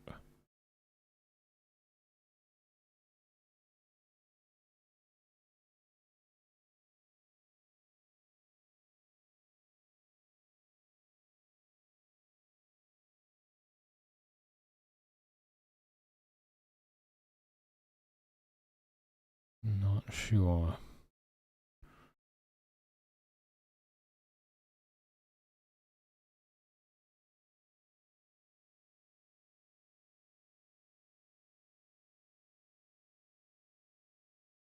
I mean, it's not this because no guards exist or existed in the test that we were doing, so it has to be this one.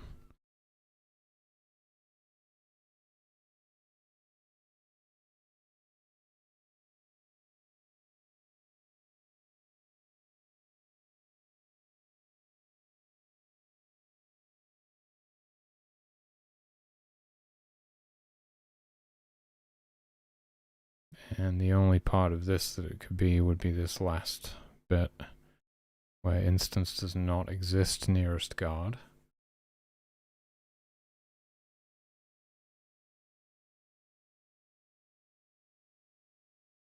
Yeah, I think we should try target dot. I don't know what else to do. Object index does not equal object waypoint.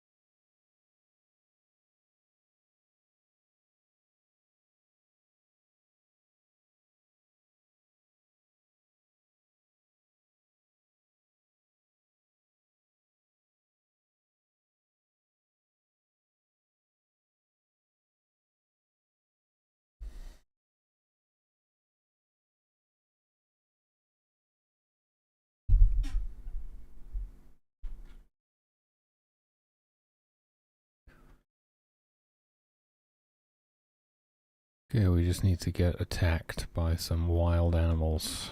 Bring it on.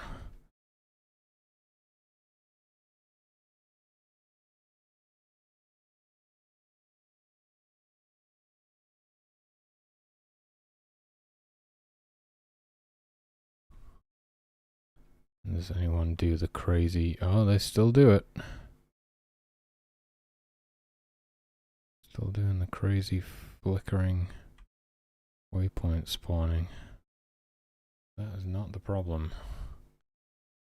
Whoa. Is it because... I guess what I figured is that... Is target... I'm running target relocation on a fucking tick. Aren't I? Yes. Yes, that's what it is. Okay, we can revert those changes, that's not it. What's happening here is I'm depending on target relocation instead of running the path encode in here, and I should run the path encode in here because target relocation I put it on a tick, so it only happens occasionally. So what happens is, well, I'm not 100%, but this is certainly part of it, is that they reach path position 1, they destroy their existing waypoint, they create a new waypoint, and they target it. And then then they go to the next step, and they're still at path position 1, so they destroy their waypoint, create a new one, and target it. And they just keep doing that until eventually they reach the tick, at which point the target relocation script kicks in and resets their path position to 0 and calculates their pathing to their new target. If I want to run target relocation on a tick like this, basically I have to either not run target relocation on a tick, would be one option. Might be a smart option actually. Or I need to always run the pathing stuff in here. I think probably taking target relocation off of a tick would make more sense. Plus, it would be more accurate.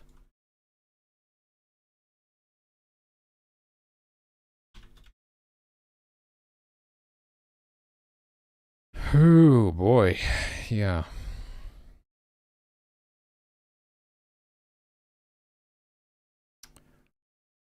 Right, if I take target relocation off of the tick,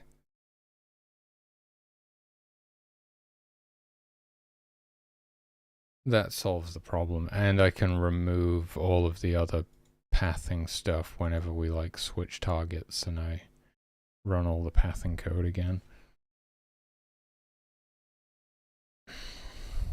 We can just let target relocation handle it for us. The reason I put this on a tick was for like performance reasons, basically. And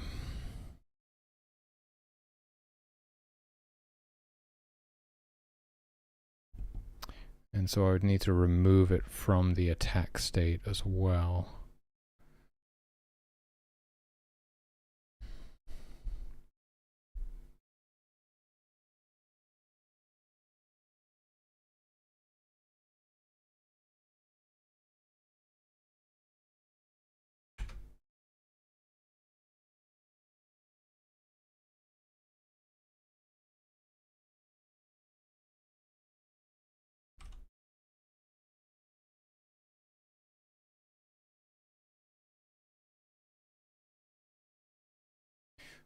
Move this from the attack and defend state.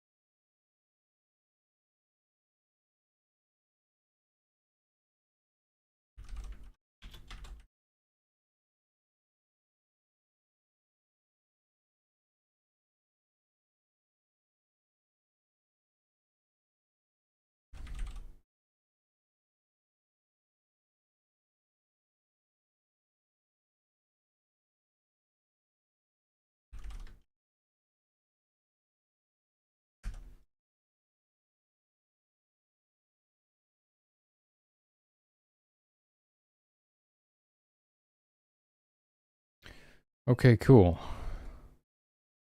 And then this doesn't solve the mystery of the waypoints, but oh, okay.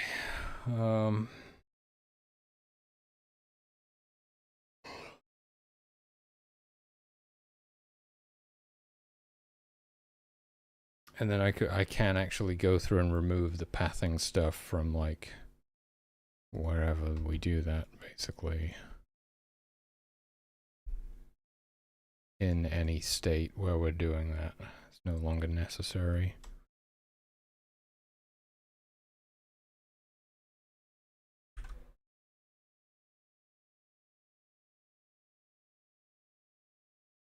like in state shroom, or anywhere and everywhere.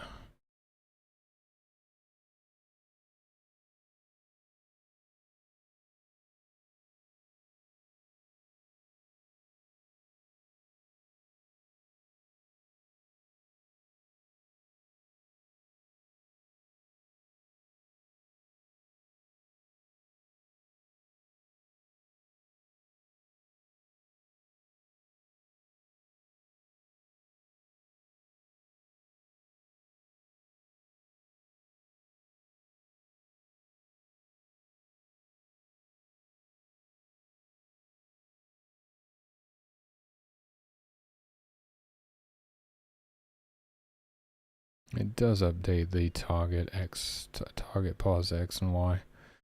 What it doesn't do is update the target no yet. But we do that inside of here. Yeah, but we're not doing that.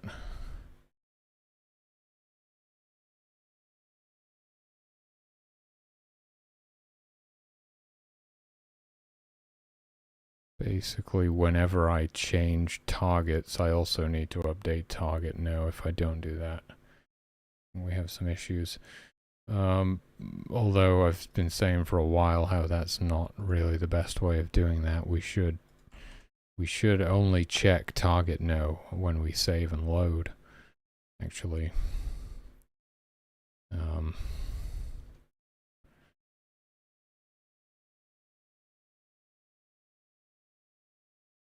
So we could do that. But it does mean that some saving and loading stuff would be broken right now, actually. But wherever I do this, I need to do this. Currently.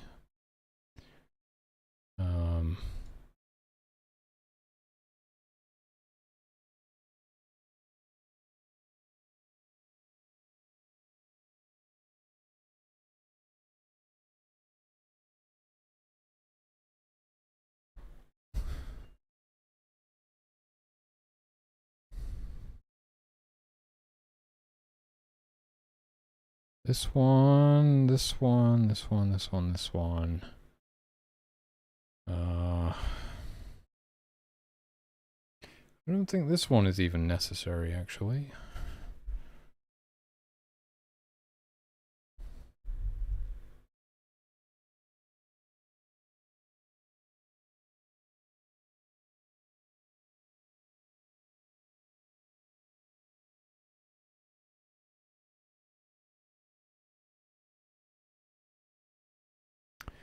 No, I only update the target now at the time of pathing. That's kind of crazy. Yeah, we definitely need to convert this. Okay.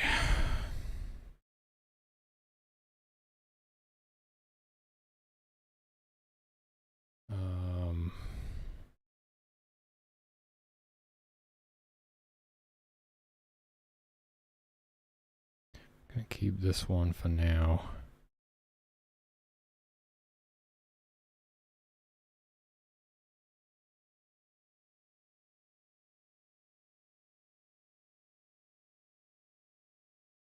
Oh man.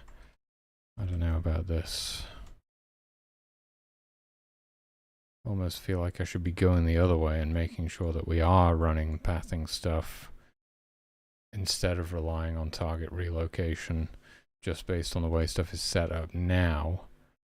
And then if I wanted to convert it, we could change it later.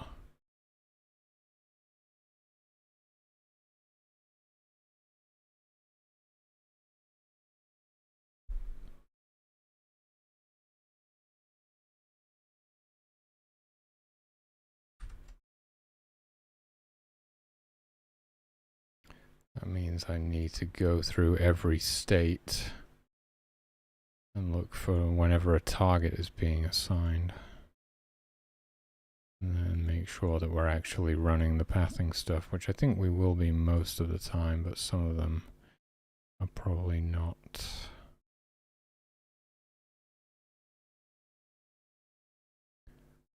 Which target to nearest predator?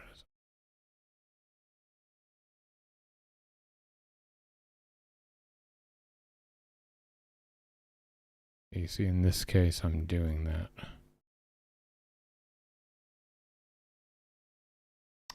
Do we just want to run pathing in this instance as well?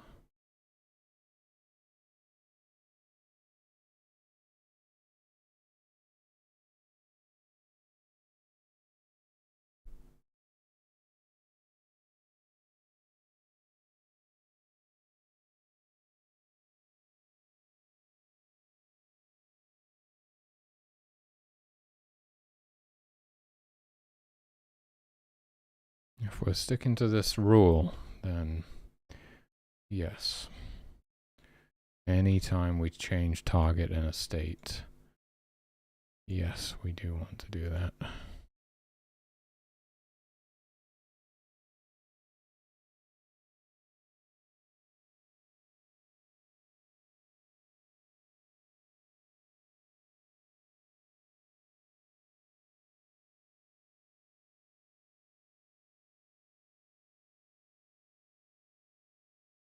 The fuck is this?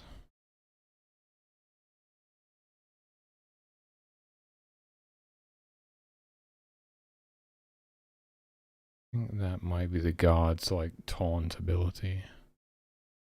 Oh my god.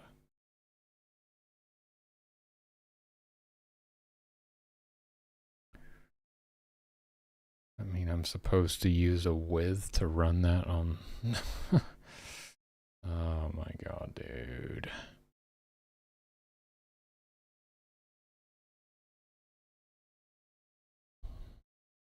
Yeah, realizing that now, that means the combat would have kind of been janked up. Interesting.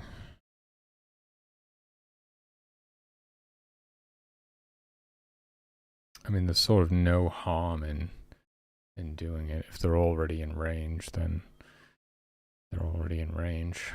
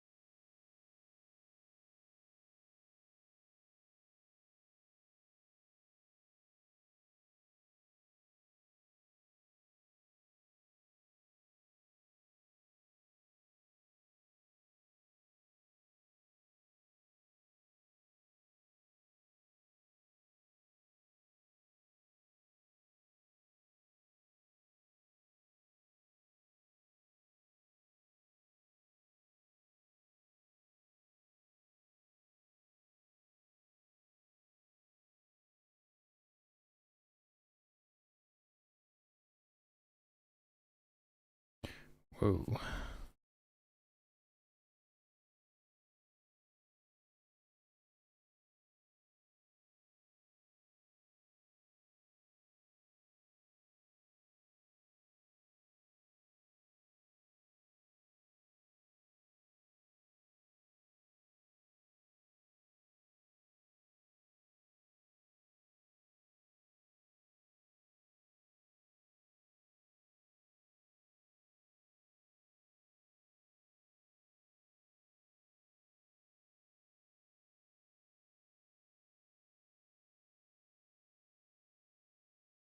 The hell is this?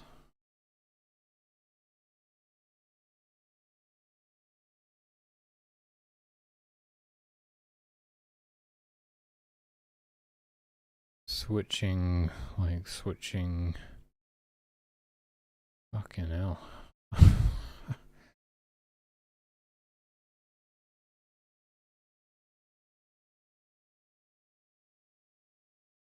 If instance exists, fire.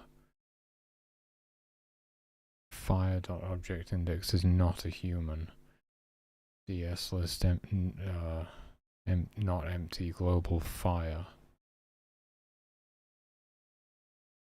Loop through the file list.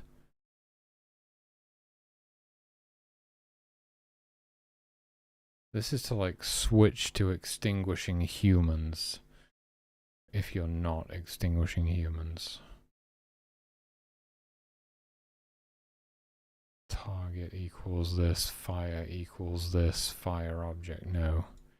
I guess you would just hit pathing at this point instead of doing this.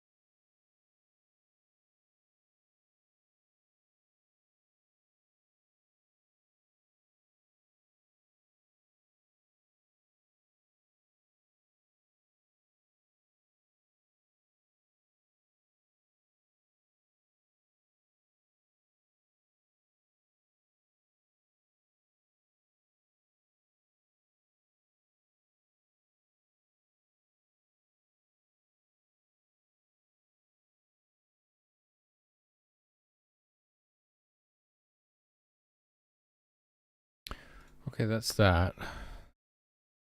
We should be all good. One thing I want to test is the water bearers extinguishing the humans. Fuck. Gotta set this up.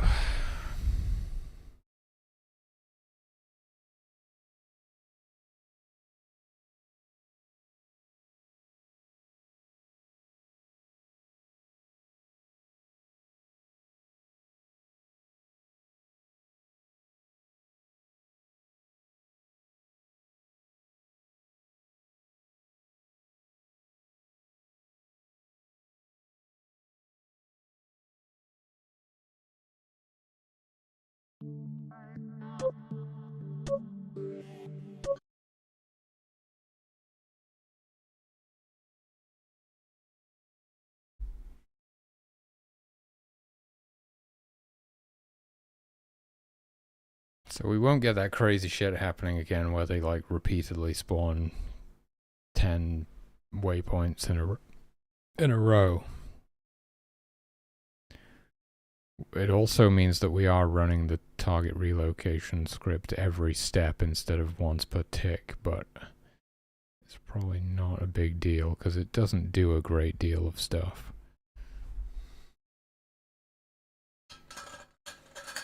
I don't think I even ran in test mode. Whoops.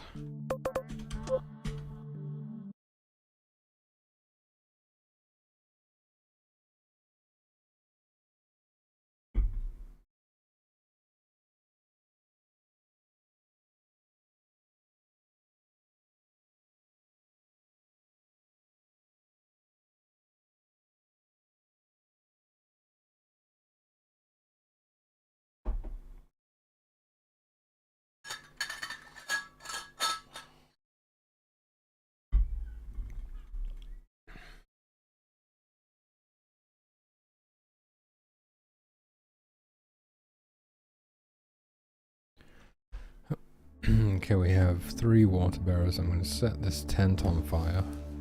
The water bearers will start responding to that.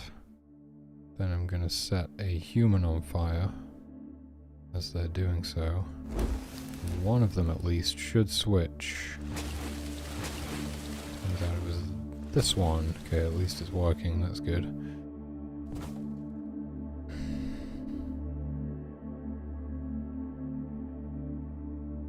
Are we going to make it? I think so.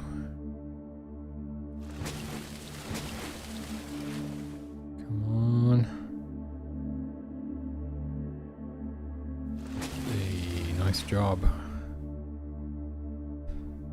Okay.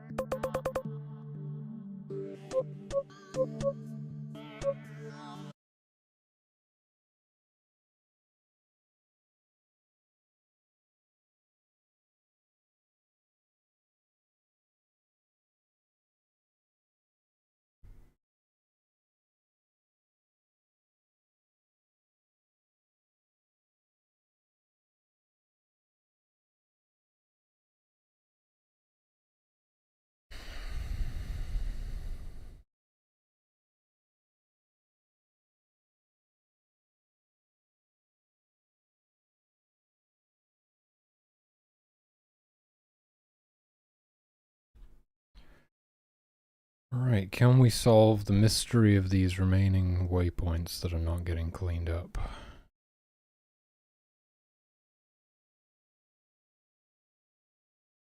Holy shit, what just happened there?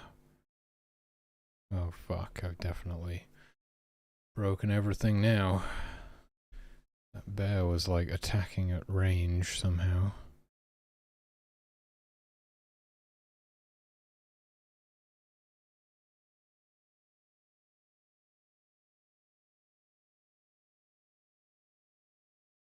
How was it doing that? It's like it's not running target relocation at all. Maybe it's not.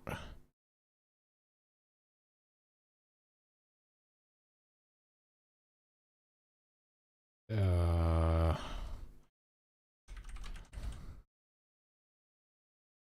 I'm supposed to remove those from there as well.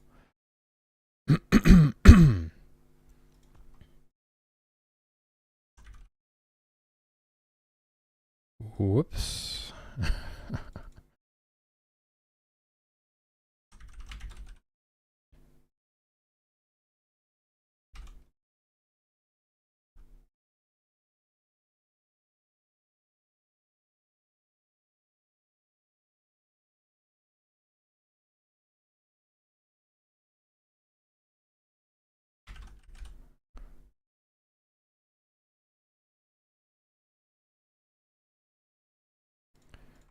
These ones should be fine, right? Yeah.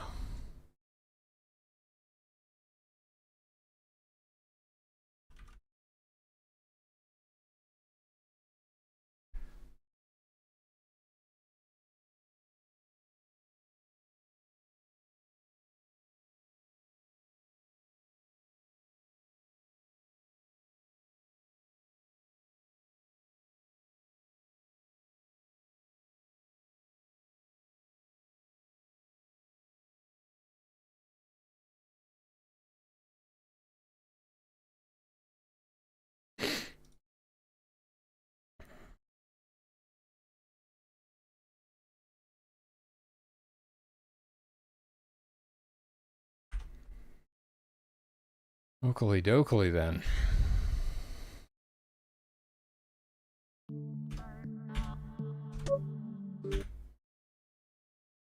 Can I even replicate this shit? I don't know.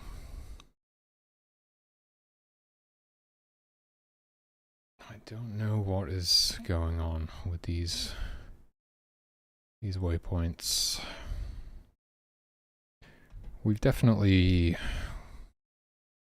We've managed to reduce the number of waypoints that are not getting cleaned up by a lot, but figuring out what these final few are might be a bit tricky.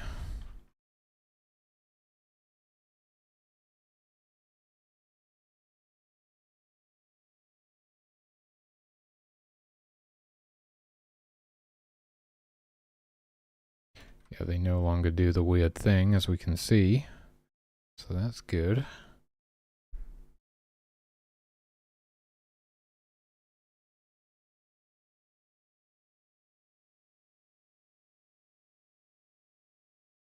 But these waypoints are definitely getting cleaned up on death, so they weren't... I don't think they were caused by the humans. Oh, well, I don't think that would be it either, but I had a thought there.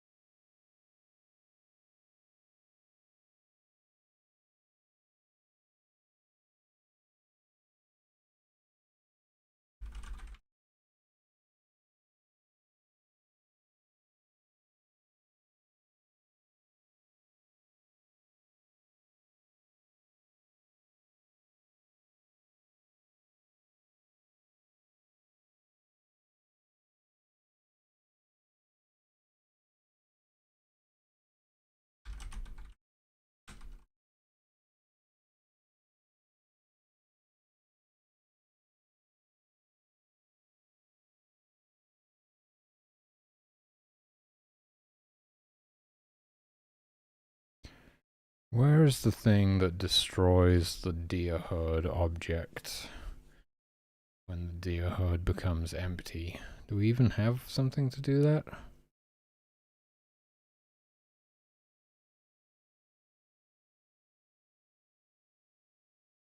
Oh, there is an instance destroy there. That's exactly it. Destroy self if herd is empty. You'll notice what it's not doing is also destroying the waypoint.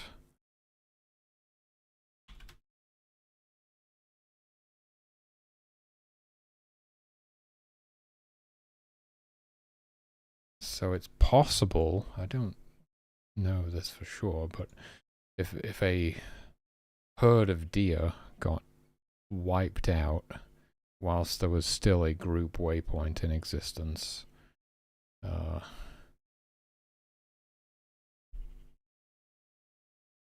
the waypoint would have never gotten cleaned up.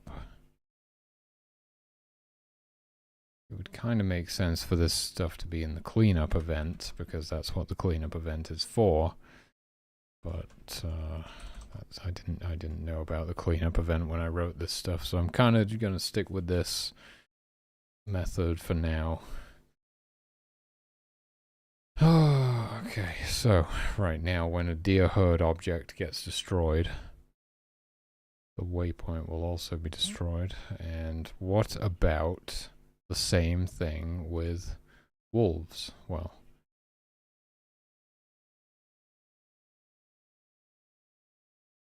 presumably, because the wolf den itself doesn't get destroyed when, like, the wolf pack is wiped out.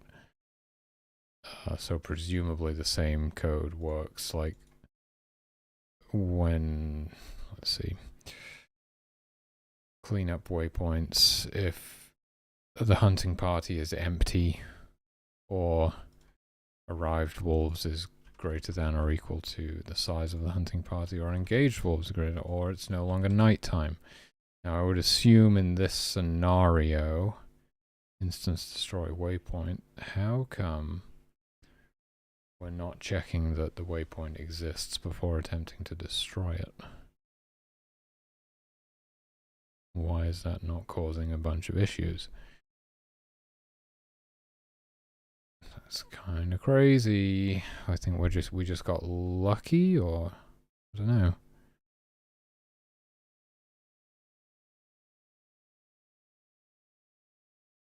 I feel like we should be checking that.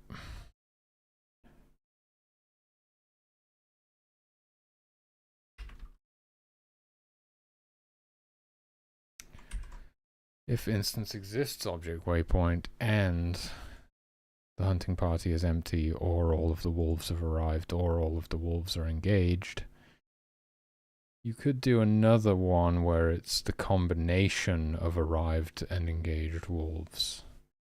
Is good, but yeah, whatever. I don't know if that's what we want to do. Why does that look weird? That should be there.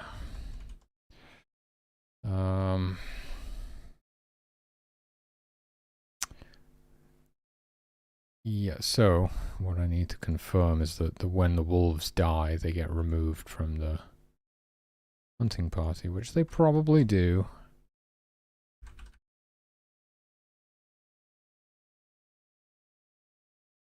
Yep.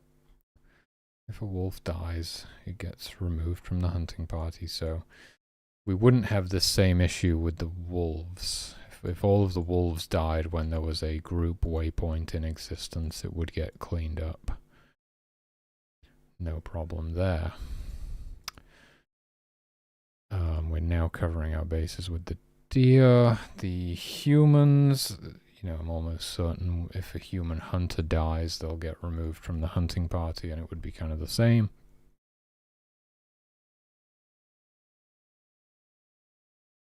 Yeah, exactly. Only we have that just in one place. Let's just hope it's in the right place.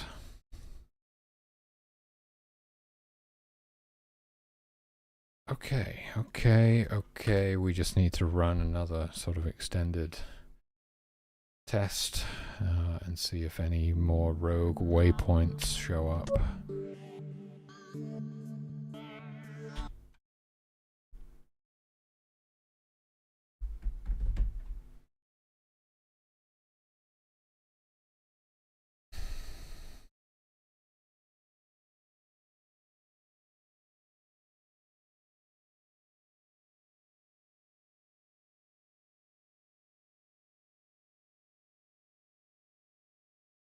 One thing's for sure, we are going to have a very solid build on our hands after I've done all this stuff.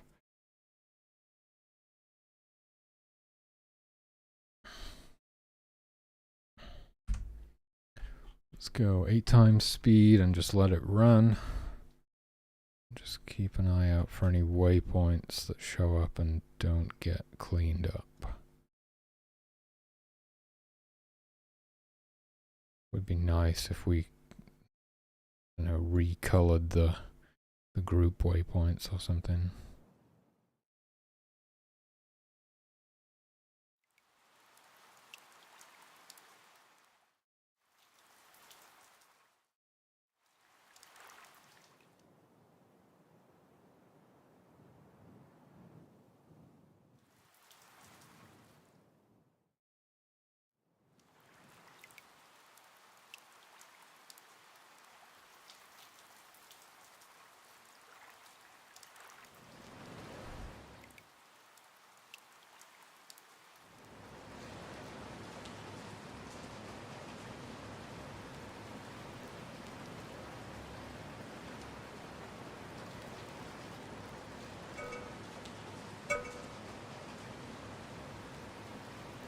The reason I don't think it was the deer herds is because I don't know how like an entire herd of deer would have been killed off in that amount of time. It's highly unlikely. We can see the foxes are no longer spawning waypoints on the other side of the map, so that's nice.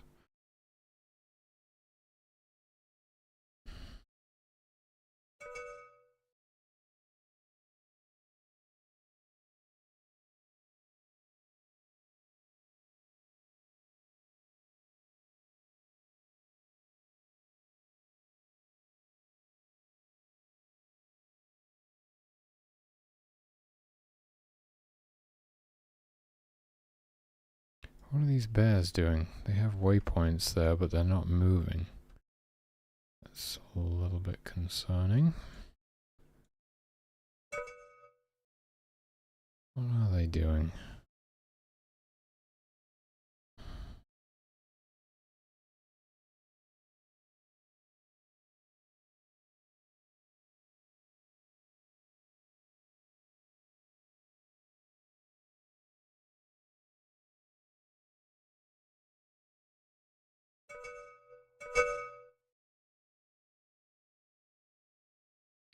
All of the bears are bugged out now.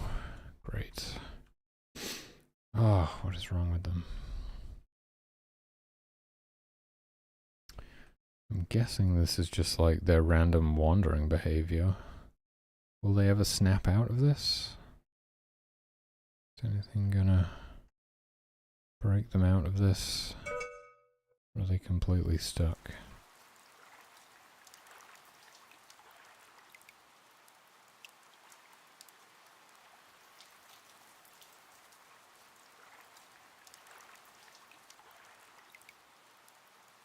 Wish I knew what state they were in.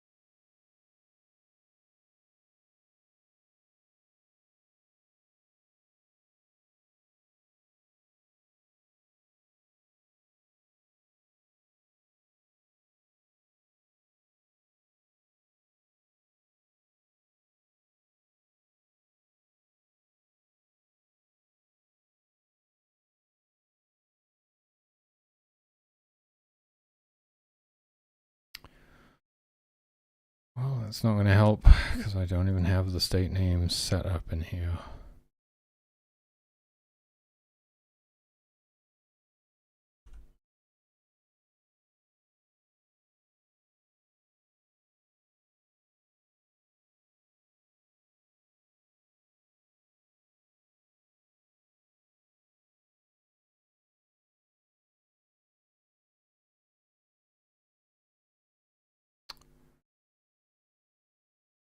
Man, oh man.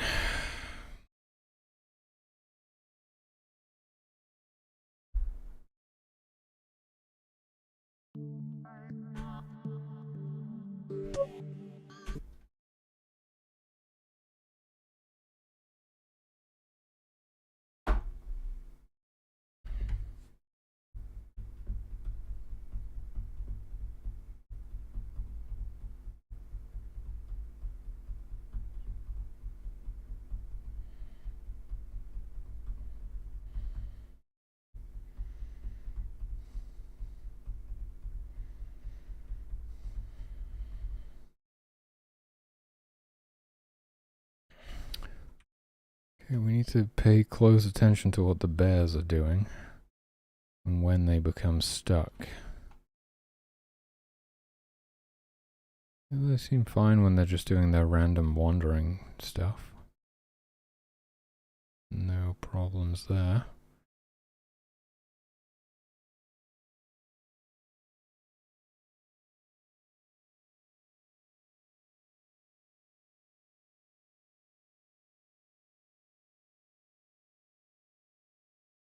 I noticed that they were on the coast. They were all on the coast, which kind of implies they were fishing.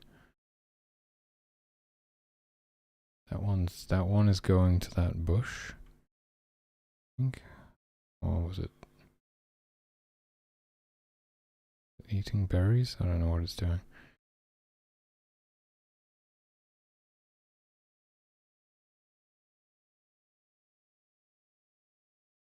Okay, they're all asleep.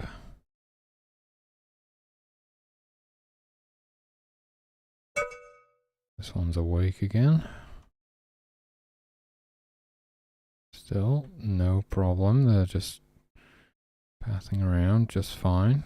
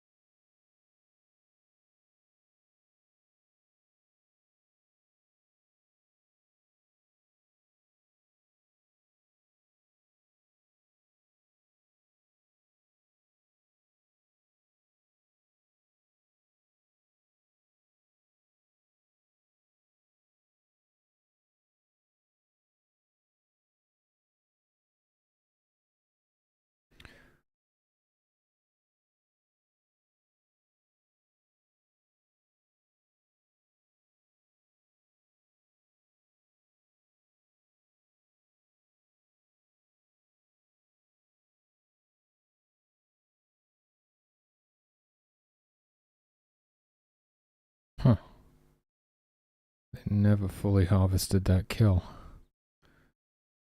Range.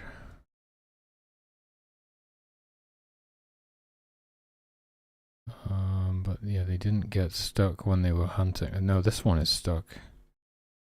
This one is stuck. Now that one is stuck. I didn't really see what was going on when they got stuck.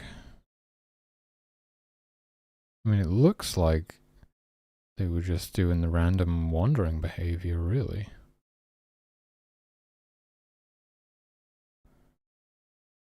Just spawned a waypoint and they're just not pathing to it for some reason.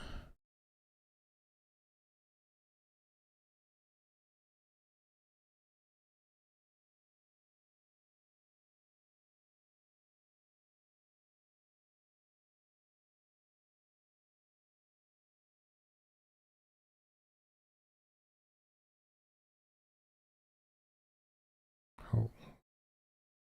Holy shit, the game just froze. What happened? What the hell?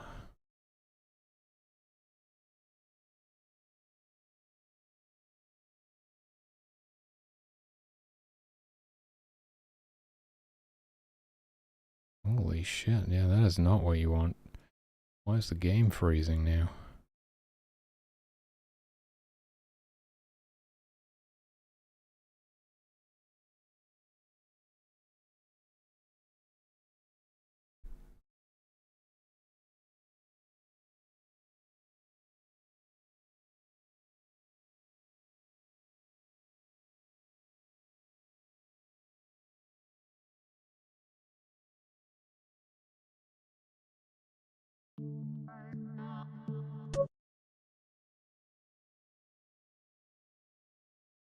Go grab something to drink, I'll be right back.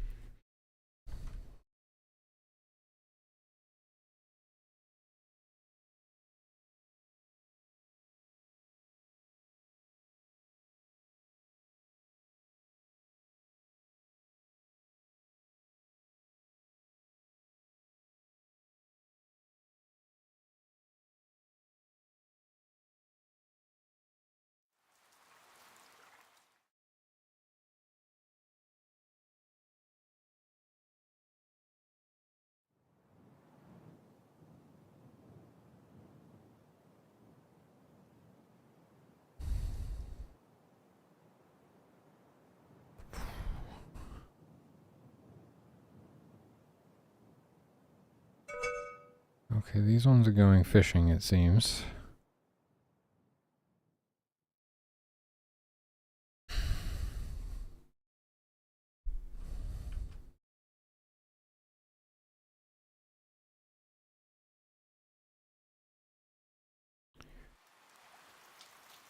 And now one of them is stuck again. The others are going to the stream. It just seems to be...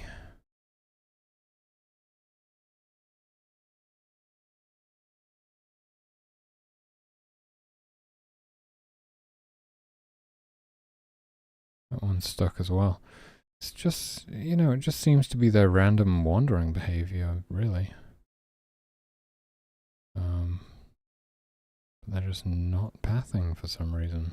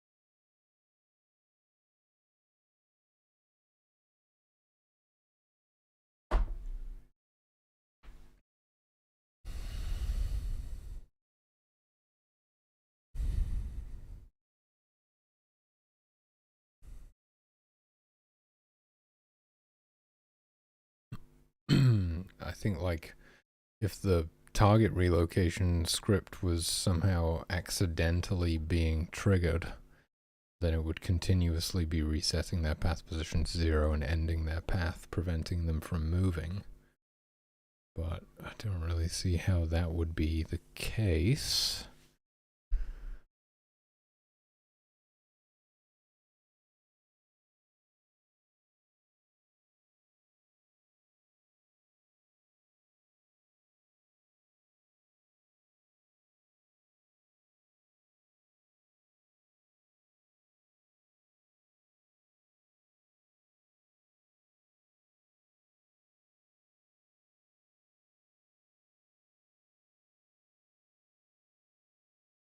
There's no mode in here.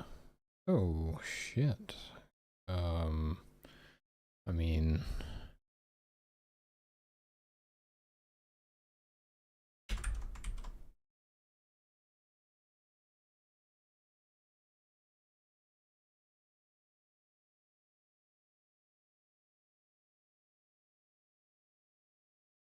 Not sure how that could have really affected it, but it should be there.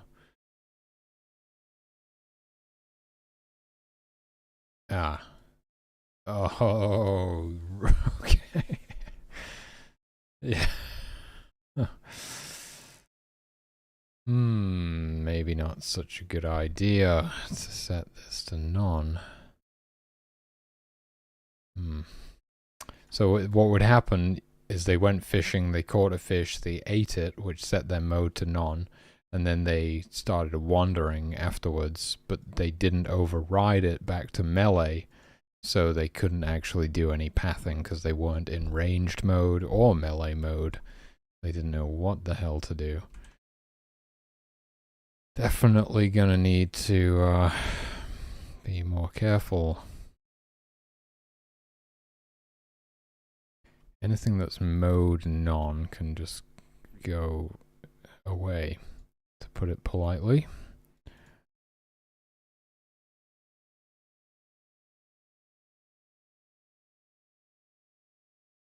And I've got to check this for everything now because I don't want to be making the same mistake anywhere else.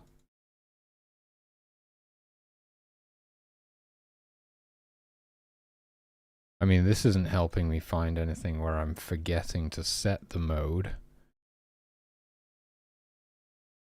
Setting the mode. Getting in the mode.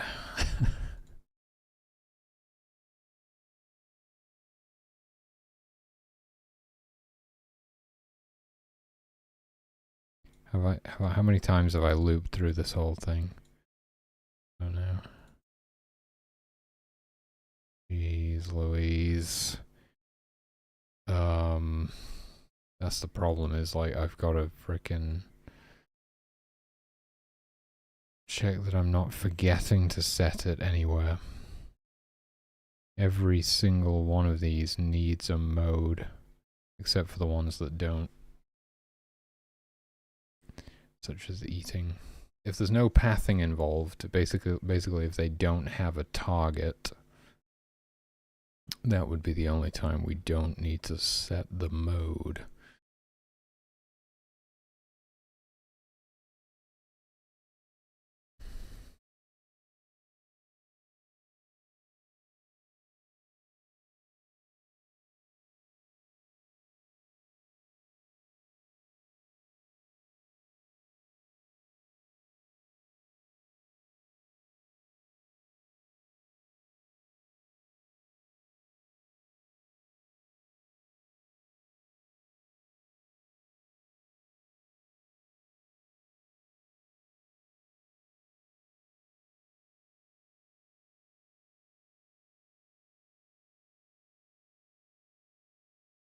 But the thing is, it will be set to whatever it was before. But I guess it's more efficient to not override it for no reason, I suppose.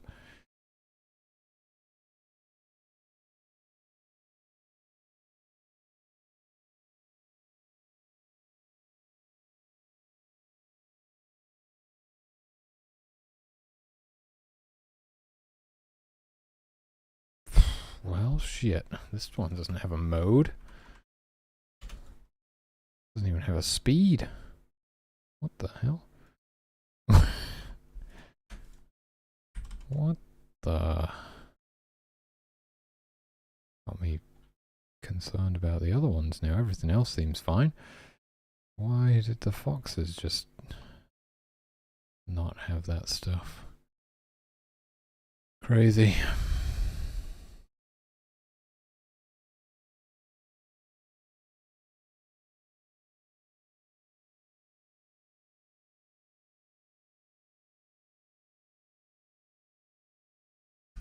Yeah, whatever you do, don't set mode to none. A string that says none. That's just about the worst thing you could possibly do.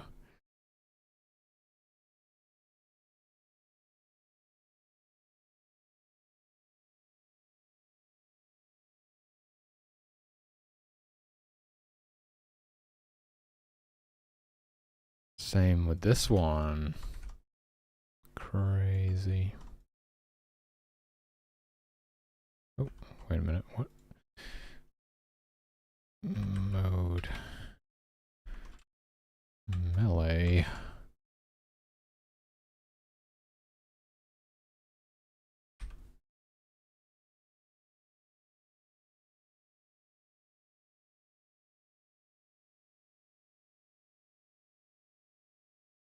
Deer run speed. Excuse me. This is the moose script, sir. For the moose that aren't even in the game yet.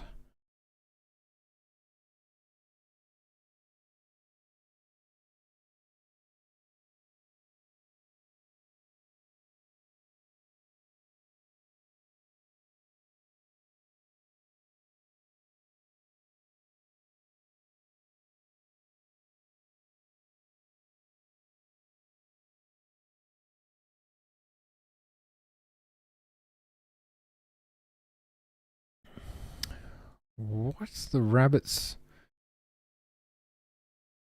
The rabbits don't even have a mode for fleeing.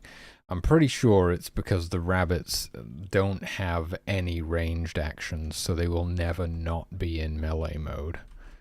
And so I got a little bit loosey-goosey with these guys, where I was like, you know what? It's never actually going to change. Once we set it once to melee, it's always going to be melee, but I don't think we should do it like that, because eventually there'll be more than just rabbits. There'll be other small animals which will be based off of this same code. Nope, that's the one where we don't need it, isn't it? Is it? Target equals no one. Why would you need that? The fuck am I even doing?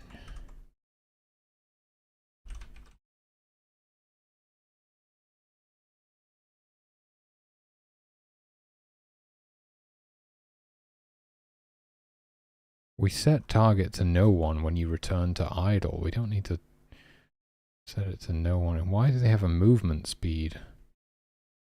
Good lord.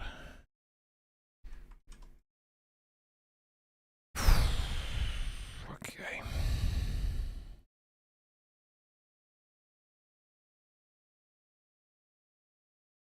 Aha!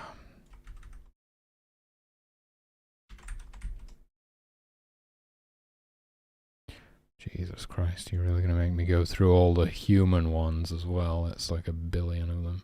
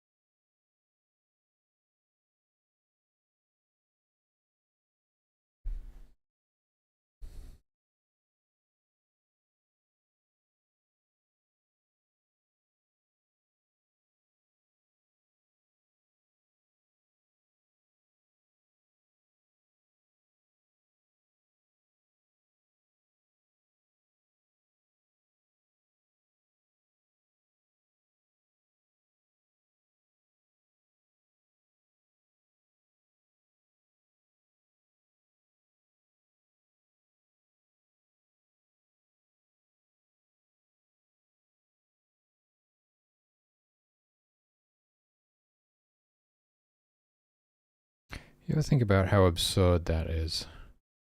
Of course it's easier to be successful when you don't care about other people. But that just makes you part of the disease.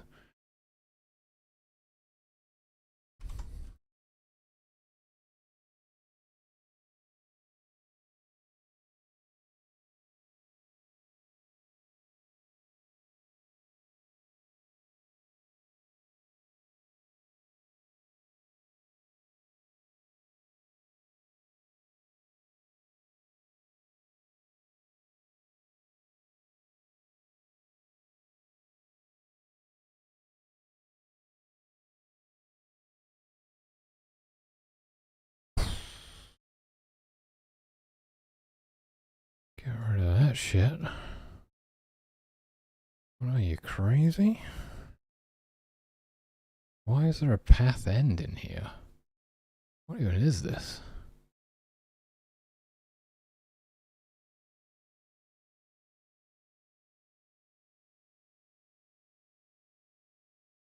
Birth no hut. Why the fuck is there? What?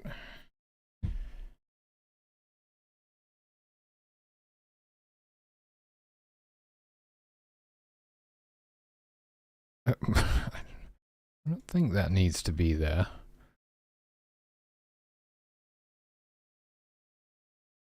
What line is this? 1359. Go up. Like the first thing we do upon returning to idle basically is that. So 1539. what was it?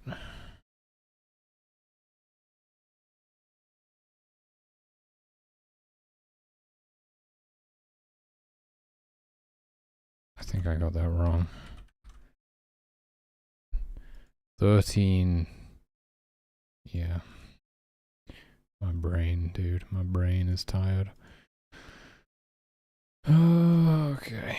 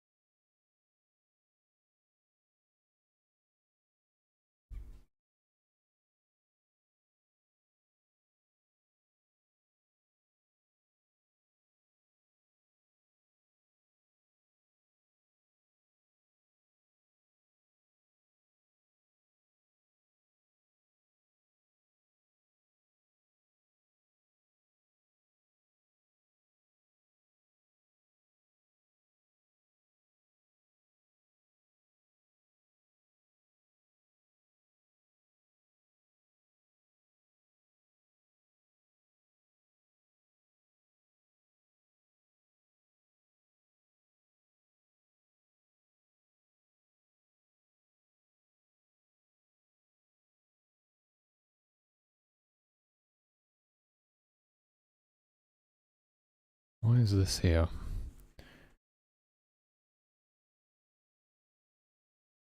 Oh, shit. No, there is a reason for those to exist, and then go back. Because we run state conditions in some other states, like the wandering state.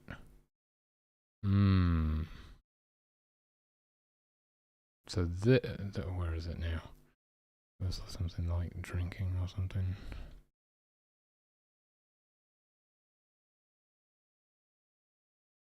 Where was I up to? I'm lost. Yeah. So it's basically impossible, actually. It is impossible, I can tell you that for sure. But in the extremely impossible scenario that you have water in your inventory already. No, it's not impossible, because water bearers can do that. They can have water in their inventory. Good point. So a water bearer could already have water in their inventory, and they could be doing the wandering behavior. They're wandering around, you know. And then whilst they're doing the wandering behavior, they're checking in the background, they're running the state conditions script, and then they're like, oh, I'm thirsty. Let me drink some of this water. So they stop. They stop, and they stand still to drink it. But they do not switch mode to none.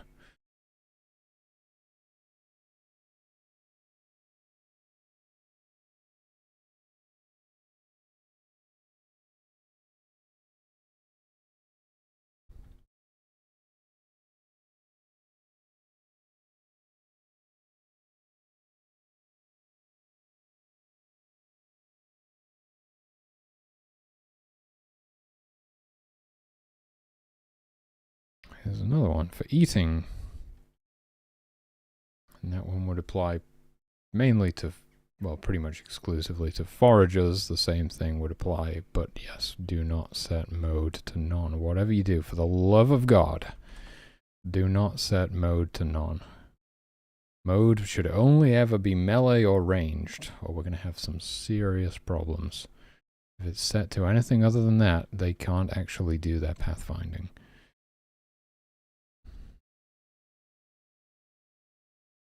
Man, it's crazy that this stuff has just existed in here for God knows how long.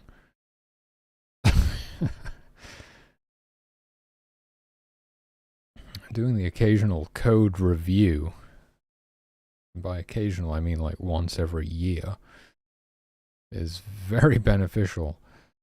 In fact, doing them more regularly than that would be smart. Yeah. It's good. Sometimes it's good to not really have any objective in mind. You just like open the project and start looking at code and stuff and play testing a bit and finding things to do. Because when you're always showing up every day and you're like, this is the task. This is the task for today. You're doing a thing and you're never really like, you never find this stuff until you I just kind of got lucky recently that all of this optimization and refactoring that I've been doing has allowed me to look back at all of the code.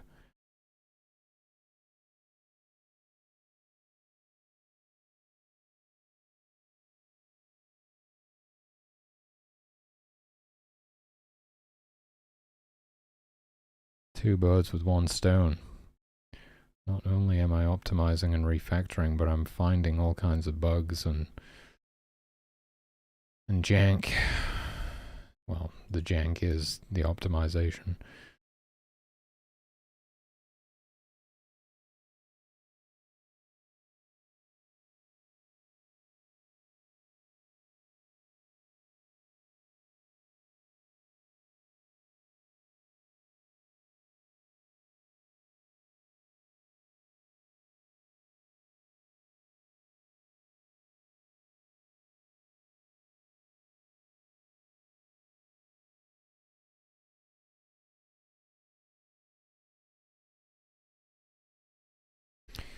Is it just the wolves? Gotta check the wolf code.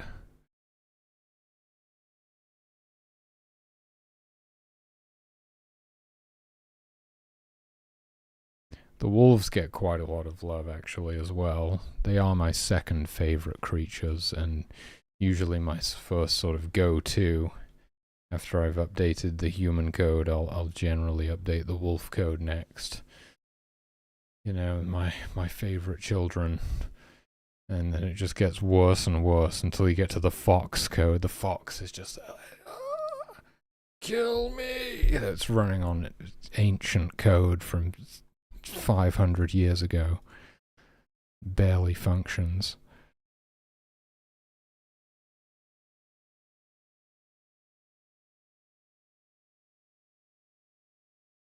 So, hey, Hamster Hammer, I'm good, thanks. How are you?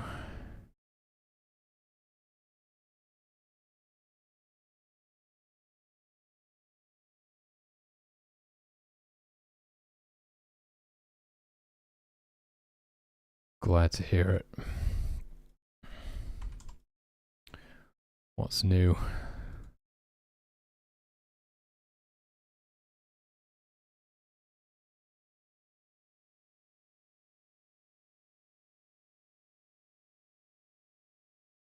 Nothing? Fair enough.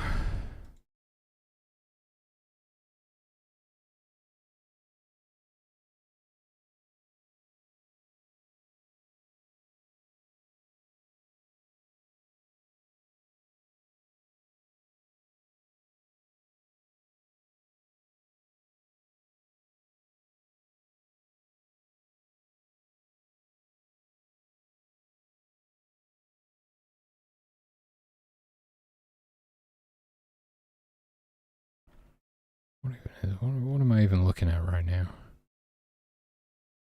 Oh, okay. Yeah. That makes a bit more sense.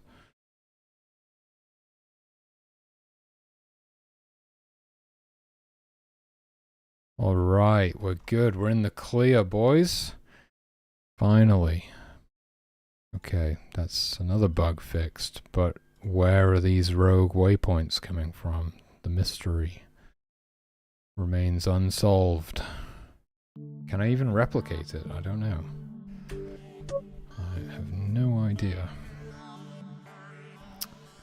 That should be fine.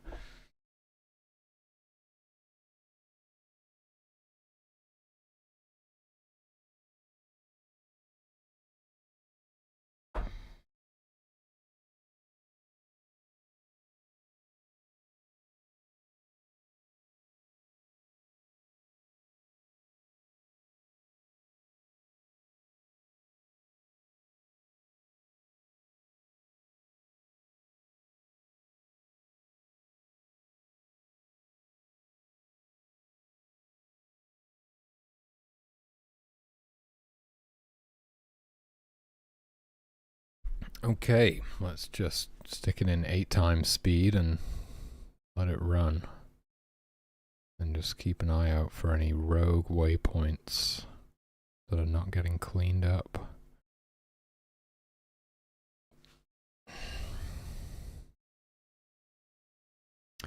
And also, the keep an eye on the bears as well. They shouldn't be getting stuck anymore.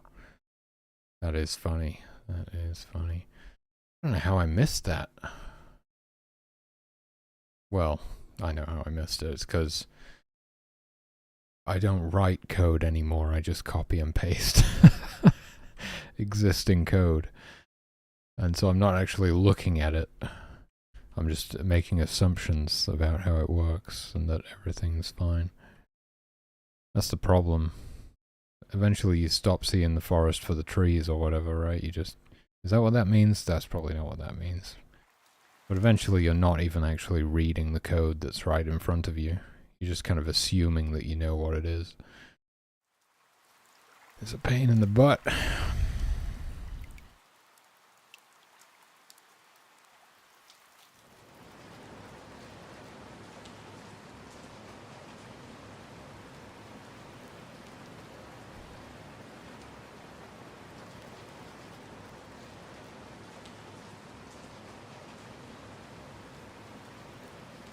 Oh, they're all getting cold.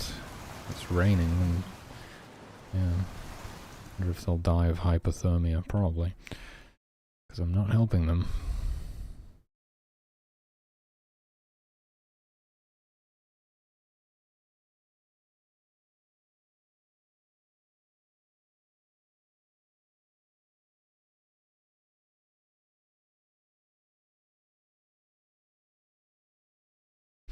Oh yeah, the performance is not going to be very good right now, precisely because we're drawing all of these lines all over the place.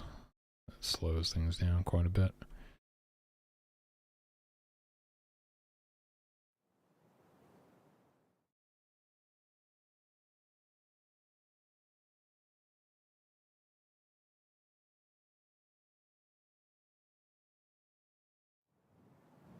Oh, the graves. I never thought about that. The gravestone is tinted because it's cold. We should probably fix that. That's a funny bug. It would be red if they were hot. I mean, it kind of gives a record of how they died in a way. But that's not what we want. Something like that might be good eventually. Like, you know, when you right click on a gravestone or something, it comes up and it gives the cause of death. Something like that. Well, they're all dead. I don't see any waypoints that got left behind. Oh, wait. I've just seen some waypoints right there. What are those waypoints? What are these waypoints?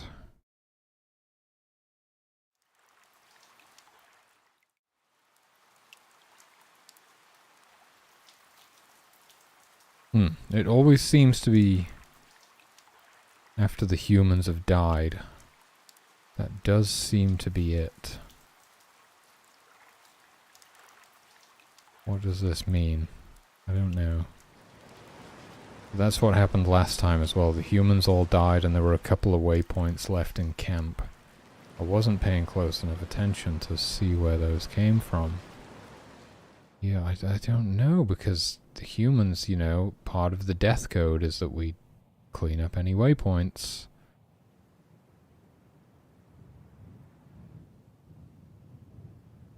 I wonder if it's...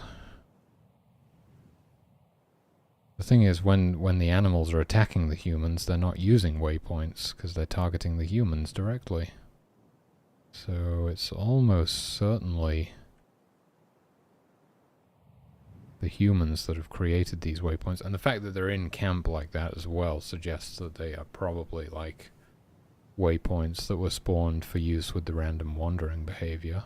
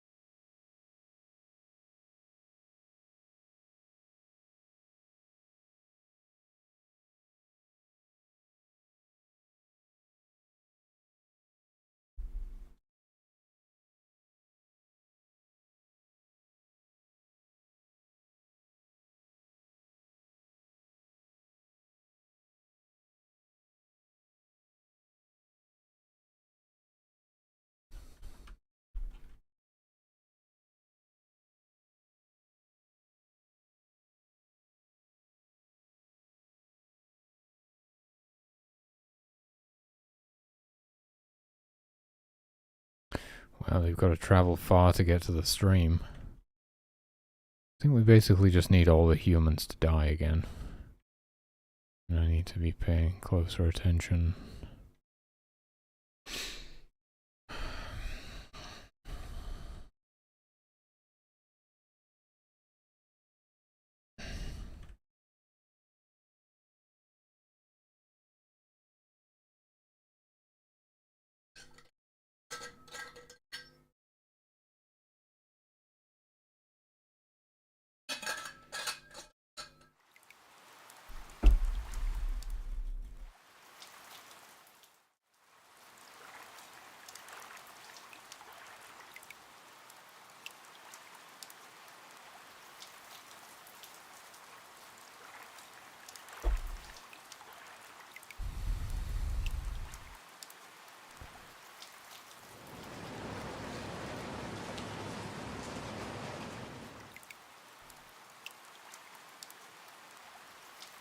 I guess we're gonna need to bait some wolves over here or something. Where's the other wolf den? I'm tempted to reintroduce more wolves, you know. I wound up removing them because it was so brutal.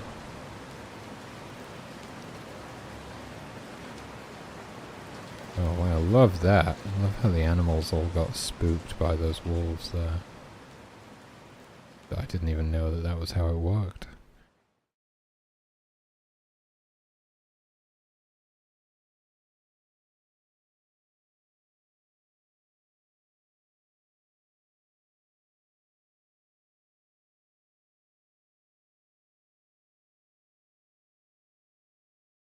So, yeah, the interesting thing is that none of the humans were drawing a line to any of those waypoints.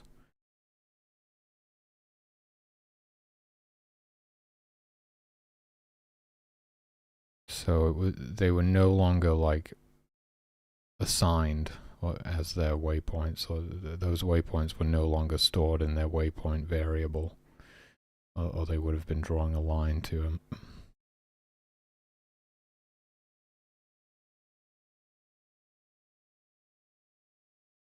It's a bloodbath.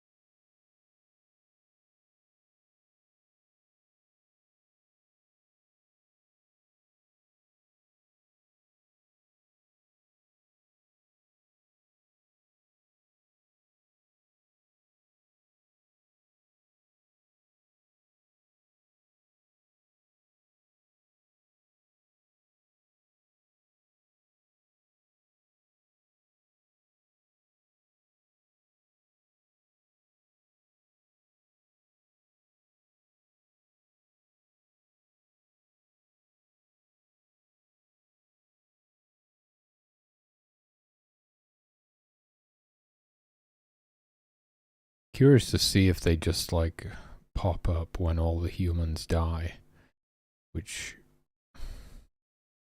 might suggest that it's a malfunction with the hunter's group waypoint spawning or something. I don't see how that would be the case though.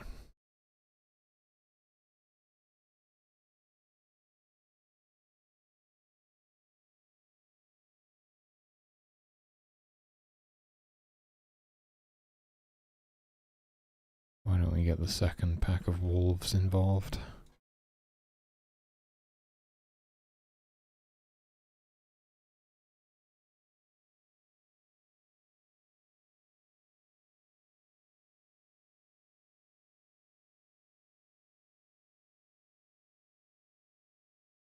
Oh yeah, the wolves are fleeing from the other wolves, yeah, because they will fight each other.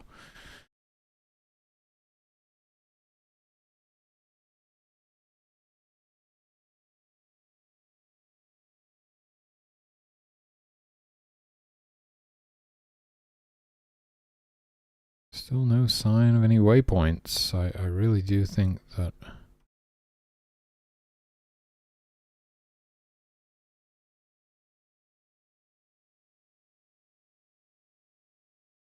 Why are these wolves not attacking? That was very strange.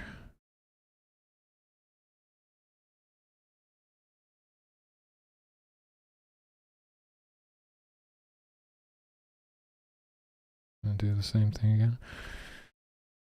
I think they're just a bit delayed. The delay is long enough that they can kind of get out of range again before it's updated. What I need to do, and I was talking about this the other day, is when I pick this human up and drop them, it updates all of their trackers, but it doesn't update the wolves trackers. What if you wanted everything to be like instantly responsive, when I drop that human, I would also need to update all of the trackers of all of the other creatures in the map as well.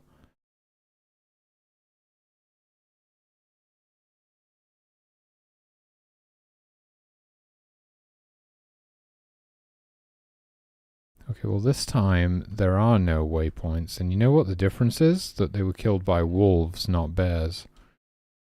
That's the difference. So I think we need to do a test where we get eaten by bears.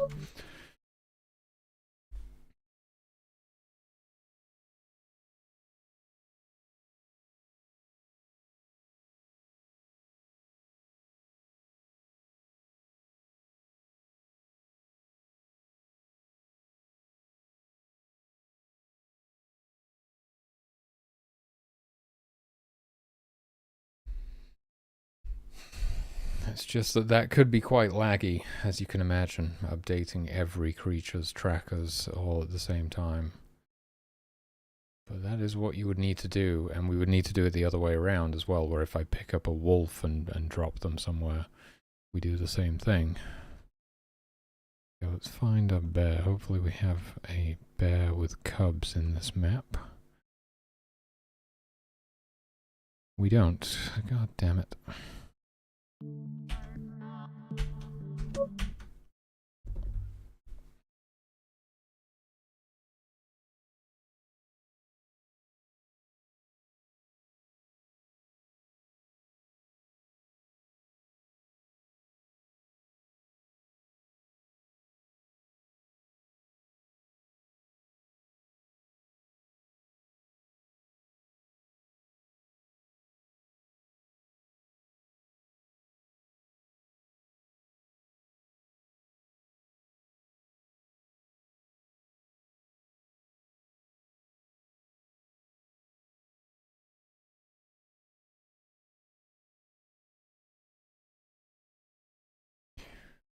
You all got any more of them bears? There's one. Okay, let's get this one. Hopefully let's try not to get the wolves involved. It's not even reacting to us. What the hell? Okay, that's a bug. These are your cubs, right? Are you going to defend them? What's going on? What if I give you a different human? No? Well, that's not good. So I've broken something now that is preventing the bears from actually aggroing.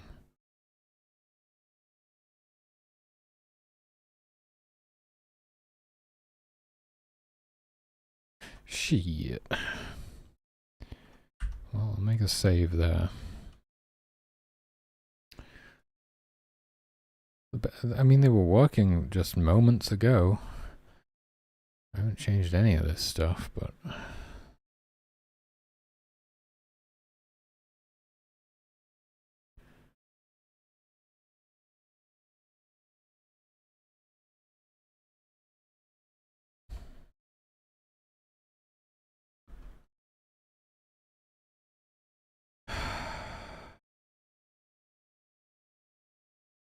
Good lord, what the...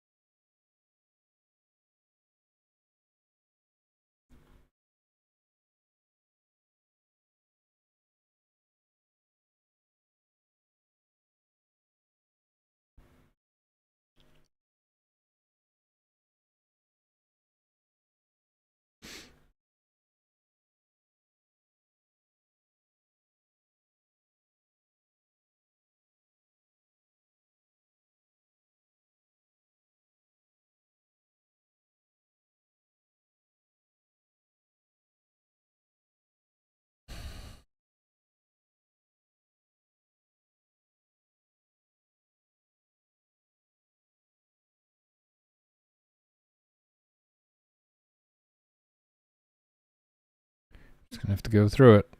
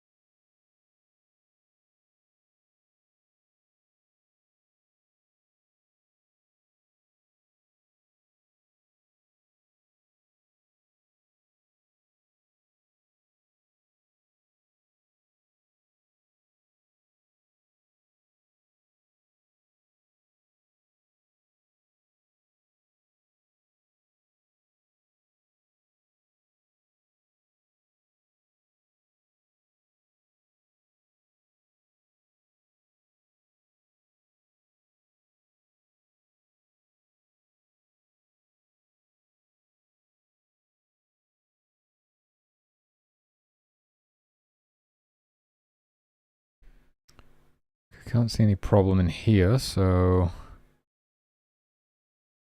I've just been messing with the state conditions script, haven't I? So look at the attack state stuff.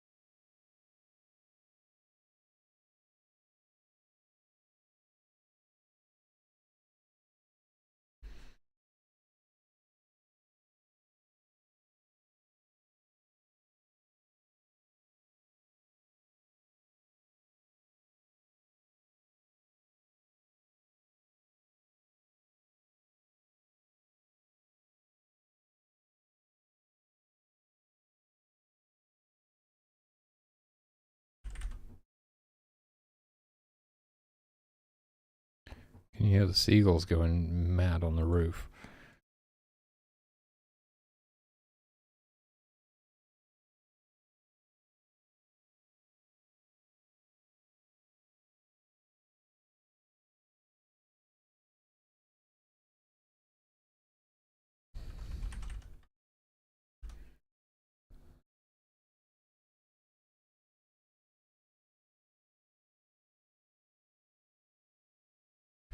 I don't think they're even getting into the attacking state to begin with.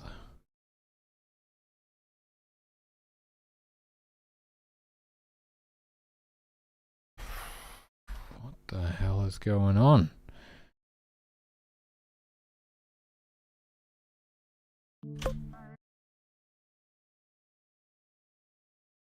Oh, and now it just works.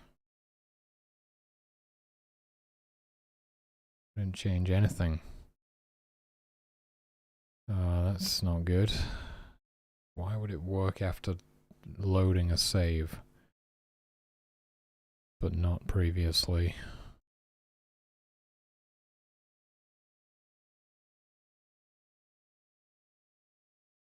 Oh, the wolves are getting involved now.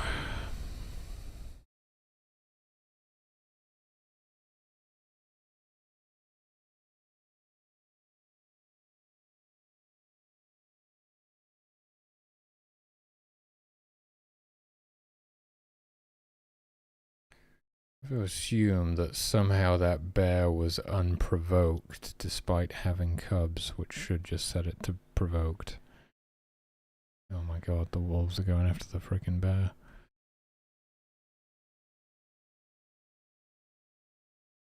Bear can run faster than the wolves, so can it? No, they seem to have the same speed.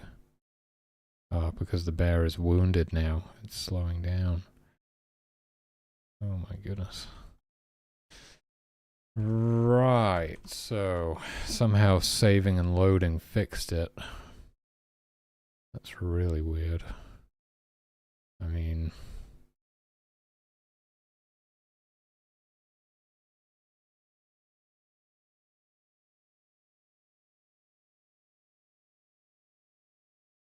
reassign mother on load. I'm assuming we're just saving and loading provoked. Almost as if those humans weren't in the DS map.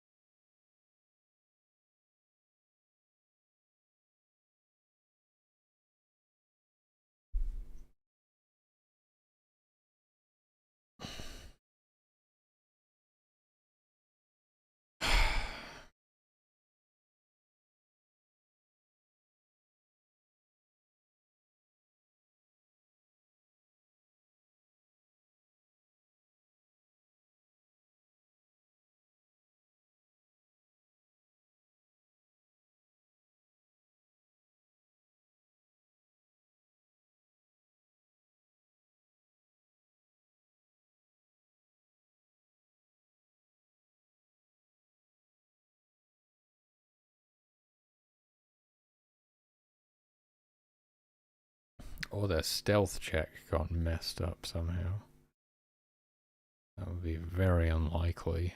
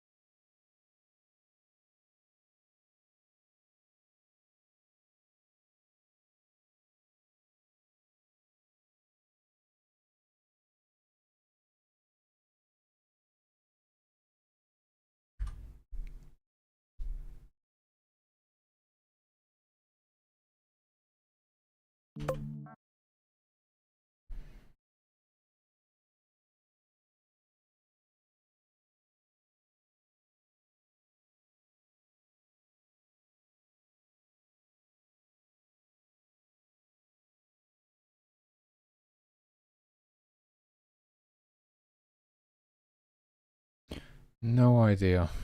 No idea.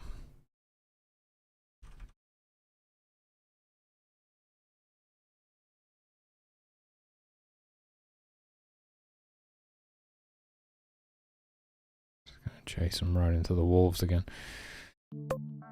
Oh my god, dude.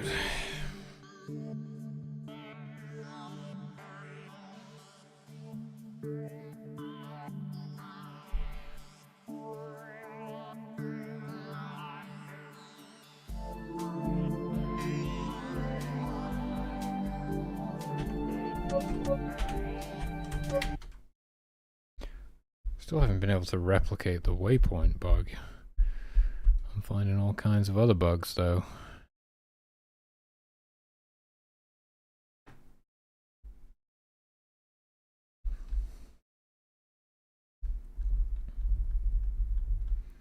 Gotta throw some food in the oven. Actually, I'm getting hungry again. Probably should call it a night, to be honest with you. It's getting late.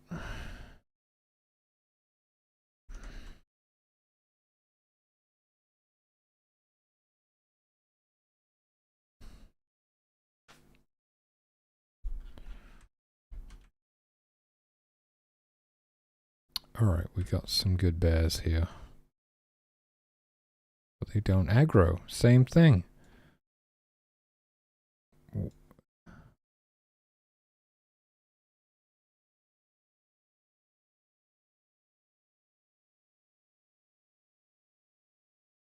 Wow. Okay. But it starts working again after saving and loading.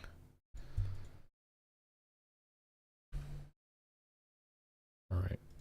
I need to be able to see if this bear is provoked or not, for one. I need to know whether the humans are in the human map or not. How the fuck do you find that out?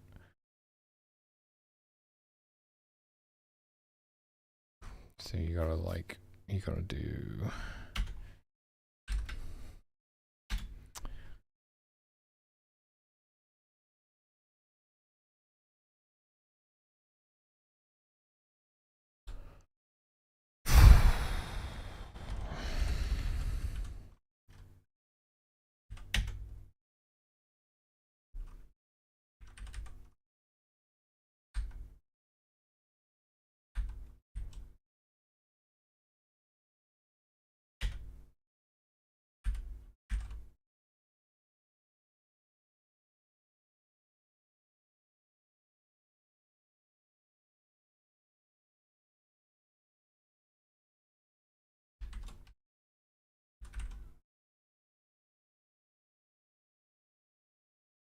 Can I not do that?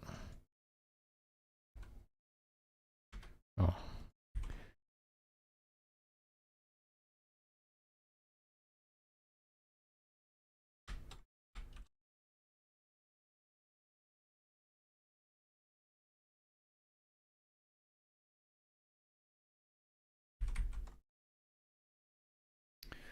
It'll tell us if it's in the map or not. I mean, they're probably in the map. Probably something on the bear side of things, but...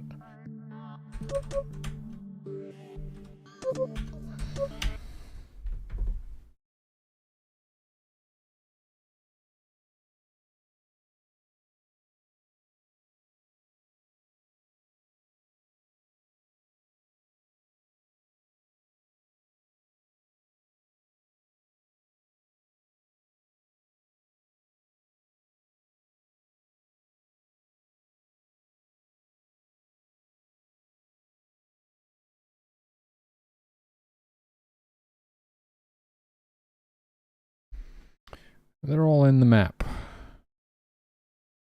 What's going on with the bears then? We need some bears with cubs. We don't have any bears with cubs.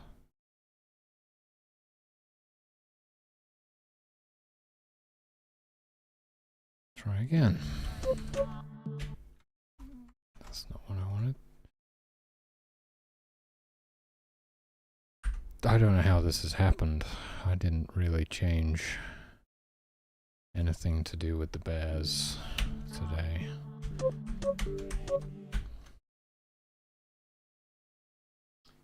Really weird that saving and loading fixes it, which leads me to believe that, like, the bears, when the bears are spawned with cubs, they're not being set to provoked, but when you, like, save and load, I don't think that's how it works. I'm pretty sure we just save and load the provoked variable rather than something where it's like adding the cubs back to that cubs list and then setting them to provoked if that list is not empty or something. But I just can't imagine how yeah, so okay, so this bear has cubs and yet is unprovoked. But if I save and load, it's still unprovoked. What the fuck? But will it aggro? No. But last time if I saved and loaded, this is very confusing.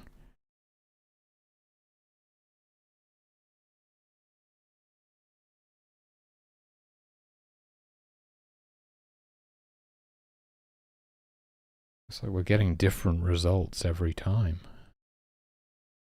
Well, at least all the humans are in the map. I mean, that's good to know. Oh my god. Okay,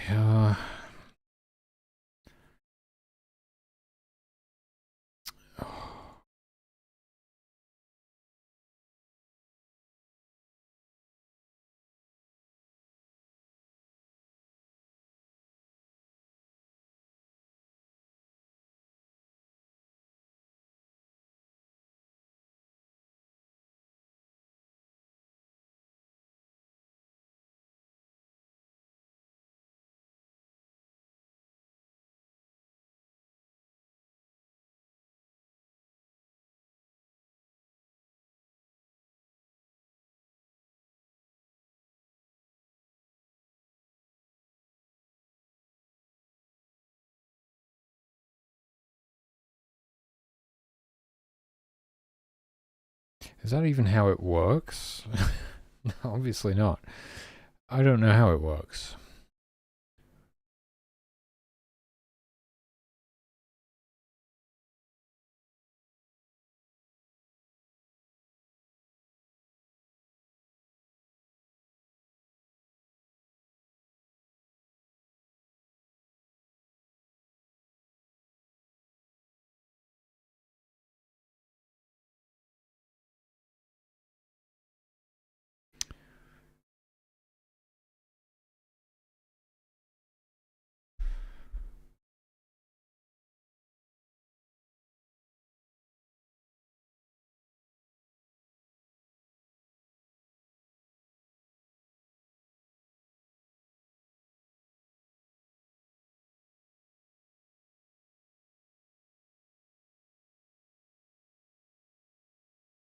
I have a feeling that they don't actually become provoked until they've fallen asleep. Because when they fall asleep, that's when we perform the check to determine whether they should be provoked or not. Because the idea is when they fall asleep, they like calm down, you know, they sleep it off or whatever, and if they were provoked by somebody poking them, and then they take a nap, they chill out. Unless they have cubs, in which case they're like always provoked. I think we're just not setting them to be provoked in the first place if they have cubs, but they're actually becoming provoked when they go to sleep because they have cubs. I don't know how to explain the saving and loading thing though, but that's been inconsistent as well. Although, no, wait, I can't remember actually on the previous save. Did that bear fall asleep or not? I don't know. Maybe that was it. I think we could be onto something here, though. If we just go back to... See, this is what I'm talking about.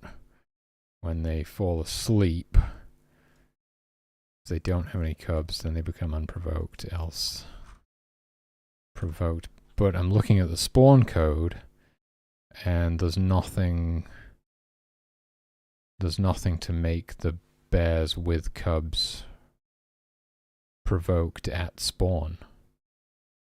We just need like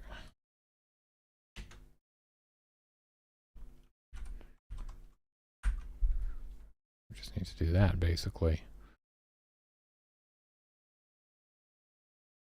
So is that right? Hold on. Wait a minute. Nope. That needs to be inside of here.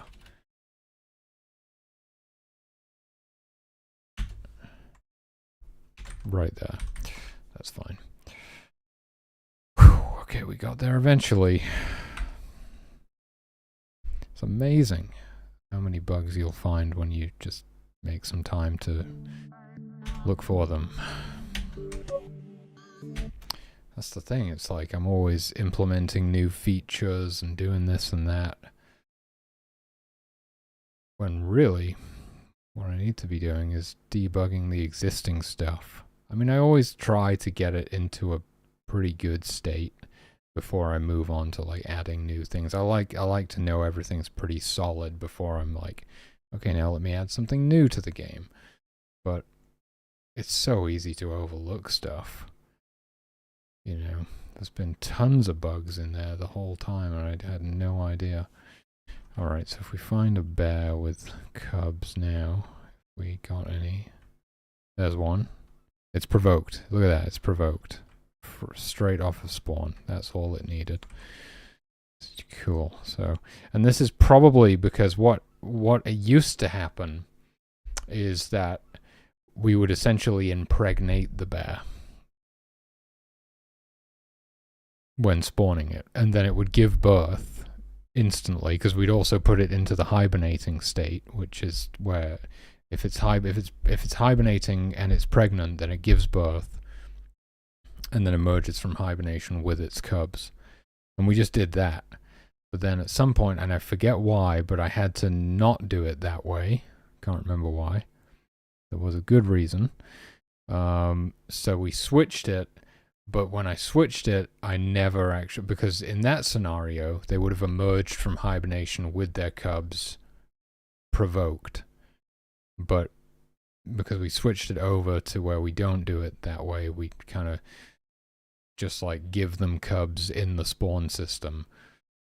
I just was never setting them to be provoked. And I never really caught it because usually after they've had a nap, they become provoked. And I guess I've never been like trying to feed people to bears immediately at the start of the game until now. So we tracked it down. I mean, we became aware of it, and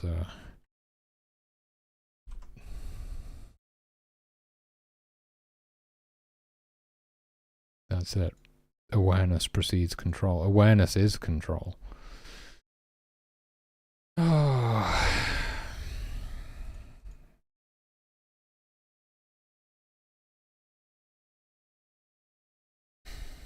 Everything hinges upon awareness. Everything rests upon a foundation of consciousness. And that is why the future depends on us expanding our own consciousness. So get out there and take a bunch of psychedelics and don't let anybody stop you.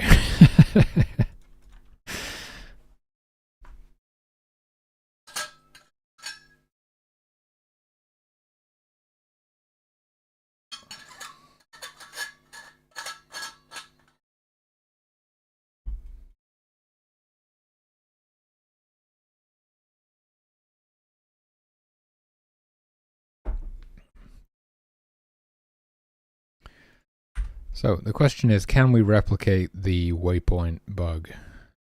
One more try, and then I've seriously got to throw something in the oven. It'll only take me a second.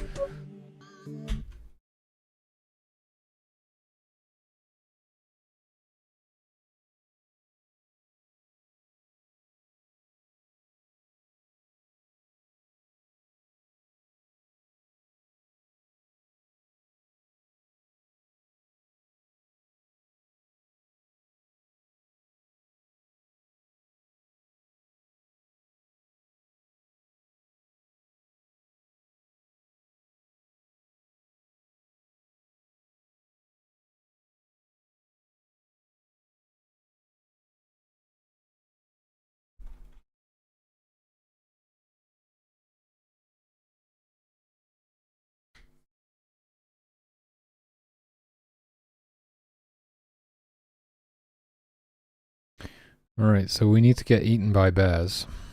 It's a strange objective, but that's what it takes. And we don't want the wolves to get involved. Hopefully we got good wolf spawns. Where's the other ones? There, okay. Hopefully we can avoid those. Oh.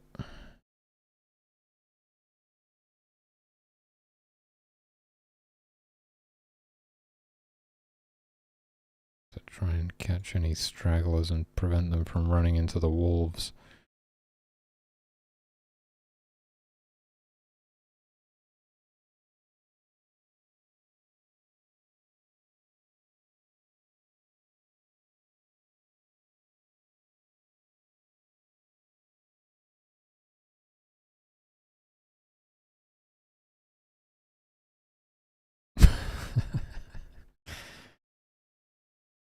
It just immediately falls asleep. Narcoleptic wolves. I mean, bears.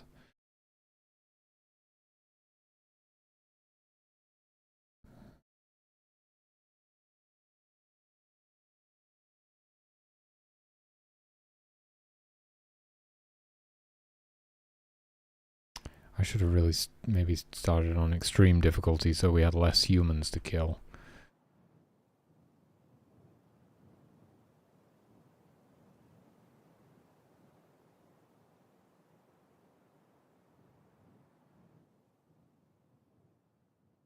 But then again, this is... Oh, see, we got some waypoints there. Where are these coming from? What are those? What's happening?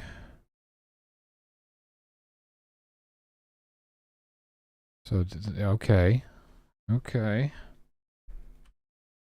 Is it possibly... I don't know about that, actually. Could it be something to do with the bear cubs, though?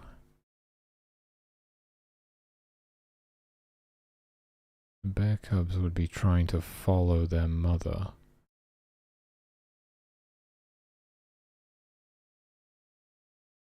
Another bear over here, we could get that one involved.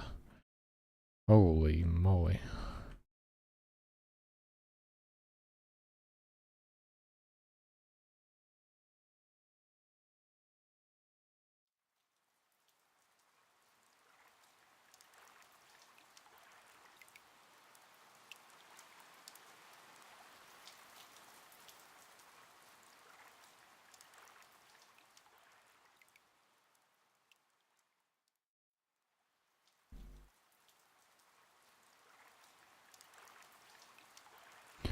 Might need to shorten the de-aggro radius on the wolves. They are really going after this thing. Yeah, I think, yeah. Definitely.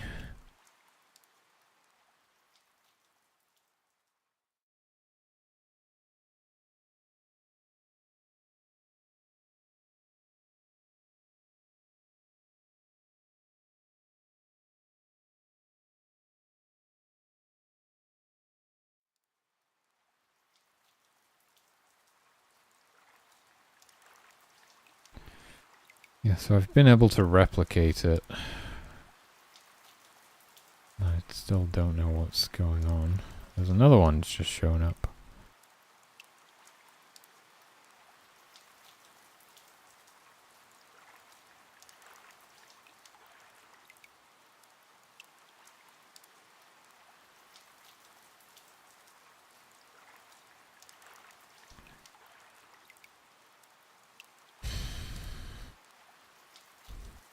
It's the last human.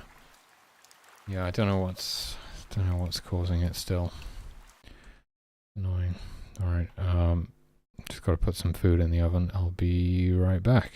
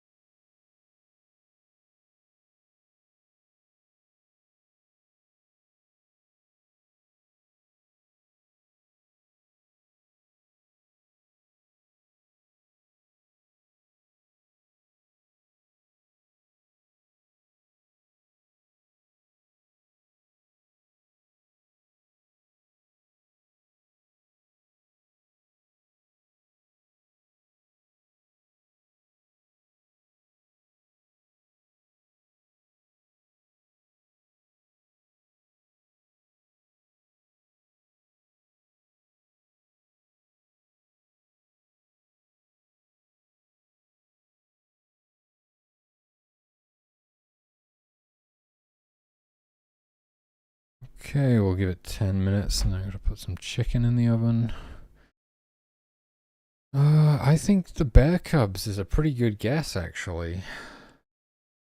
Because, you know, it wasn't happening when they were killed by wolves.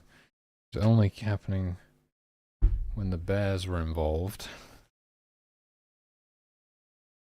So we know it's not the humans, actually. It's related to the bears or the bear cubs, specifically.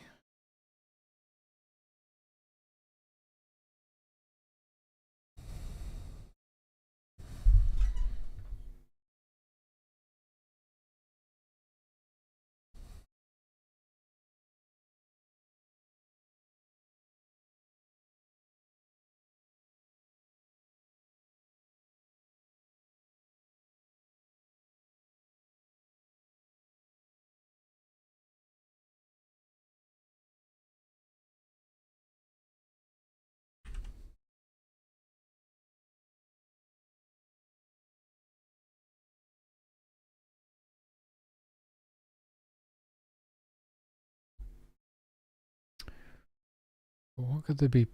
What could they possibly be doing?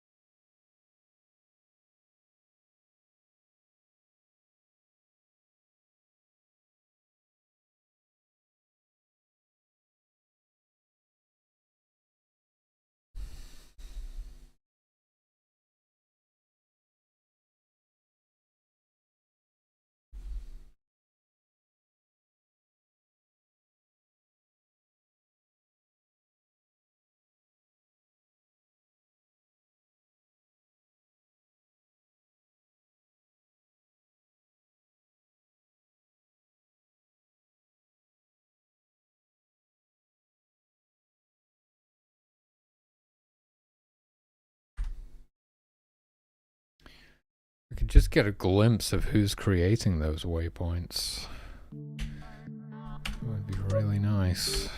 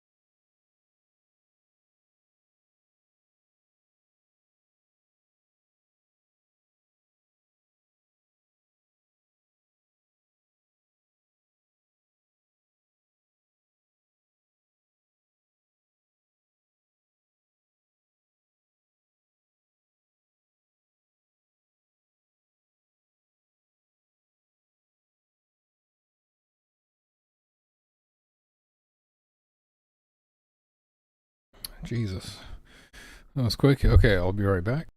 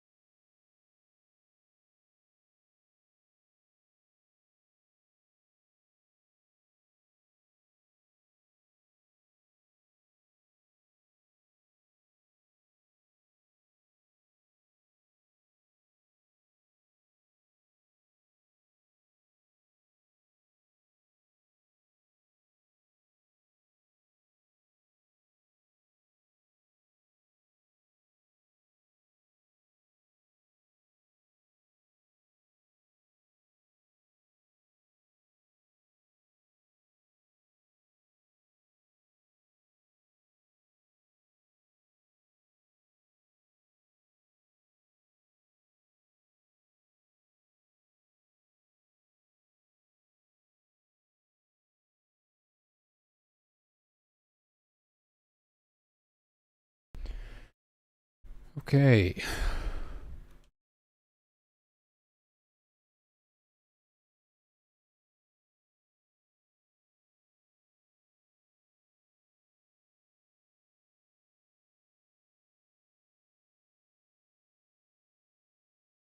Oh, the fucking wolves.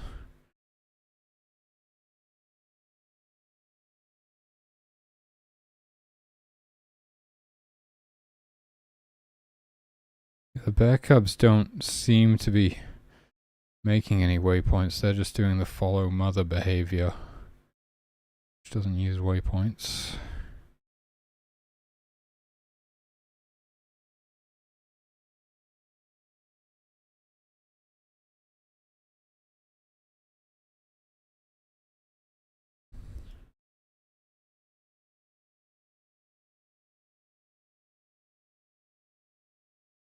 There is a chance they could do the wandering if they get close enough.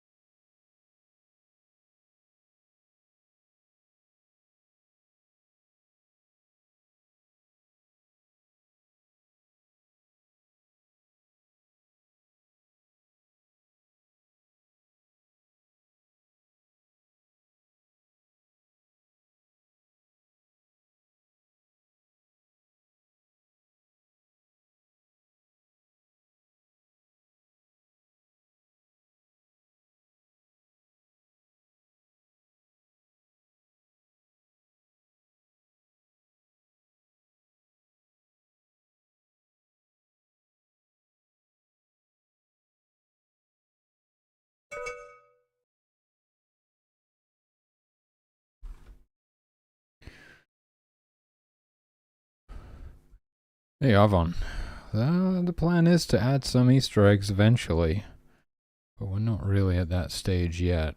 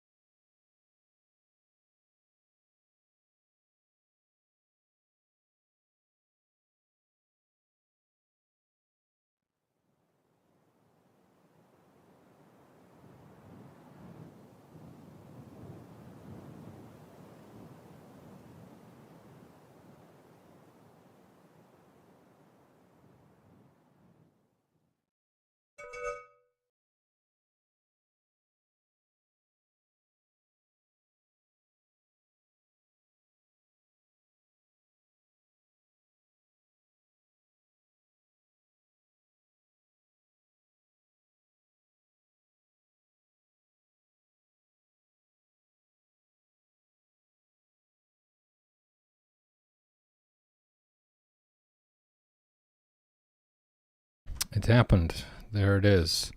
I didn't see it though.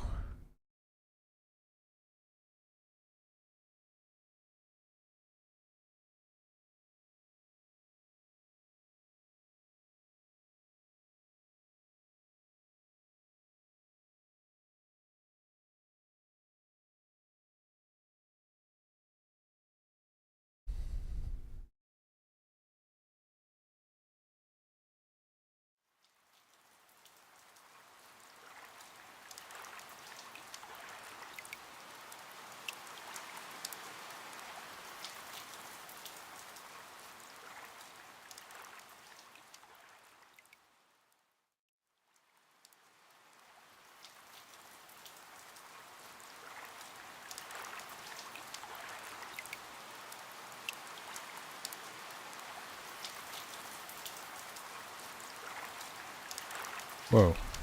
Did another one just appear after they died?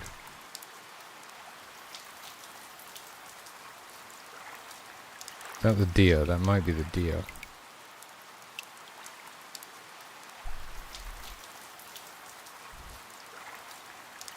Yeah, it was the deer. Okay. I'm pretty sure it's the humans creating these. I just can't figure out why.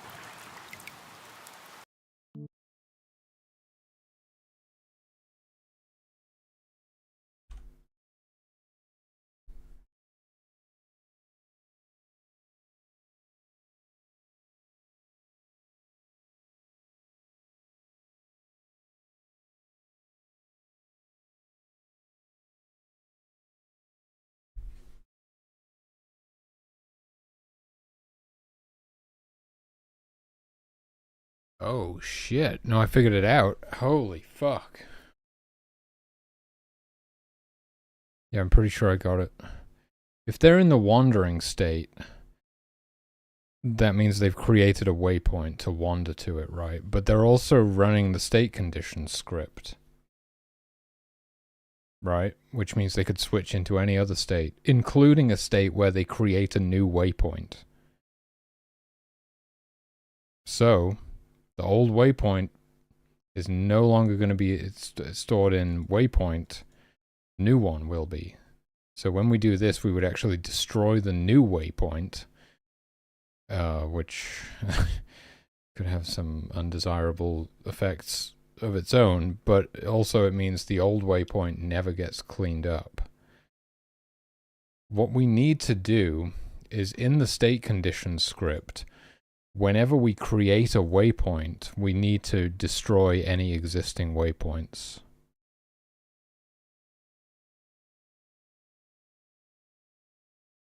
And then not do this in the state. Yeah, we mustn't do this in the state. We must do this in the state conditions. And that goes for all of them.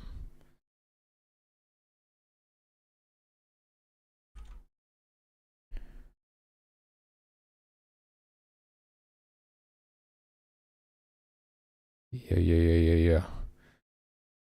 That would be a good practice to keep that in mind. Whenever we create a waypoint, first destroy the previous waypoint.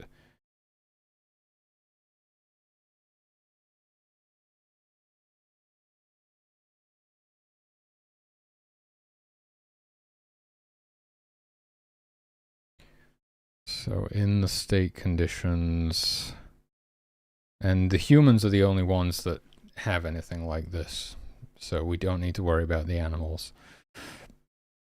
But in the human state conditions, any state that creates a waypoint, so anything that contains waypoint regular or waypoint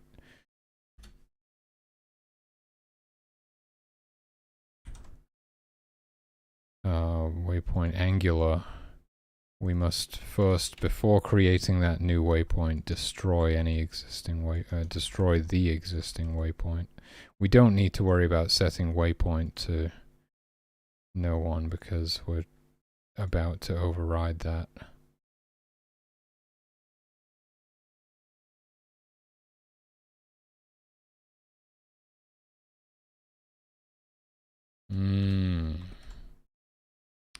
And that's why it was so rare, because that is a rare scenario.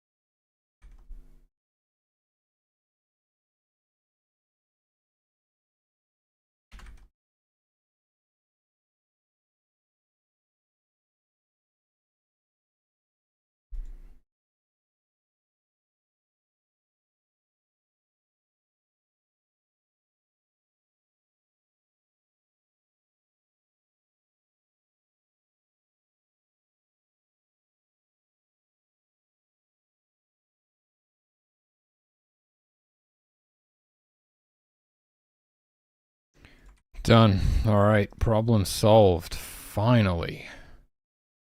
Excellent. Took me a while to figure that out. Okay, so we can disable all of our debug stuff now. Beautiful.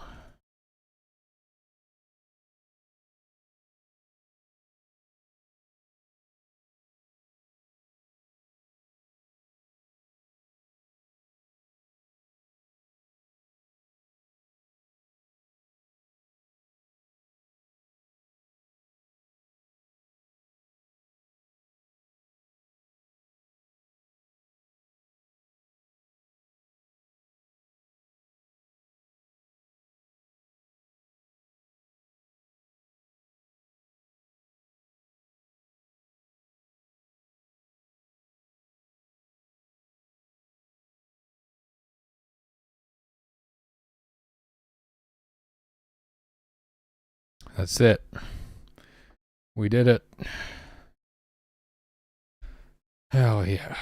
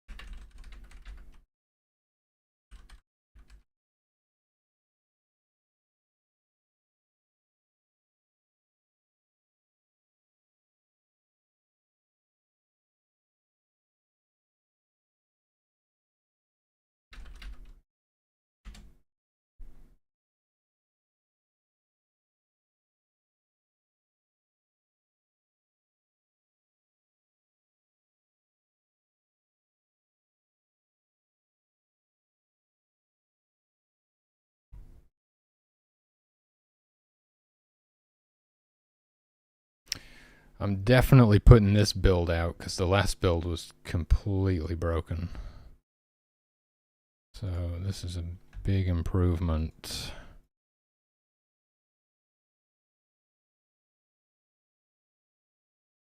Gonna crank the version number and everything. I think we did enough. I know we did a lot today, but I can't remember any of it.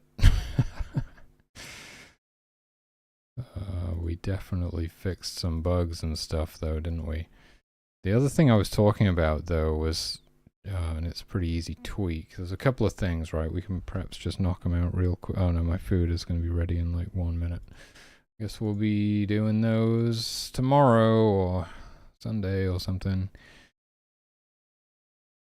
Oh man. But yeah. Or no, it's getting too late. I can't do any more today. Alright, well that's gonna be it from me. I will release this build though.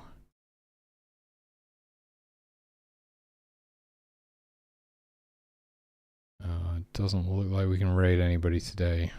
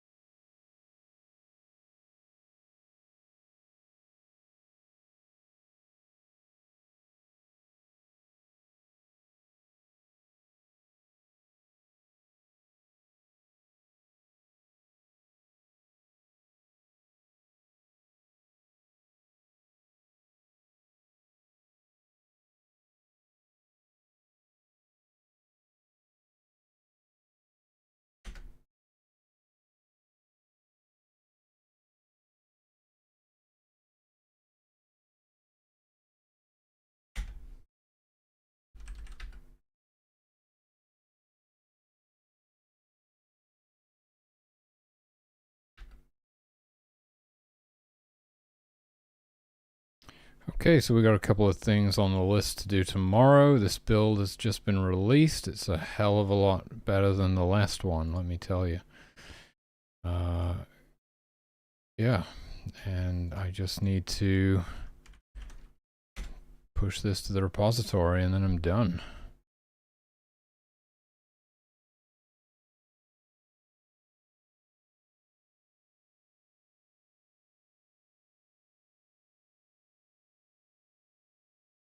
What did I even do? Fixed waypoint bug and more.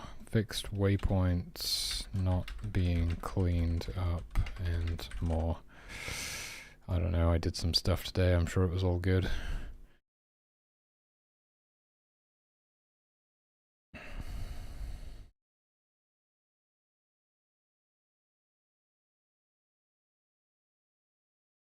Okay, there we go. All right. Well, that's it from me, my dudes. Thank you for joining me.